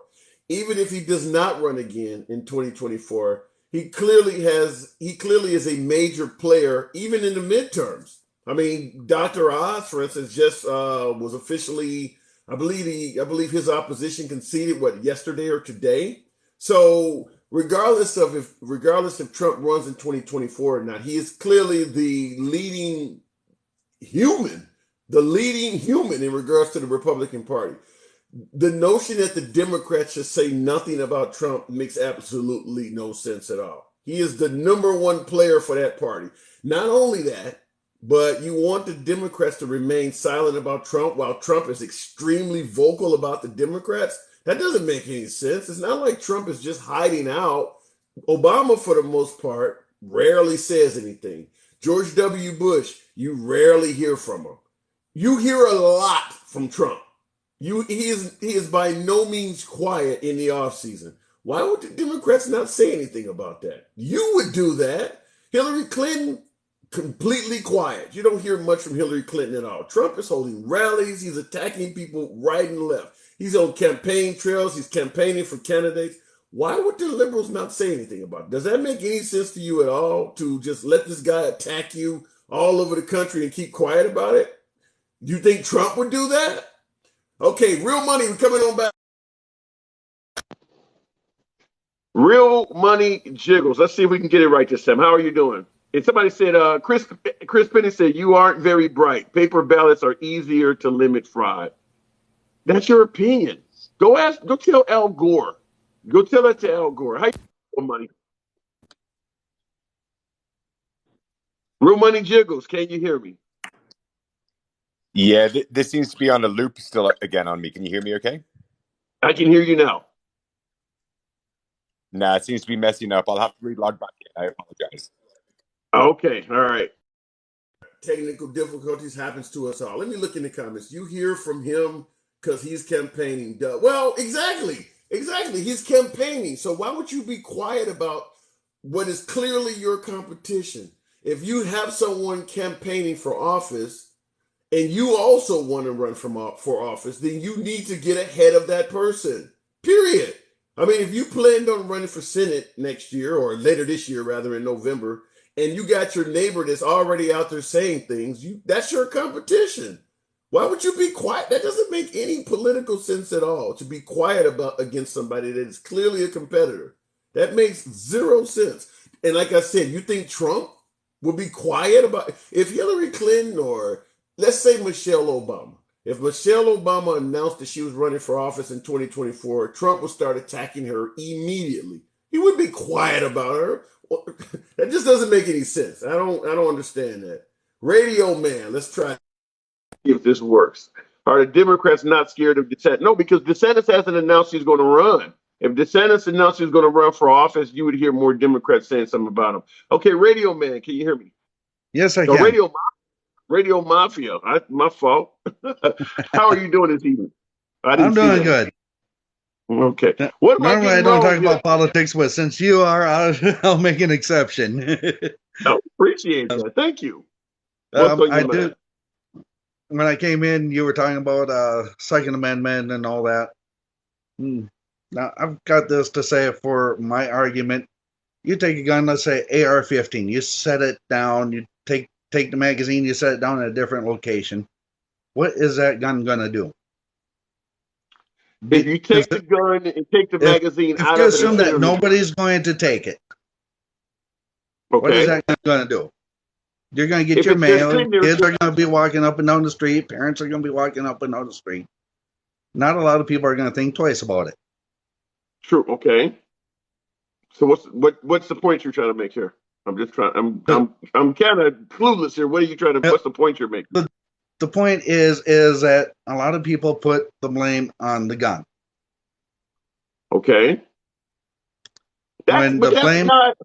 That happens all over the place. I mean, folks are putting the blame. I mean, in Chicago, for instance, you hear people putting the blame on the mayor and everybody. They don't put the blame on the actual shooter. They blame everybody else. That's kind of what happens. Yeah. And Chicago has one of the toughest gun laws in the United States. And they're not very tough. They're the toughest gun laws in the United States because everywhere else, they're damn near handing them out. In Chicago, if you want a firearm, you can get a firearm. There's a few hurdles, but for the most part, anybody can negotiate those hurdles. But Chicago's gun laws seem tough because they are practically non-existent everywhere else. It's like saying, okay, to run this track, you got to jump over a couple hurdles that are 1 foot off the ground. That seems real hard to do when the other track has none on them at all. But anybody can jump over a hurdle that's 1 foot off the ground. Chicago's gun laws are not that difficult. They really are not. No, I don't really follow school shootings that much, but I did look into Uvalde. I looked into Sandy Hook. I've even looked into the Las Vegas shooting, and I'm going as far back as Columbine. From Columbine on, all of those mass shootings could have been stopped before they even happened. How so? They had plans drawn out. They told people they were going to be doing something. The most recent one, Uvalde. They told him that the shooter said to one of his former co-workers when he quit Wendy's that he was going to do something big, and you're going to hear about it. But see, the problem is, let me respond. Before I respond to you, ain't my problem in the comments said, why does everyone bring up Chicago? Chicago is not the most violent city in the union. Chicago has ties to Obama. It's a liberal city in a liberal state. They have tough gun laws, and that is why Chicago keeps coming up. It's not necessarily that it is truly the most violent city. It's that it represents everything liberal. That's why the bullseye is on its back. When you have massive killings in Memphis, Baton Rouge, St. Louis, cities where you can easily get a firearm, you don't hear that from the right because it does not have enough liberalism in it to fit the agenda. Good question. But yeah, I as far as what you're saying, I don't know. I mean, is the common approach to just do nothing?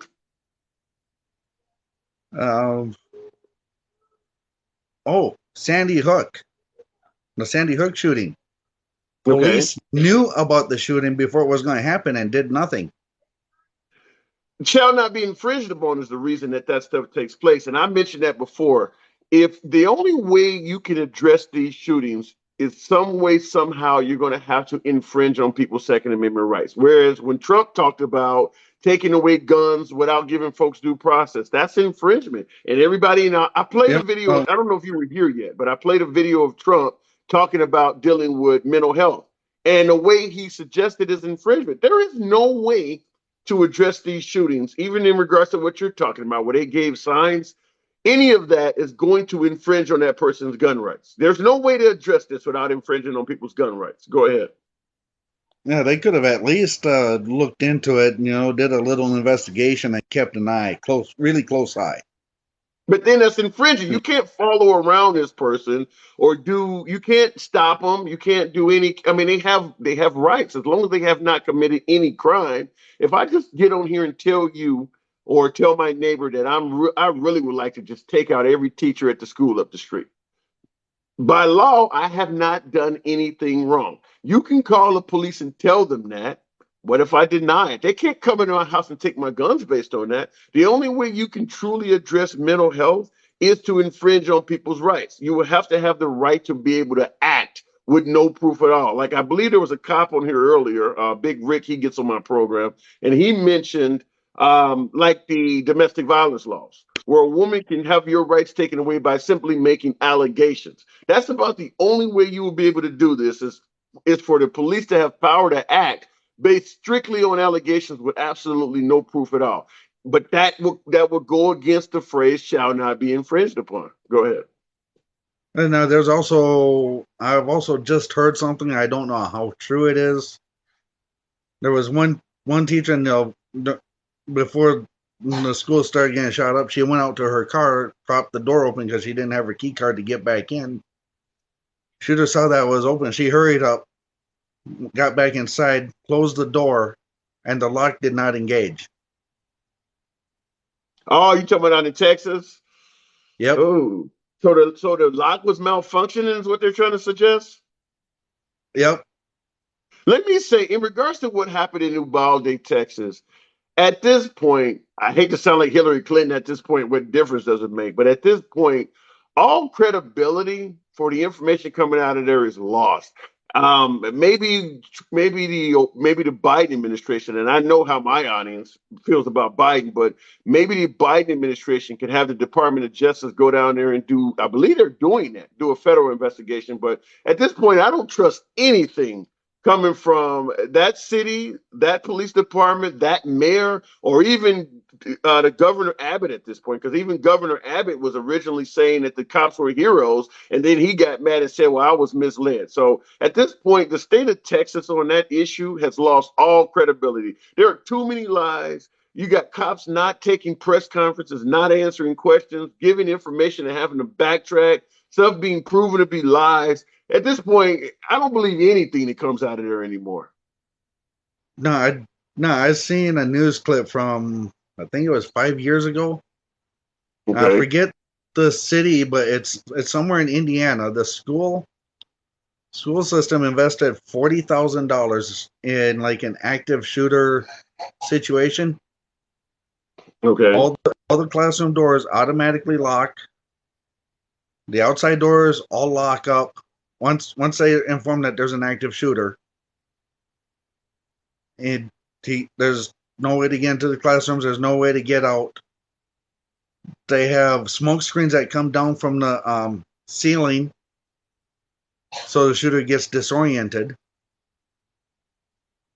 The problem with those things is that a lot of these school assailants that go and shoot these schools up, they also went to the school or they just got out of school. Most of them are 25 years of age or younger. So when you start doing these different drills, this stuff you're coming up with to help deal with this problem, these are former students, so they know the tricks. They know where the students are going to be hiding. They know which doors are going to be locked because they just came out of school. That's why they're talking about raising the age up as well too, because these are literally former students that are coming back to the school and taking out their evil deeds on the school. So any of these tricks you implement, like you're talking about stuff to disorient it, they're going to know about all of that. They're going to already know that that's going to happen because they're coming back to shoot up the school that they just went to. Real quick, CMB Corrado said 2000 Mules documentary. Proof that the Democrats cheated 20. Look, in regards to 2000 Mules, I've said this many times. Let's say what you said is true. Take the liberal opinion of 2000 Mules completely out of the picture. Have you noticed that despite how many tickets that documentary has sold, how many folks have watched it online for free, and folks like yourself talking about it, when you turn on right-wing news, Fox News, Newsmax, OAN, they're not talking about it. You do not hear Fox News like, yay, finally a documentary that proves the Democrats cheated. The right wing is not even giving 2000 Mules any accolades. So that should tell you a lot. You don't hear Ted Cruz talking about 2000 Mules has made our point. I don't hear Mitch McConnell or even your most staunch Trump supporters outside of maybe Marjorie Taylor Greene. They're not even chiding 2000 Mules as some great documentary that proved everything is right. So think about that. Take the liberals out of the picture and ask yourself, why is Trump's own party, members of his own administration, not chiding 2000 Mules as proof? That should tell you something. I'll give you the last word, Radio Mafia. Yeah, there's people saying about that system too that schools don't have the money for it, and that's true. It's like a $40,000 system, and I agree. I don't think that, and I've said this several times. If we keep doing what we've always done, we're going to keep getting where we've always gotten. It doesn't matter how much you fortify a school. When those children leave out of school, they walk. If you go by any school when class is being dismissed, There are groups of small targets all over the place. When you go to the local gas station or grocery store, a lot of them go there after they get. You believe, if you truly believe a criminal will always find another way to get a gun, then you'd have to submit that a criminal will always find another way to get the kids. And there's plenty of ways just by hanging out at the school when they close up. But I appreciate you coming through, man. Once again, Yep. anytime, come on back through.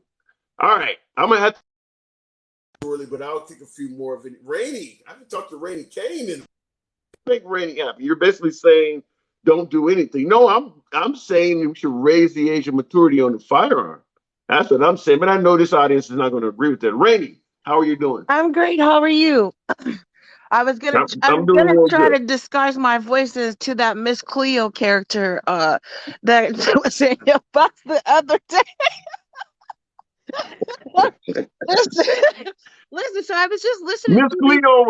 Miss Cleo was just trying to get in here to defend Snacks or Stacks or whatever his name once again. She told me that he had a right to tell me I was ugly or something because I'm not what society considers. I'm like, but I'm not what society considers as attractive. So bringing up my Did you looks in the guys middle ever of a talk debate makes again? sense to her. Did you guys ever talk again, you and Snacks? I'm just curious. You said say that again? Did you and Snacks ever follow up? Did you talk again after that, or everything went Yeah, away? he came in here, and once again, I believe him and another guest got into a real big shebang. I mean, because when he came in here, several other folks on the program said he did something similar to them, cursed them out, talked all over them. Yeah, there were people in my program that knew immediately who I was talking about, and when I put them on. Yeah, one of my guests I put on with him, and my guest went off on him because apparently he had did my guests like that, went off on him, cussed them out, and blocked them. So, yeah. Anyway, I didn't get in So here for him, but this last gentleman was talking about the issue in Chicago and the guns and all of that. You guys, and I think that's something that the Republican Party doesn't understand. So the laws are getting stripped by the courts, right? Because of 2A. So in yeah, Chicago, like they had a ban on gun stores, and then the Supreme Court shut that down. And so now they have to sell guns in yep, their state. So there's just, yep. that's even the thing like in Philadelphia. They want to talk about the crime in Philadelphia, but who is running the state legislature in the state of Pennsylvania? It's Republican ran. So Yeah. it's like y'all don't even want to acknowledge. You just want to call out liberal cities, like you say. It's let me call out all the liberal cities, but no, let me, like you say, talk about what's happening in the red states. When they say, what is it? Anchorage, Alaska has the most fucking gun crime in the whole country by capita, right? And it's the strangest thing how they never want to acknowledge that. And Is then that the other true? guy was like, yes, look that up, I Google didn't that. know that.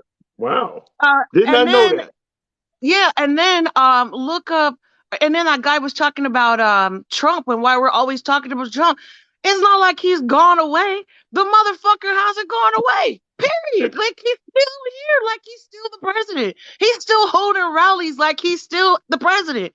Dude, you are not important. So like No. I got to disagree with you. Trump is extremely important. His endorsements still mean a lot. Dr. Oz, really? Dr. Oz would not have won without Trump. His endorsement still. I mean, it's not the know all end all, but you certainly want it as opposed to not getting it. That is a valuable endorsement. listen, my point is, don't sit here and act confused. Like why? Like people talk about, oh, Trump's living rent free in your head. Like if he hasn't gone away, how is that not live? How is he not living rent free when he's Yeah. constantly in the news?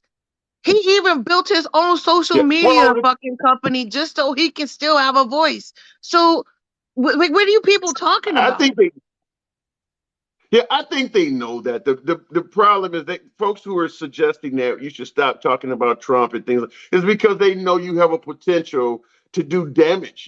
You want if you want Trump back in office or any politician, you want that politician to be able to speak unobstructed without anybody throwing barbs or jabs back at him. Because if Trump holds a rally and he starts criticizing Obama or Hillary Clinton, nobody at that rally is going to say, well, why do you still have Obama's name in your head? Or why do you still have Hillary? No, they're going to clap. You want that.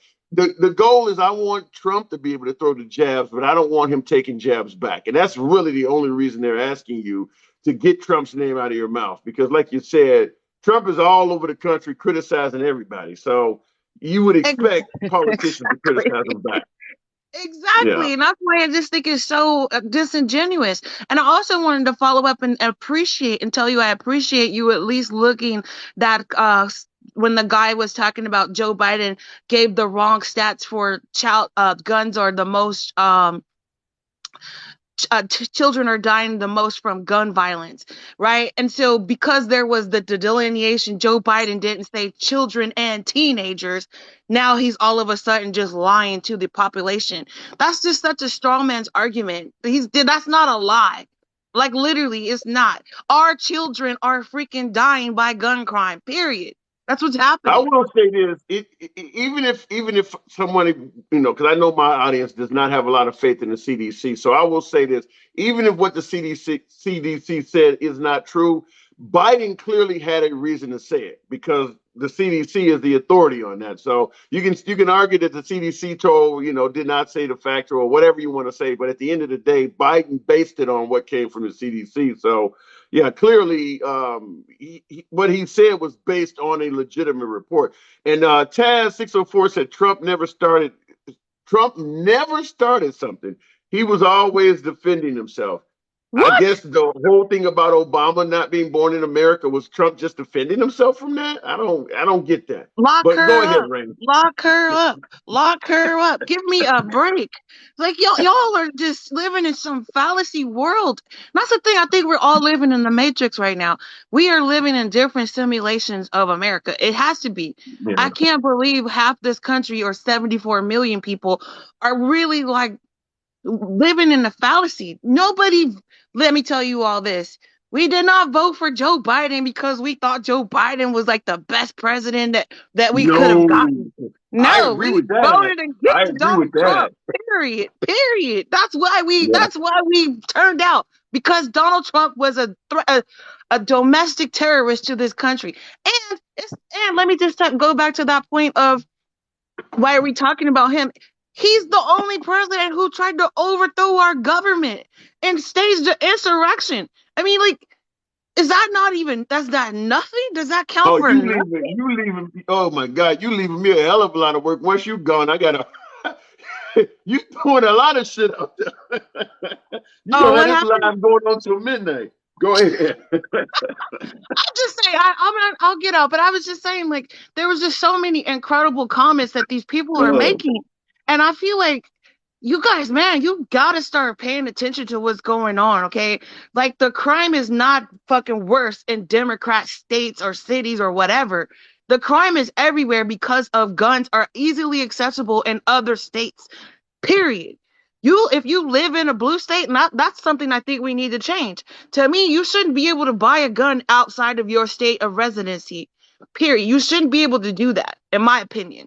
If your state doesn't allow gun purchases or certain guns, you shouldn't be able to Whoa, go whoa, whoa! somewhere Let me else stop and you. purchase it. Let me stop you because you said you believe that if your state does not allow you to buy guns, you should not be able to buy a gun outside of your state of residence, right? I said I meant a certain gun, like a certain type of gun, right? Because I know in certain states you can't buy an AR-15 in California, if I remember correctly. That could Okay, so what would that part you happen? could challenge me on. Somebody can challenge me on that. But if I remember correctly, Let you me can't ask buy. you this. Oh, yeah. Okay, let's take your notion. Let's say the AR-15 is banned in California, so they cannot go into Arizona and buy an AR-15. Let me ask you this: what if the state of California allowed you to have an abortion up to second trimester, but Arizona did not? Can Arizona citizens come to California and have an abortion? Or are you saying because you're in Arizona, you got to follow the laws of Arizona? I don't know. I feel like that's I don't know. I feel like women's rights should not be translated across fucking states. That's a American right, not a. And I'm not saying we should take away rights to own guns. I'm pro 2A as a liberal. I'm pro 2A straight up. I believe we should all own guns. However, when we see a crisis happening where 18-year-olds are the predominant people killing children in schools with AR-15s, I mean, we got to look at the common denominator here. And it's not, I mean, well, the two common denominators, I guess, is 18-year-olds and AR-15s. Maybe they're just not old enough to own those guns, period. I think that's Okay, all something right. that we should have a conversation about. And okay, so and it wasn't California. That was a bad example. What I should have said was let's take the Buffalo shooter example because he bought legally his AR-15 in his state, and then he bought the what is it? The bump. The what do you call those things? The ones that it makes it super. Is it a bump Bump stock. something? Yeah, bump Bump stock. There we stock. go. Yeah. He bought that from a different state, right? And so maybe we close up these loopholes that people can't just go and buy shit extra. I don't know. I don't know. There has to be a resolution, and that's all I'm trying to get at. And finally, and I'll let this go. School shootings will Okay. continue to happen. We have to accept that. It's going to continue to happen no matter if there's an armed guard, teachers are fucking packing heat or whatever. Think about it. Kids go out to school, they go out to play in PE, they go out on the playgrounds. I mean, unless we're talking about we're going to fortify all the school fields and all this stuff, that's just not even realistic at all. And yes, Joe Biden did give $120 billion to schools last May in the American Rescue Plan. So don't give me this bullshit about, oh, we could give money to Ukraine, but we can't afford to take care of our schools. $120 billion is a lot of goddamn money for schools. That's all I'm going to say. Have a great day. Thank All you. right. Absolutely. You too. Fair enough.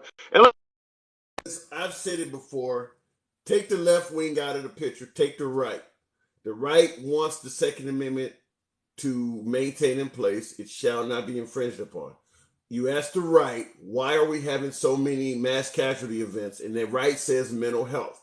And then you ask the right, well, what are you doing in right-wing states, right-wing cities, and right-wing areas to address the problem that you believe exists, which is mental health? And they have no answer. So just simply based on what is taking place from the right, take the left out of the picture. What's taking place from the right, you have to guarantee this is going to happen again, right? Because they're telling you mental health is the problem and we're doing nothing about mental health. So the notion of wondering if this is going to happen again, just look at what now when you look at the left, now they're banning gun laws everywhere. Now clearly the right believes that that is the wrong answer and that's an infringement on your Second Amendment rights. That's fine. But make no mistake about it, the left believes that guns are the problem, and at least they are doing something to address what they think is the problem. They may have the wrong idea. They may be wrong about what the actual problem is, but they are doing something based on what they believe is the problem. The right is clearly screaming it's mental health and doing zero about mental health. You don't hear Ron DeSantis talking about all of the legislation he passed in the state of Florida to address mental health. You don't hear Governor Abbott in Texas bragging about there's far more mental health facilities being. No, they're not doing anything. So if you admit this is the problem and you're doing nothing to address the problem, you'd have to realize it's going to keep happening, right? Does that not make sense? Okay, real money. We're before I wrap this up. Okay, real money jiggles. Can you hear me? Yes, I can. Sorry, I think it was my phone Okay, messing up. perfect. I can hear you loud and clear now. Lovely. Well, what would you like to talk about? We've had so many different topics. It's gone all over the place, and I've got an opinion on all of them, to be perfectly honest. So, where would you like to start?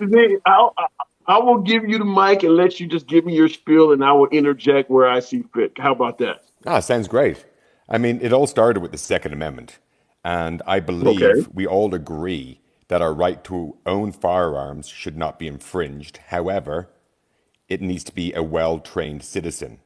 So, like we've I said, don't think we agree on that. I don't think we all agree you're right, sister, because in my opinion, the only way you're going to address, even when you say well-trained citizen, once you start forcing people to be, what if you try to force somebody to get trained on a fight? Like Michael J. Fox, I mentioned him earlier. He's shaky and he can't.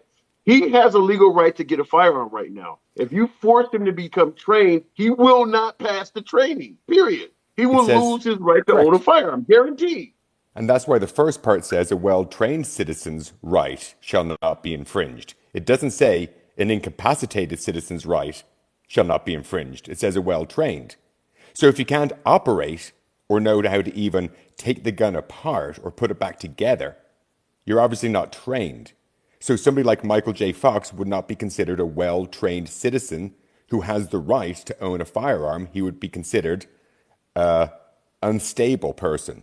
A well-trained, again, could also go to mental health. Do you have the mental health training to be able to operate this safely?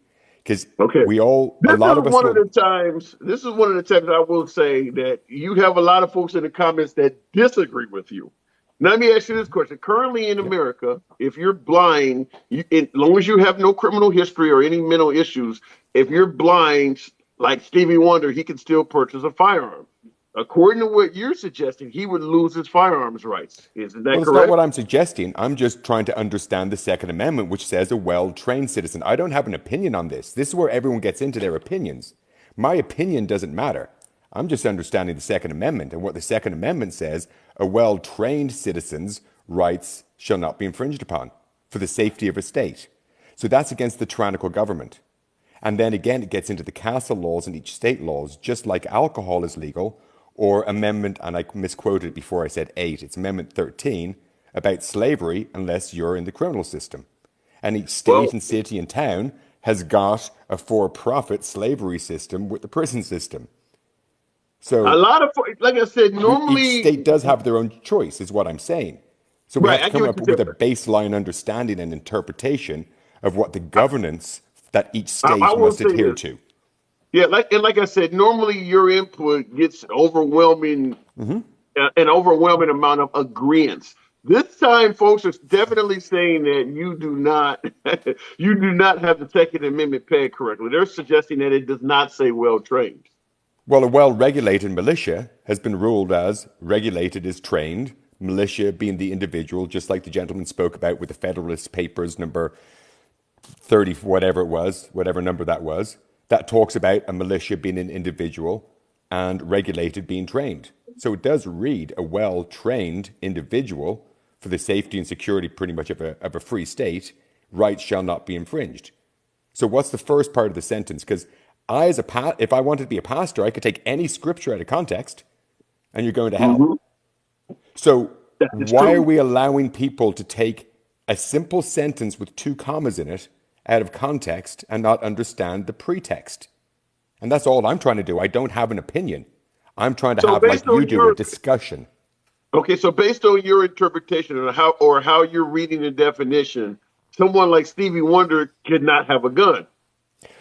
If he can pass whatever training regulations are put in place by, again, What's he going to do I'm that? going to ask you a question, because this is where we the people have to have a conversation, because we the people decide with our vote. So Okay. while we also are all about the Second Amendment, the Second Amendment is a last recourse where our vote should be better. And if citizens are scared of other citizens due to the laws that have been passed, does that not mean that we should be looking at the laws that are creating the problem in society that creates the problem? So our vote is more important because that's more powerful, because our vote controls our local area, not the federal government. See, I don't Okay, I mind if don't. Alaska's got the most gun ownerships because I don't live there. That's their right. I care Okay, about I my don't city and know. town. Yeah. See, I don't know how. Yeah, you're. I'm kind of confused on this one because you're talking about the voting and things like that. I'm under the impression the Second Amendment is a right, just like the right to free speech is not about being voted on. I mean, you're making it sound like it's something that every state gets to pick and choose. And I mean, there's a reason why Chicago's gun laws have gotten more lenient, is because the citizens of Chicago, like the last caller Randy was suggesting, they took the government of Chicago to court. And the Supreme Court ruled that these citizens have Second Amendment rights. And now gun laws in Chicago have relaxed substantially because they cannot. It's not about voting on. That's what I'm under the impression. You're talking about voting on stuff, and when it comes to the Second Amendment, I'm not aware of you voting on anything. Well, when it comes to the Chicago aspect, that was a law that the politicians passed. I don't believe it was put on the ballot for the people. So that's why then you can go after the politician, because they're not going after the will of the people. So if you want to change, something has to go on a ballot. And that's where certain states have banned high magazines, large magazines. You So we can't, know even that if it can you be restricted. Well, let me say it this way: even if you vote, you can't vote away like. Okay, I'm African American. If a town wanted to vote that I'm not allowed in that town. They can't do that. You can't vote out a constitutional right. Doesn't matter if you voted or a politician. It's protected by the 100%. federal constitution. You can't vote that out. Except what they'll do is they'll change a law in that town, pull you over for speeding, lock you up, and suddenly you're in the judicial system and now you're their slave. And we know Okay, that now there's that's certain different. towns and states, so we know that Okay, the laws are very important. And so we know now that okay, the politicians can actually, by the way they've manipulated the laws and got us distracted against each other and not worried okay. about our country is, that's where we need to get back to, not necessarily the red or the blue, but the conversation like we're having of just understanding. Well, I agree with the backdoor ways of getting things. Yeah, I agree with that. I mean, to me, I've said it before in my broadcast that the criminal justice system is the answer to eradicating slavery. They Yep. find ways to put you in there, then they make you work for free. I mean, so I understand that, but I'm just saying on its face, you don't have to vote in regards to the Second Amendment. You're talking about doing things backdoor. Yeah, that's a whole different argument. But on its face, the Second Amendment is a right. You can't vote that out. The Second Amendment is a right that the states must adhere to in their own state constitution. And I agree with the Second Amendment right, but what I'm discussing is the interpretation. Because I'm just, again, reading it as a no personal defense clause in there whatsoever. It's a well trained citizen to defend against a tyrannical government. And then each state has been able to put in their different laws to further that and say, if you are a well trained citizen, we're going to further that within our state or a city or a town to enable you to other weapons for personal protection rights. And those are the different castle laws. So Okay, now, real that's quick, where, hang on a second. Okay, hang on a second. So my moderator, Don, I didn't see unapologetics comment. Don't I see you said let the man because I want to see that. I didn't see what he said. I'm gonna look for that. But go ahead, real money. yeah, no, so I'm just trying to understand the actual phraseology and how our country works because the federal constitution just governs the state constitution, and then the state constitution just governs your local city and town. So the state must adhere to the Second Amendment, but just like each law for Amendment 13, and every city and town has got different reasons for taking away your rights and for putting you in, and they will make different monetary gains depending on what part of the country you're in. So they manipulate it. And so that's where it comes back to the laws in our local town and areas of we're all concerned with what's going on in another state, but we don't even know who our local representative is. And so again, they're distracting us against each other, which benefits them because violence equals profit. Yeah. Well, at the end of the day, we know it's all based on the phrase "follow the money." I get that, but I guess where I had the disagreement with is where you're talking about voting in regards to gun laws. Gun laws, the Second Amendment is just a Second Amendment. It doesn't require you to do anything but reach the age of 18 without committing a felony. If you do that, no training is required. Nothing. No, like I said, not even eyesight. Now Being you're honest, it suggesting doesn't that a even say well-trained 18. militia means you got to be, huh? Being honest, it doesn't even say 18. Where does it say 18 in there? It just says a well-trained citizen or a well-regulated militia, and a regulated militia has been ruled as well-trained. So that could That's even a good be a point. It doesn't. 6-year-old who can be out hunting to help defend his property because, again, I'm not against it. I'm just discussing it. That's a good point. You're right. It doesn't say 18. Based on that, yeah, you could be 5 years old and have an AR. I mean, it doesn't say 18. 100%. So again, So really good point. I'm not saying what my opinion is. I'm just trying to have a very open discussion of a basic sentence that everyone loves to just go, shall not be infringed. Again, take scripture out of context and you're going to hell. And we know that that's not right. So let's have the discussion of basically what it is and also helping people understand their rights. If you want to own a tank, get with your local city and town and own a tank, pass the laws, regulate it. I don't care. But you can't Yeah. Well, drive that tank across city or state lines. You can have it in your town. That's great. Enjoy. Just like I can't take cannabis from town to town to state. But in whatever state I am, I can have it. And I will say the chosen one, what it says, the chosen none is saying people are literally misinterpreting the Second Amendment as just a rambling paragraph. I mean, based on what he is suggesting, yeah, why be 18? I mean, if you can show proficiency, well, you don't even need to show proficiency. But let's say you are 5 or 6 years old and you're really, I mean, there are some people out there circus folks and things. There's some there. You can be very young and still be damn near a sharpshooter. So yeah, why does the age stop? If you really want to be as frank and honest with the Second Amendment as you can be, yeah, what would stop a 13, 14-year-old from setting on a pistol? I mean, it is no age limit on it. It doesn't say you have to be an adult, does it? No. So here's a suggestion. We've got a great amount of veterans who need help, who also want to be able to work with people and get back into society. Why don't they train people and pass them in certification in the different weaponry? Because we would never give a weapon to a military person and just send them out into battle and go for it. We train them on how it comes apart, how to replace things, what to look for, what to maintain. So again, I'm just advocating. I don't have an opinion. But technically, couldn't you be 2 years old and be able to put a gun together back and forth better than most a 70-year-old? Yeah, So, I mean, and get as past? goofy as that sounds, yeah. So I mean, I'm all about the Second Amendment, but we're all misinterpreting it and not just having an open conversation because we all get stuck on red or blue shall not be infringed. Well, your state's rights is more where you want to focus. Own a tank, I don't care. Yeah, I can't argue with that. All right, well, I do need to move it Appreciate your on, time. man. I You've been do an need to absolute move it gentleman. on. Absolutely. Yeah, and I always love hearing from you, man. Always. You always give me a different perspective. Well, I always appreciate your conversations because everyone's very open and it is a discussion. Because we're not here against each other. I don't hate anyone. Nope. If anything, I'm annoyed at the politicians who are passing laws that pit us against each other. And we need to fix Absolutely. that. All right, well, come on back Thank you. anytime. I love hearing from Real Money. But one of the things, because I mean, he's Irish, I believe it is.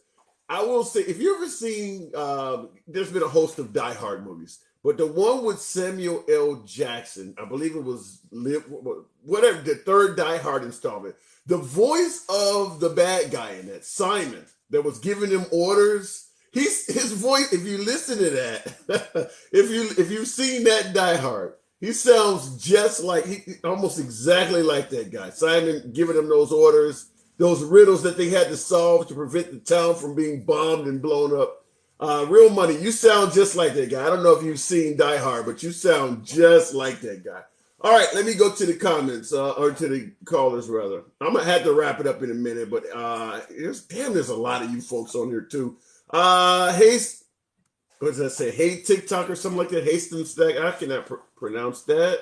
All right, let's bring it on. Love Die Hard. In fact, I watched it while Hate comes in here. I see your comment said, love Die Hard, Real Money. I just watched the original again yesterday. Bruce Willis is going through some health problems. I think he had to retire from acting. And they put it on Hulu. And I actually watched the original Die Hard from 1988. Still a classic, still an awesome movie. Where was all those? And I don't know why this other gentleman is not coming on here, but where was all those tough 2A zombies at when they had a chance on January 6th? They were carrying firearms within the crowd, probably. Patriot Rep says I'm still here. Okay, if I can get you in right now, my is I was trying to bring in Haystack on TikTok and it's frozen for some reason, but we'll move on to add the great. I see. Let me see. I have an example of the last time government took weapons and what happened. In America, I suppose you're talking about. You know, like I said, America has been tyrannical since day one. Your firearms has done our firearms have done nothing to prevent tyranny in this country. Most of America's history has been tyrannical. At the great. Good afternoon. What's good with you, man? You the man. What's going on? Oh, nothing, man. I got a question about this. Well, not a question. It's Let it rip. rhetorical, but all right, here you go. Okay, about this gun law. Let me ask a question. If me and you were sitting at a table, and I took a gun and I put it in the middle of the table, who gets shot first? If you took a firearm, just a dormant gun, and just sat it down in the middle of the table. Yeah, ain't none of us touching it. I don't have it. You don't have it. It's just in the middle of the table. Who gets shot first? No, I mean nobody would get shot. Okay, well then that means guns is not the problem. It's the people toting the guns that's the problem. So you can't just get rid of the guns because the guns are not the problem. Right. Let me ask you this question. Say you and I are sitting at the same table. I reach in my pants and pull out a bag of fentanyl and put it on top of your gun and just leave it there. Nobody touches it. Who overdoses?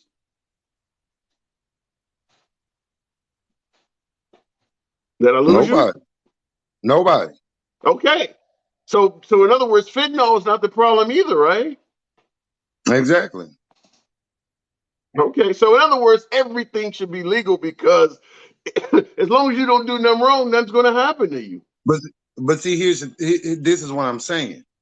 The gun fentanyl ain't the problem. Guns ain't the problem. It's the people that own it is the problem, which is why you need proper education.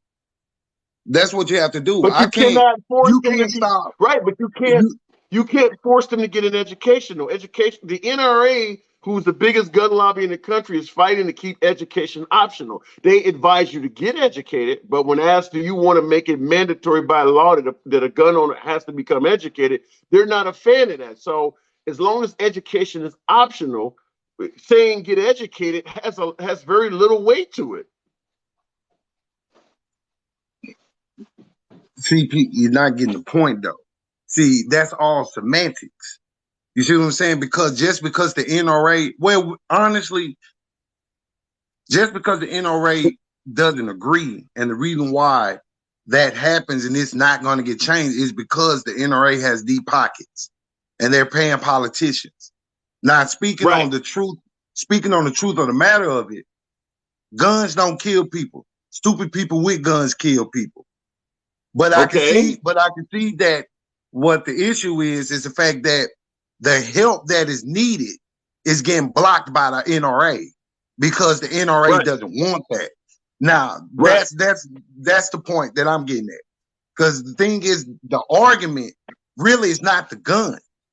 The guns is not the argument. The argument really is the fact that we have an organization that is blocking legislature that can happen to where guns can be safer. Now, I do feel that assault rifles need to be banned. I do believe that. I do believe assault rifles need to be banned. Considering how you started this conversation off, that's a real surprise. I did not expect you to say that, but continue. Well, see, like I told you, I'm independent. I'm a true patriot. True patriots are neither liberal or conservative. True patriot is a patriot and see things right down the middle. Now, I don't hold no affiliation to no party. I hold my affiliation to the people. That's who my affiliation is, to the people. So what I'm saying is the fact that I do feel that assault rifles should be banned, and I mean all the way around, even at the police level. What is the definition of an assault rifle to you? Assault rifle will be a semi-automatic rifle. So anything that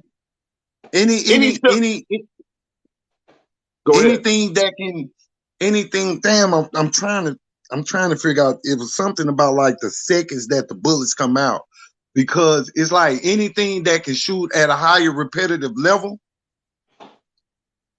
as a rifle. Now, hunting rifles, that's good.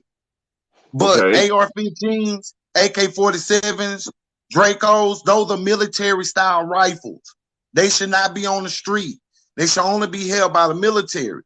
Now, I also can see for people that want their assault rifles, because just in case our government want to try to do some fraud mess and we need to overthrow our government, we need to have at least the same type of firepower that they have. And I do feel that because assault rifles are legal, that's literally what's keeping the powers to be at the top from trying to really truly attack the people.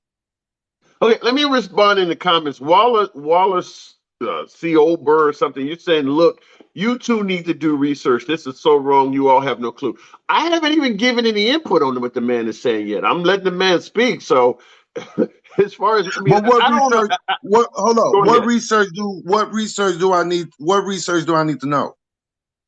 Because the thing is, you can sit up here and you can read as many books as you can. Only thing is, if you're using education as a basic form of intellect, that means you're brainwashed. I'm looking in the streets. I'm seeing with my own eyes what's going on. In my neighborhood, everybody got a Draco or AK-47. I got 3, and I'm willing to give mine up. What are you talking about? Now, I can understand you might live in the suburbs where it's not that many. I live close to the hood. I'm from the hood. Everybody, my older sister who is 50, she has an AK. My older brother has an AK. My twin sister has an AR-15. My cousins, female cousins, have AR-15s. Our grandfather taught us at a young age how to hunt, fish, trap, track. Whether you was male or female, you know how to shoot a gun. I'm from the South. That's what we do. No matter whether you, and the thing is, anybody from the South, even white people that's from the South, they can tell you it ain't even a racial thing. That's what we do down here. That's what we do. We are trained to hunt, shoot, fish. We are trained survival tactics at a young age. Well, as Master P once said, how you do that there? All right, okay, fair enough. I'm not from the South. You know, I'm because from the down here South, but I get your point. Yeah, down here we're trained to be survivalists, like real survivalists, dude. Like, so that's why I say I can understand people from the both ends, but I'm also thinking that some of this stuff is not coincidence anymore. Because you just had another mass shooting in Philadelphia, 3 dead, 11 injured. Like, come so on, would you support raising the age? Yes. To what because age? when you 25. Okay. 25. Because see, when you're 18, because you listen, you can buy an AK-47 at 18, but you got to be 21 to buy a handgun. Let me stop you real quick. Somebody in the comments, the other dude. Now, why do you need 3 AKs? How would you respond to a question like that? Why I need 3? I don't need 3 AKs. I wanted 3 AKs. You see the problem? That's the problem. So what if an 18-year-old wants 3 AKs? They shouldn't get it. That's why I'm selling 2 of them. That's why I'm selling 2 of my guns. I'm selling 2. Because see, this is the thing. The reason why I have mine is because I have to protect my house. I have to protect my family. I have to protect those that I love. And I'm willing to protect them with my life, which means I'm going to war. You mess with my family, I'm going to war. That's how I feel. Not apply? Can that same statement and scenario not apply to an 18-year-old? Can they not have their own place or their own apartment and live with their own family? Well, see, mentally, they're not even ready yet to have a gun. They don't even know what a gun really is used for. Mentally, they're still figuring stuff out. Literally, you just got out of high school. You just got out of high school. You're about to go to college. You don't even know how to budget money yet. You feel me? That's why I'm saying you don't know none of that yet. And I went into the service at 18. So trust me, it's when you're 18, mentally, you're not there. You're not there. You're just not there. So it needs to be 25 because majority of the murders in my city are between 18 and 24.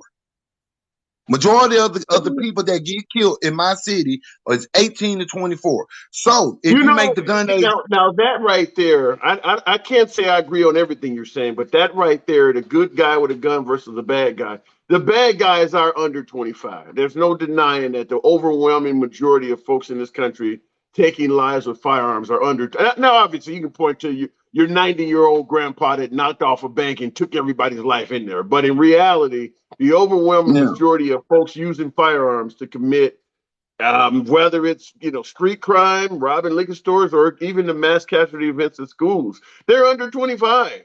There's no denying that the majority of them doing that are under 25. It's also the media. It's also the media, like what these. If you know about military, in the old days, they used to have a drummer boy. The drummer boy used to beat on the drum, which used to give off a cadence. That was signals. Each way he drummed, the different rhythm of his drum beat was directions. You feel what I'm saying? Okay. Now, those same drum beats are in rap music now. The same exact drum beats are in rap music. Or Okay, they're you in the losing me. What are music. you losing me now? Okay. What are you So suggesting? it's what I'm saying is music can change your mental. Music can make you do things that you otherwise wouldn't do, especially So when your mental is weak. are A you lot of suggesting that I'm listening to Cardi B and thinking about going and taking out of school? Nah, if you listen to Cardi B, you thinking about getting on the corner hoeing. Okay. You see what I'm saying? What I'm saying is a lot of the kids, a lot of the people that are doing the shooting today are influenced or being influenced by other factors. Because just like the Heavenly Father can put a thought in your head, the devil can put a thought in your head as well. And what people got to understand, there are just evil people in this world that can be easily manipulated. Through the drums. It's not necessarily the drums, it's the cadence. It's literally the cadence. You know how music in church can move people to shout? Have you ever Yeah. been to one of them? Oh, okay. Music can Yeah, they also call have it the same adverse catching effect. catching the Holy Ghost is what they call it. Well, you Yeah. can also catch a demon. Music has the same effect.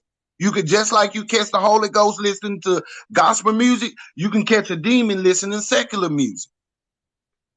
Okay. Well, like I said, you over my head on that, but I gotta move it on, man. But All right, that's man. I have not heard that before. I will just say that I have not heard that before. But I'll Yeah, give you the last word. it's like I'm saying, I'm just thinking a bit. I'm just thinking about this out the box. I'm critically thinking because there's more sinister stuff here than we can see with our eyes. And I really do think that some of these shootings are flag events just to pass this gun law. Okay. I don't think that all of these events are coincidences. I don't. I do not think that. I do not think because they're happening too frequently. And I don't think all of this is a coincidence. I think that all of these are happening just to pass that law. All right. All right. Well, let me move it on, man. I appreciate it. All right. Thank you for having me Now, on. Now, I'm not going to say that I agree with him on most of that. But like I said, I always let the folks speak. I made that clear. Does the drum beats hold certain frequencies that make us want to get up and commit satanic acts like that? I'm not. I don't know where to go with that other than talk to somebody who studies brain waves, and things of that nature. That's well above my knowledge scope. So if that's the case, and I see some of you folks in the comments agree with what he's saying, so it is what it is. Like I said, I let the men speak. I see Murphy B said he agreed with it. So people are killing others to get a law made. I don't know. It's a blue-eyed devil's fault. Oh my God! Shout out to Farrakhan, I guess. DeSantis is going to beat Trump for the Republican nomination. Not in 2024. He's not. Okay. Let me move it on. I do got to wrap it up, but there's so many of you folks in here coming through. Jeff has been holding. CMB, man, I'm going to have to catch you on the next one. I see you're in there for a second time. I haven't given any of these folks a first time in here, and I'm going to have to wrap it up in a minute. Jeff, good evening. Hey, handsome liberal, how we doing? I'm hearing some interesting perspectives. Did you enjoy my last caller? Oh yeah, man. I didn't agree with a lot of what he said either, but the thing he was saying about drums though, I think that, because like when you listen to music, it's going to impact you, your spirit or your body or whatever. It does have some kind of impact. So if that can be directed or I don't really know, but so I think he may have been onto something. I don't know. Well, I will say this: if music can impact my ability to dance, I understand some folks like to have music on while being involved in intimacy, but it's usually while they feel that way while the music is on. It's not like I hear "Let the bodies hit the floor" and then I drive 20 miles and go take. No, "Let the body hit the floor" needs to be still playing. So, but Fair enough. I don't know. To me, if for music to lead you to doing something like that, there has to be more there than just that song. Sure, sure. And so then you might get into MK Ultra territory, or whatever. And I don't know anything about that. So no, but Yeah, the it's above thing, my yeah, above my pay grade. But the reason that I wanted to get on, you had that British guy on there. I'm pretty sure he's probably from Northern Ireland, just guessing Yeah, from his he's accent. from Ireland. He's from Real Money Jiggles. He's very intelligent. He's from Ireland, I believe. Yeah, yeah. It sounded like Northern Ireland to me. The Northern Ireland, their accent is a little bit easier to understand. You get people from the southern part of Ireland, you can't understand those guys, man. I don't know what the hell they're talking about. But so I Fair think enough. it's probably part of the UK. I think he was probably in there. But Okay. they even though that's where my people came from, right? They drive me crazy because they don't respect or understand our Constitution. I would prefer they didn't come here. I prefer they keep them stay the hell So over in the UK. are you suggesting that he doesn't understand the Constitution? Do you see here not too long ago they got that was it Prince Harry or whatever out there in California talking about restricting the First Amendment, stuff like that. They don't have any appreciation for it. They really don't. But the thing that he kept saying, which was I'm telling you, that's why I don't like we don't really need people from the UK. My family left there because Europe sucks. So we could leave them over. We could leave them. You know what I'm My saying? But God. so but the thing is, okay, so the Second Amendment, it says and it's from basically I don't know if it's the exact quote, but a well-regulated militia, right, comma, being necessary for the security of a free state, something like that, right? So because you need to have a free Okay. state and you need to have a well-regulated militia, that's why the right of the people to own and bear arms shall not be infringed, right? Because you need So, to be able to formulate a militia, you can't impact people's ability to own a firearm, to be able to purchase and own a firearm. That the Heller decision agrees with that individual right. They agree with that interpretation because that's what it says. That's how it reads. okay, fair enough. Well, but let me ask, what do you think about his comment in regards to there is no age limit in the Constitution? Yeah, I mean, I think, and I don't know. I would have to look at more. I would have to see if what the Supreme Court said about this. But I would think that because we look at the Constitution as a contract with the people, to enter into any contract, you have to be the age of majority. So I think that's probably where they land on 18 years old. Because if you're looking at Yeah, but that's basically, not officially in the contract. I mean, it's not officially in the no, Constitution, though. no, it's not. But So it could, to be able to have a meeting of the minds, right? You have to have that. It's assumed that you need to be at the age of majority to have a meeting of the minds and to be able to enter into a contract. So that's what I'm saying. I think we land at 18 because of the fact, just because contract law basically works that way. I think that's why right. we land there. Okay. But in other words, it indeed could be argued in court then, because, like I said, Oh, sure. you're saying, yeah, you're mentioning it from an assumption standpoint, but at the end of the day, it's not officially in there. No, it's not. And it's interesting because, like I said, I went to high school in Alaska, and the high school I went to, the students that had pickup trucks, they all had hunting rifles in their pickup trucks, in the windows in their pickup trucks. They brought them to school every day, so they weren't 18. Yeah. So I'm And I not sure how see, that worked either. yeah, and I see T Mac put in the comments, kids got rights too. See, Man, and I guess this so. is where I keep saying, and this is where I keep saying, folks, it is very difficult for us to come to any solution when both sides, the left is making it sound like, we just want to do this or that. At the end of the day, we're not coming for it. Like, what did Biden say? We're not trying to take everybody's guns away. Everybody knows that's a lie. Everybody knows that at the end of the day, this is just step one. Even as a liberal, you're hearing it from a liberal. And by the way, get my likes up to 30,000. We're almost there.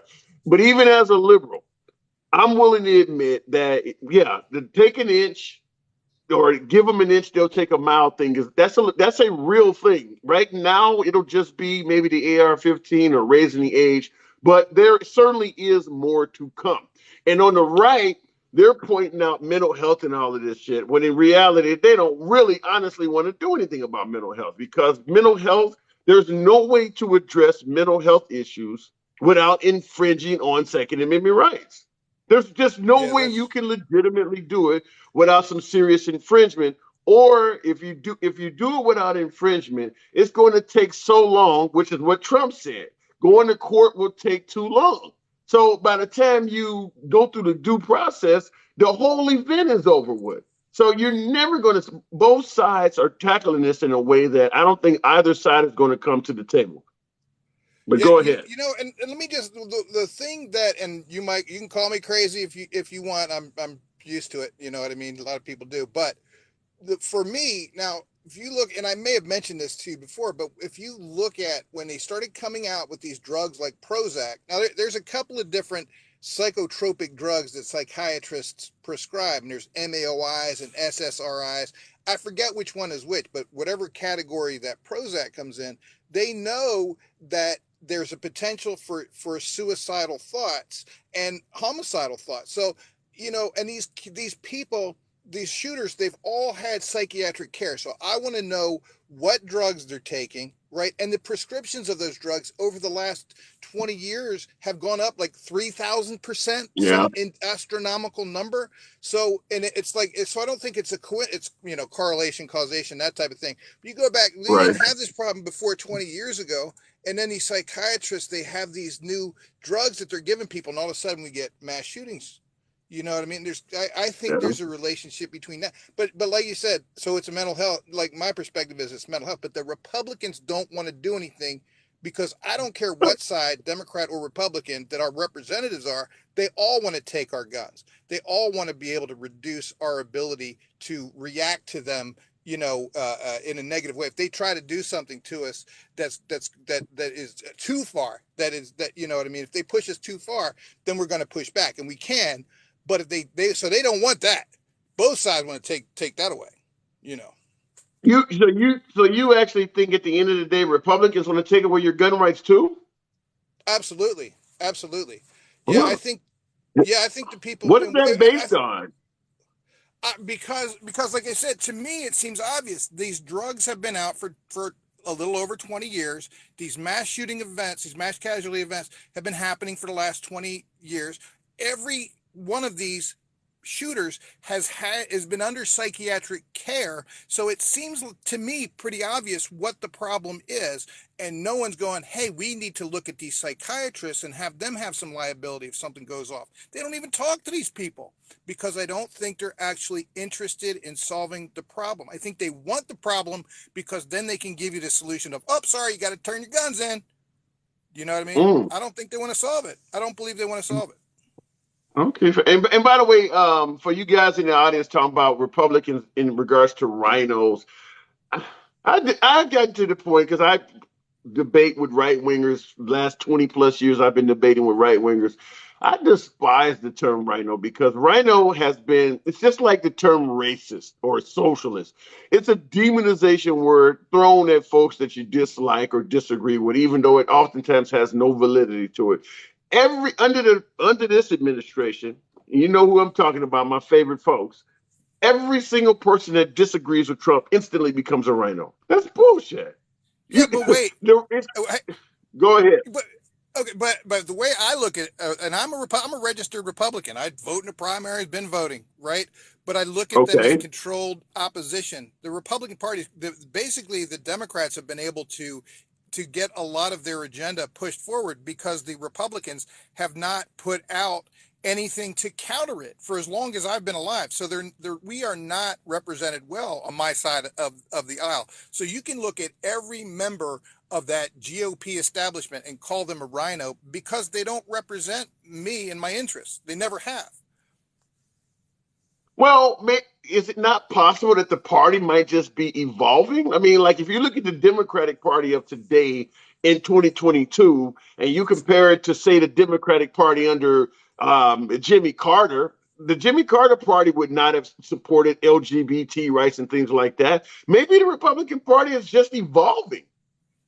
Well, yeah, no, because the Republican Party. If you go back to the '80s, and I know you're not a fan of Reagan, but Reagan, where he was at, is basically where the Republican voter was at. But the GOP, the establishment, hated Ronald Reagan. They did not like him a little bit, right? So the party has always been separated from the rank and file Republican voter. You do realize Ronald Reagan granted amnesty to a lot of illegals and let them stay here. He wouldn't even be able to run for office in today's society. Ronald Reagan would not be considered. Ronald Reagan would be a rhino by today's standards. So is Well, George W. Bush. In fact, I will say this. In fact, every single living Republican president or Republican nominee is considered a rhino by you guys, whether it's Mitt Romney, who was the nominee in 2012, John McCain, who was the nominee in 2008, George W. Bush, who was the president from 2000 to 2008. You guys don't like any of those people. So Yeah, they're no, all I don't like considered him. rhinos now. So what exactly is a Republican? I'll tell you the thing about Reagan though, and back when that happened, when amnesty happened, that would have made 100% logical sense if they secured the border, if we ended illegal immigration, which was the other half of that deal. So the deal was, okay, Democrats, we'll give you the amnesty, but then you have to give us a secure border, and they never legitimately wanted to secure that border. And you pointed this out too. Neither party really wanted that. But if that plan had worked, if we had a legitimate border and had given amnesty, I have no problem with that. The problem was the security at the border never happened.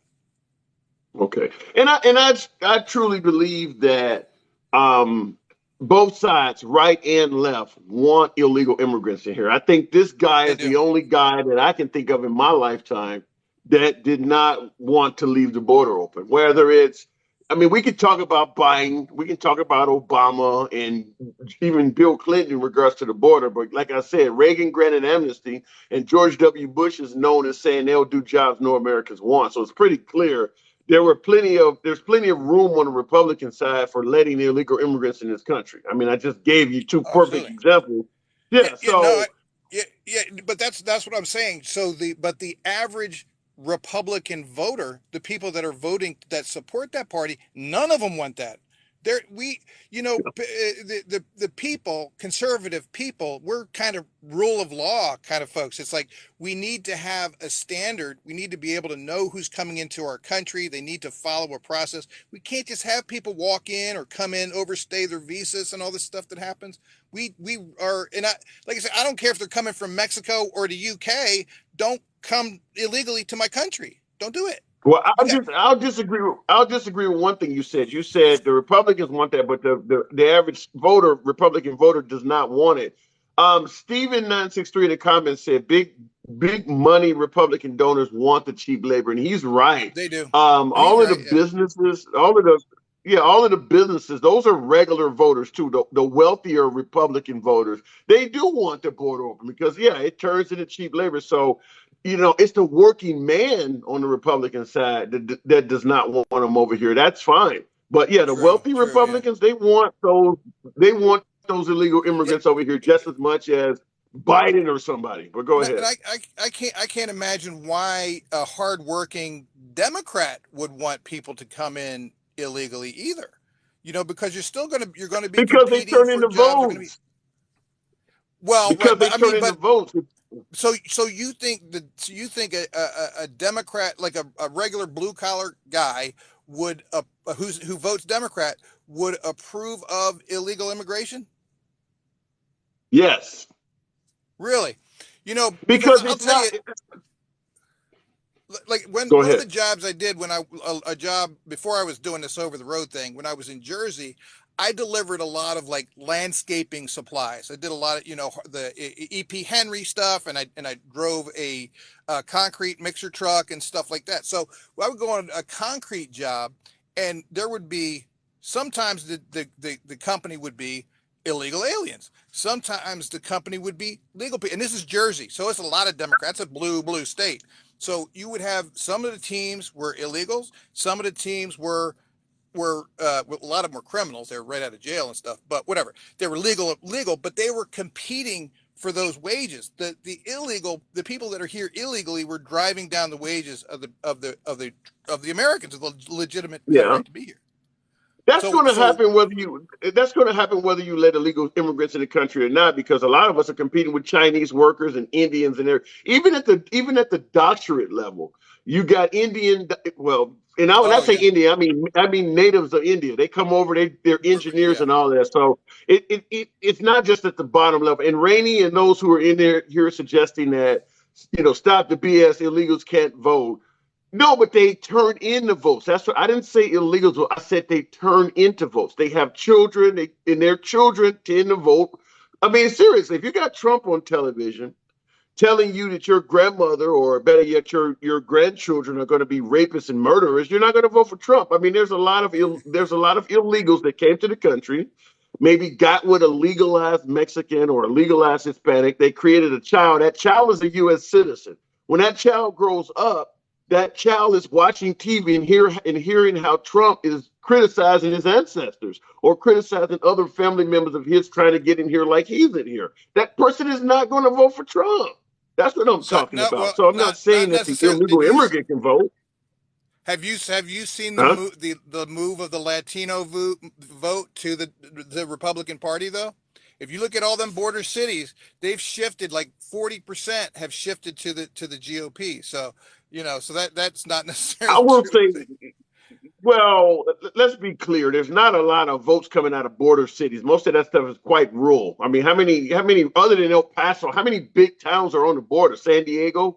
In reality, the Hispanics are still voting for the Democratic Party. I do understand Trump moved the numbers in the African American community too, because even though the minorities as a whole do not typically vote Republican, Trump at least spoke, like, for instance, to black people, vote for me. What the hell do you have to lose?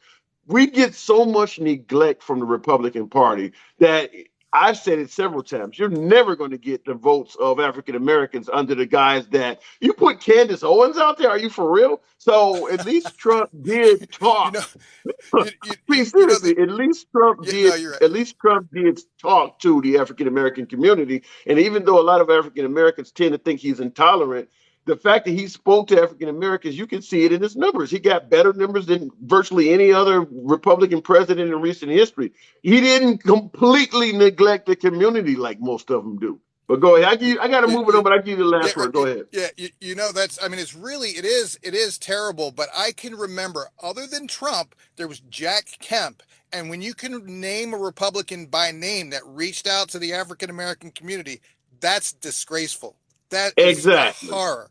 I mean, but he's the only guy, and I know him because he was a football player, and he so he was familiar with the African American community. He was involved in stuff like that, and he went out and tried to get that vote. I remember him specifically. I'm like, we need to pattern after that guy, and they never did it until Trump. So fair enough. All right, appreciate you coming through, man. All right, man. Have a great day. All right, you too. Yeah, I'm saying, listen, I'm not here to just promote liberalism or just bash Republicans. If I did that, my numbers would be way higher. You look at African Americans that support Trump or African Americans that promote liberalism and their whole audience is liberal, their numbers are way better than you'll see here. I don't get those numbers because I don't pick a side. I try to pick folks who are intelligent, folks who have a disagreement with me. A lot of times I get swayed. I learn a lot on this channel, and that does affect my numbers. Folks want to hear people who sound like them. At the end of the day, that's what they want to hear. They want to hear people who sound like them. I don't sound like anyone. That's why the right calls me oftentimes stupid or a libtard, and the left calls me a sellout or whatever name you want to give. So what? At the end of the day, the idea is to let you speak and to hear your opinion. I got to take one more. I do have to move on. You guys it's a lot of folks in here. You guys are awesome. And feel free to follow the channel. I'm generally on here at 7 o'clock in the evening on Monday through Friday. I didn't do a live on Friday, so I figured I'd cut. Folks, 30,000 likes. Wow. I just thank you for you guys made that happen. 30,000 likes. Appreciate that. What's up, bro? What's up? What that says, Island Vibe. Good evening. Can you hear me? Loud and clear, sir. Oh, great. It's just funny when you're just you're just seeing everyone in here like we want to battle each other, but eventually we all got to stick together because we're still under one corrupted government. You know what I mean? So it don't Yeah, matter if liberal or Republican or Democrat. We got to stick together because it's what's the difference of you liking the Lakers and I liking the Celtics? We're always going to have a disagreement, but that is eventually true. we all got to stick together. But what I wanted to talk about was a lot of the guys you had that come on here about the gun control law. So what I do is I'm an instructor for I help people get their CDLs and stuff. And the law that just came out about in February was allowing 18-year-olds to go over the road. And the reason why, as a trucker for over To 20 go over years, what? like Oh, go over oh the world. yeah, over the road. And the reason why for those who driven trucks knows that's a red flag is because they're still kids, you know? And for them going over the road is going to cause more accidents and they don't know the rules of the road yet because they barely got their regular driver's license. So when I'm helping these kids get their CDL, the first thing I said to them was, "Hey, it's funny you're getting your CDL, but you're not old enough to rent a car. How is that? You know, renting a car Yeah, yeah. you got to be 25." And then I'm like, "See, I think that's where they should put the age for buying guns is because 18 Well, and 20. let me say this. Okay. I get your point. I will say this: if there was some form of liability insurance, whereas Right. I mean there is liability insurance for gun owners, but it's optional. If there was a mandatory requirement that you get liability insurance with firearms, I believe the insurance companies would probably do exactly what you're saying. They would just like with rental cars. Yep. We're not gonna insure anybody that's 18. We just Yep. think that group is statistically so irresponsible. We're Yep. just not even going to Exactly. provide insurance. I believe that that's what would happen. But go ahead. Yes, exactly. And that's why I said we could have this disagreement. I love this discussion is because you'll rarely find the breed of those who are 18 and mature because those who are mature join the military because they're being taught to be disciplined rather than someone just being 18. Oh, I want to own a gun. Yeah, me, I have a lot of guns, but I love it because I'm a concealed permit carry. And when you're in that concealed class, they tell you what not to do and how to de-escalate situation. And one thing I love about it is when you take these concealed class, it teaches you not to show off that you're carrying, but that's why it's called Yeah, concealed because you're taught to hide it but not cause yeah, problems. Does that make sense?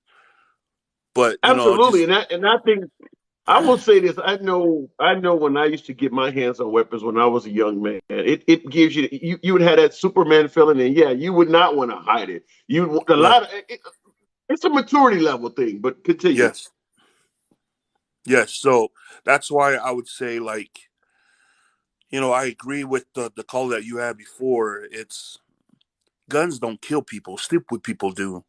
And and the Yeah, reason why, people don't mess with America is because all Americans have more guns than the military, so we would never get raided on. You know what I mean? I'll yeah, just say this yeah, because I live in Utah.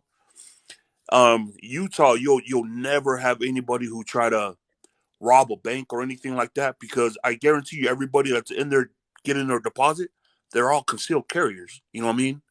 But it's not gonna stop anybody from doing something stupid. Because that seems to be the trend right now. Is people are trying to fight for our gun laws and then our rights and then changing our governments for everyone because our corrupted government. But at the same time, like I said before, when I jump on, we all just got to stick together because when it comes down to it, it's going to be all of us against those who are trying to take things away from us. You know what I mean? Well, I guess the problem I have, and real trucker Jeff, I see that beautiful. He's talking about Utah, beautiful state. The people are nutty. I will say this True though. that. Why do we have to automatically assume that if firearms are taken away, everybody's just going to turn into an animal? Is it Right. not possible? Is it? Let me just ask you this, and folks in the comments, I guess I'll ask you this as well. Is it not possible that if America was disarmed, that politicians would still run the country and not be tyrannical? Is it just a guarantee that if you lose your firearms, the country is going to turn into Hitler? I mean, do we look at Trump and Biden and Obama and think that your gun on your hip is the only thing that's stopping them from becoming Hitler? Is that how we're looking at this? Well, I just feel like they're hypocrites because they want to take. It's funny that all of our leaders want to take guns away from us, but they want to Okay. arm their security. You know what I mean? So it it really Well, doesn't they arming their security make because of you.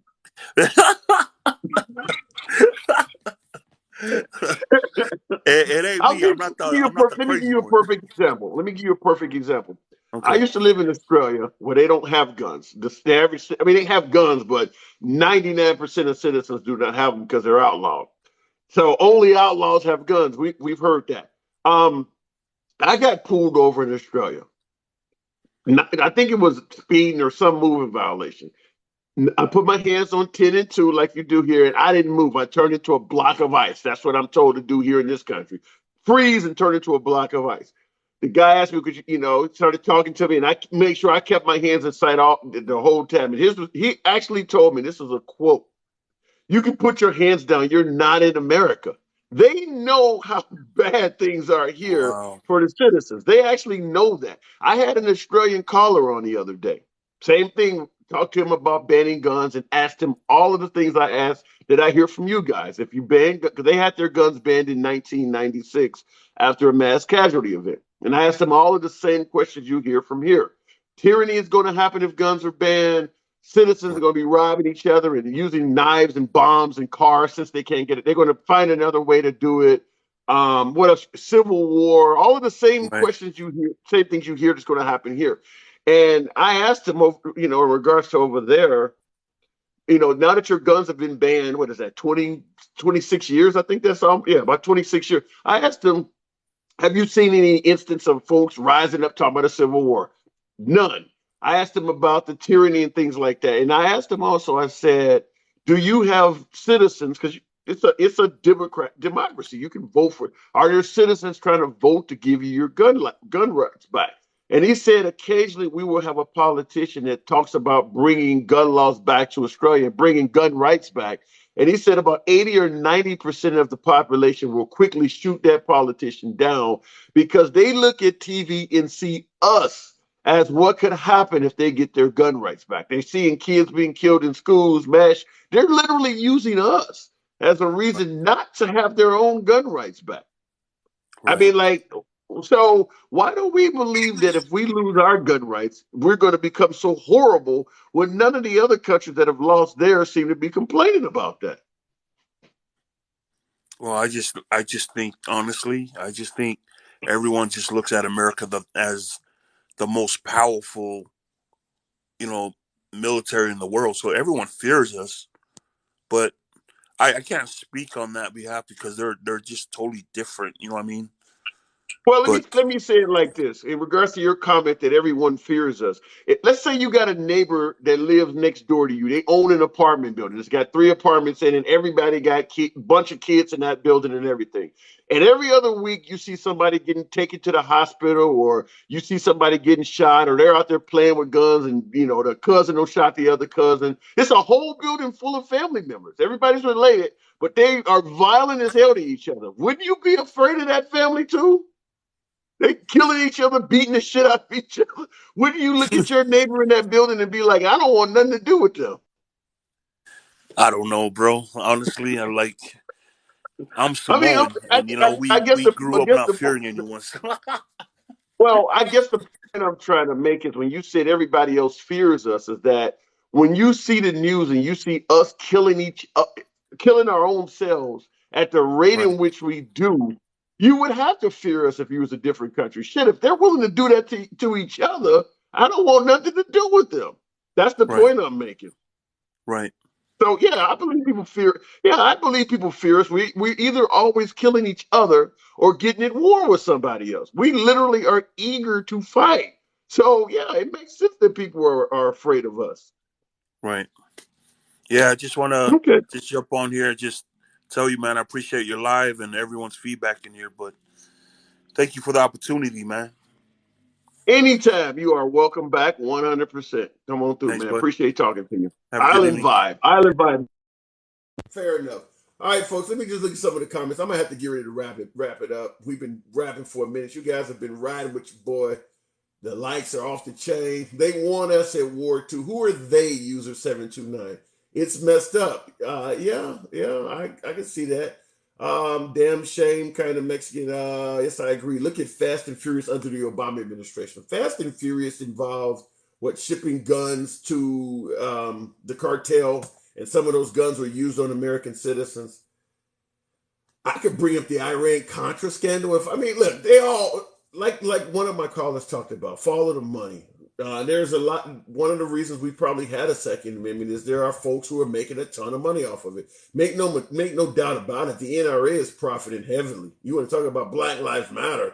How much money has went to the NRA? So I get your point though, but at the end of the day, Fast and Furious is a drop in the bucket in regards to America's gun crimes. It's not like this shit wasn't happening before Obama took office. So blaming Fast and Furious has very little to do with the problem we have.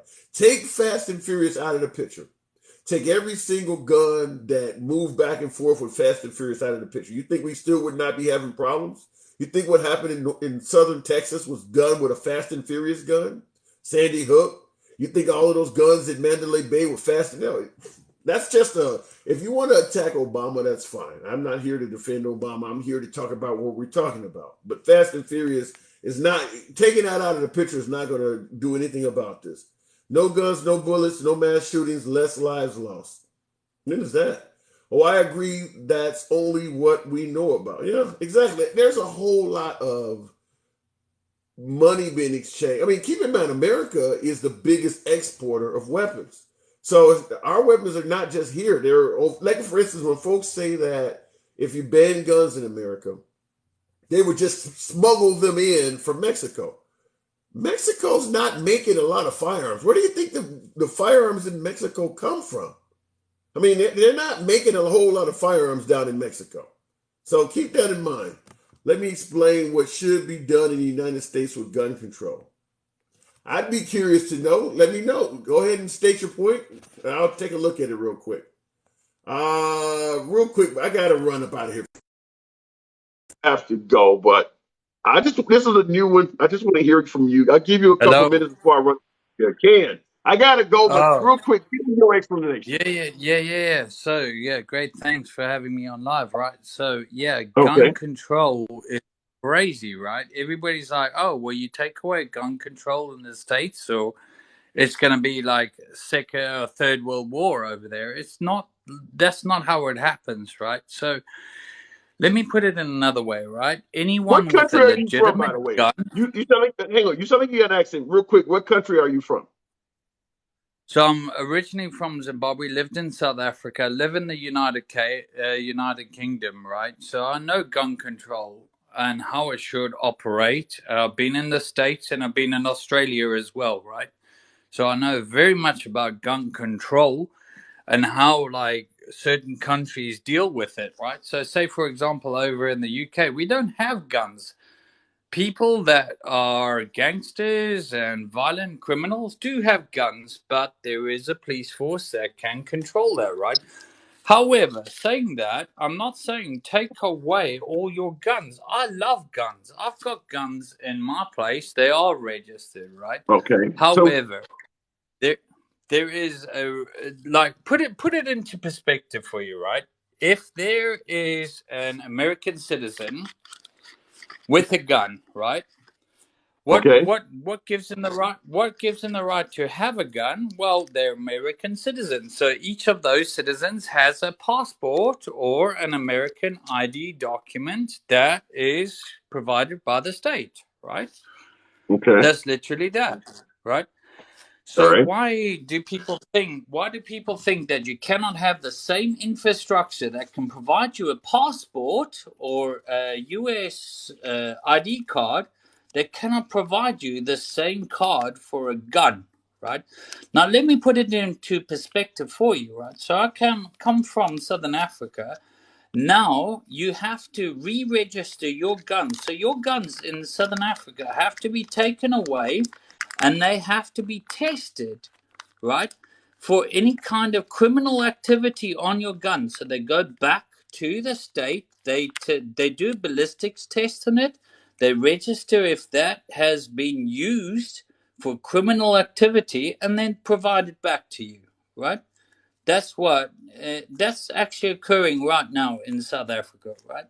Okay, To somebody in the to comments, minimize. somebody in the comments said, kill a commie for mommy. I love that. Kill a commie from damn. Okay, he suggested that South Africa is very violent. What do you have to say about that? It is extremely violent, right? But to be honest, you've had 233 mass shootings in the first 6 months of this year in America.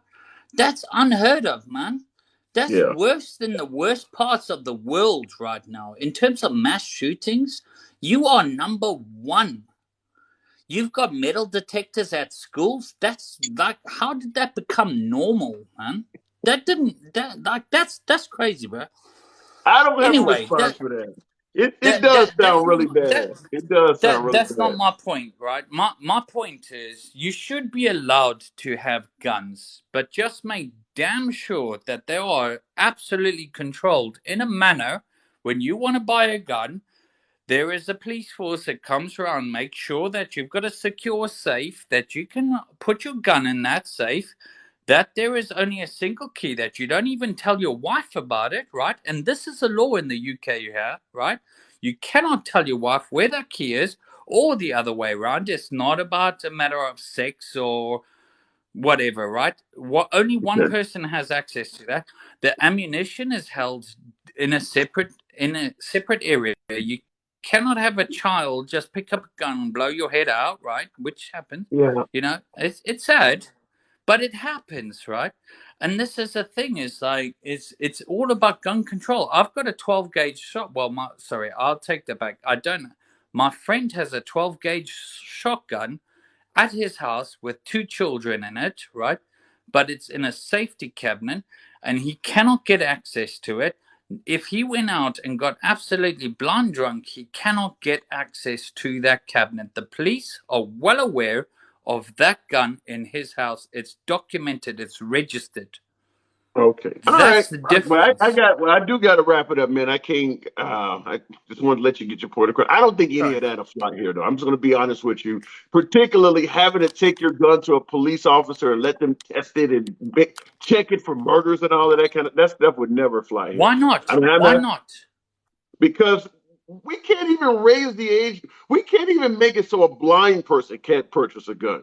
You're way ahead of that. You're out in space. I mean, I've talked about Michael J. Fox being allowed to get a gun, and the man can't even sit still. And people were like, "Yeah, he should be able to get a gun." You're so far away from where we're at. Come back to me at maybe 2120, and we might be able to have a conversation. But right now, that is not going to happen, man. That's just not going to happen. It But I should though, appreciate you man. coming It through. can happen overnight, bro. It can happen Okay. overnight. It's called gun reform. All That's all you right. need. You Okay. need a All right. government to do that for you. All All right, right. man. Take care. Come on through. Come on through. Look, I let the man speak. Like I said, free speech. I was about to go, but I thought he had a really strong point. I don't think that would fly in America. He said it could happen overnight. Yeah, with some type of coup. I can't imagine it. I mean, you guys. I see somebody in the comments laugh when I said Michael J. Fox. Yeah, I've had folks in my lives defend a blind man's right to own a gun. Defend quadriplegic. That means you can't use anything below the neck. You can't move your arms, you can't move your legs, but you can still legally buy a gun. And folks are suggesting, yes, don't infringe on his rights. What he is suggesting, if I can't even get folks to go against a quadriplegic being able to purchase a weapon, yeah, I think what he's talking about is out in space. You're not going to have a law-abiding, gun-owning citizen that agrees that he should have to take his firearm to the police every year, like he just suggested, and have them check it to make sure it wasn't used to commit murders. That's just not going to happen. All right, folks. Anyway, it's always a pleasure. I do have to wrap it up. We had a lengthy session here today. I'll see you at 7 o'clock tomorrow evening.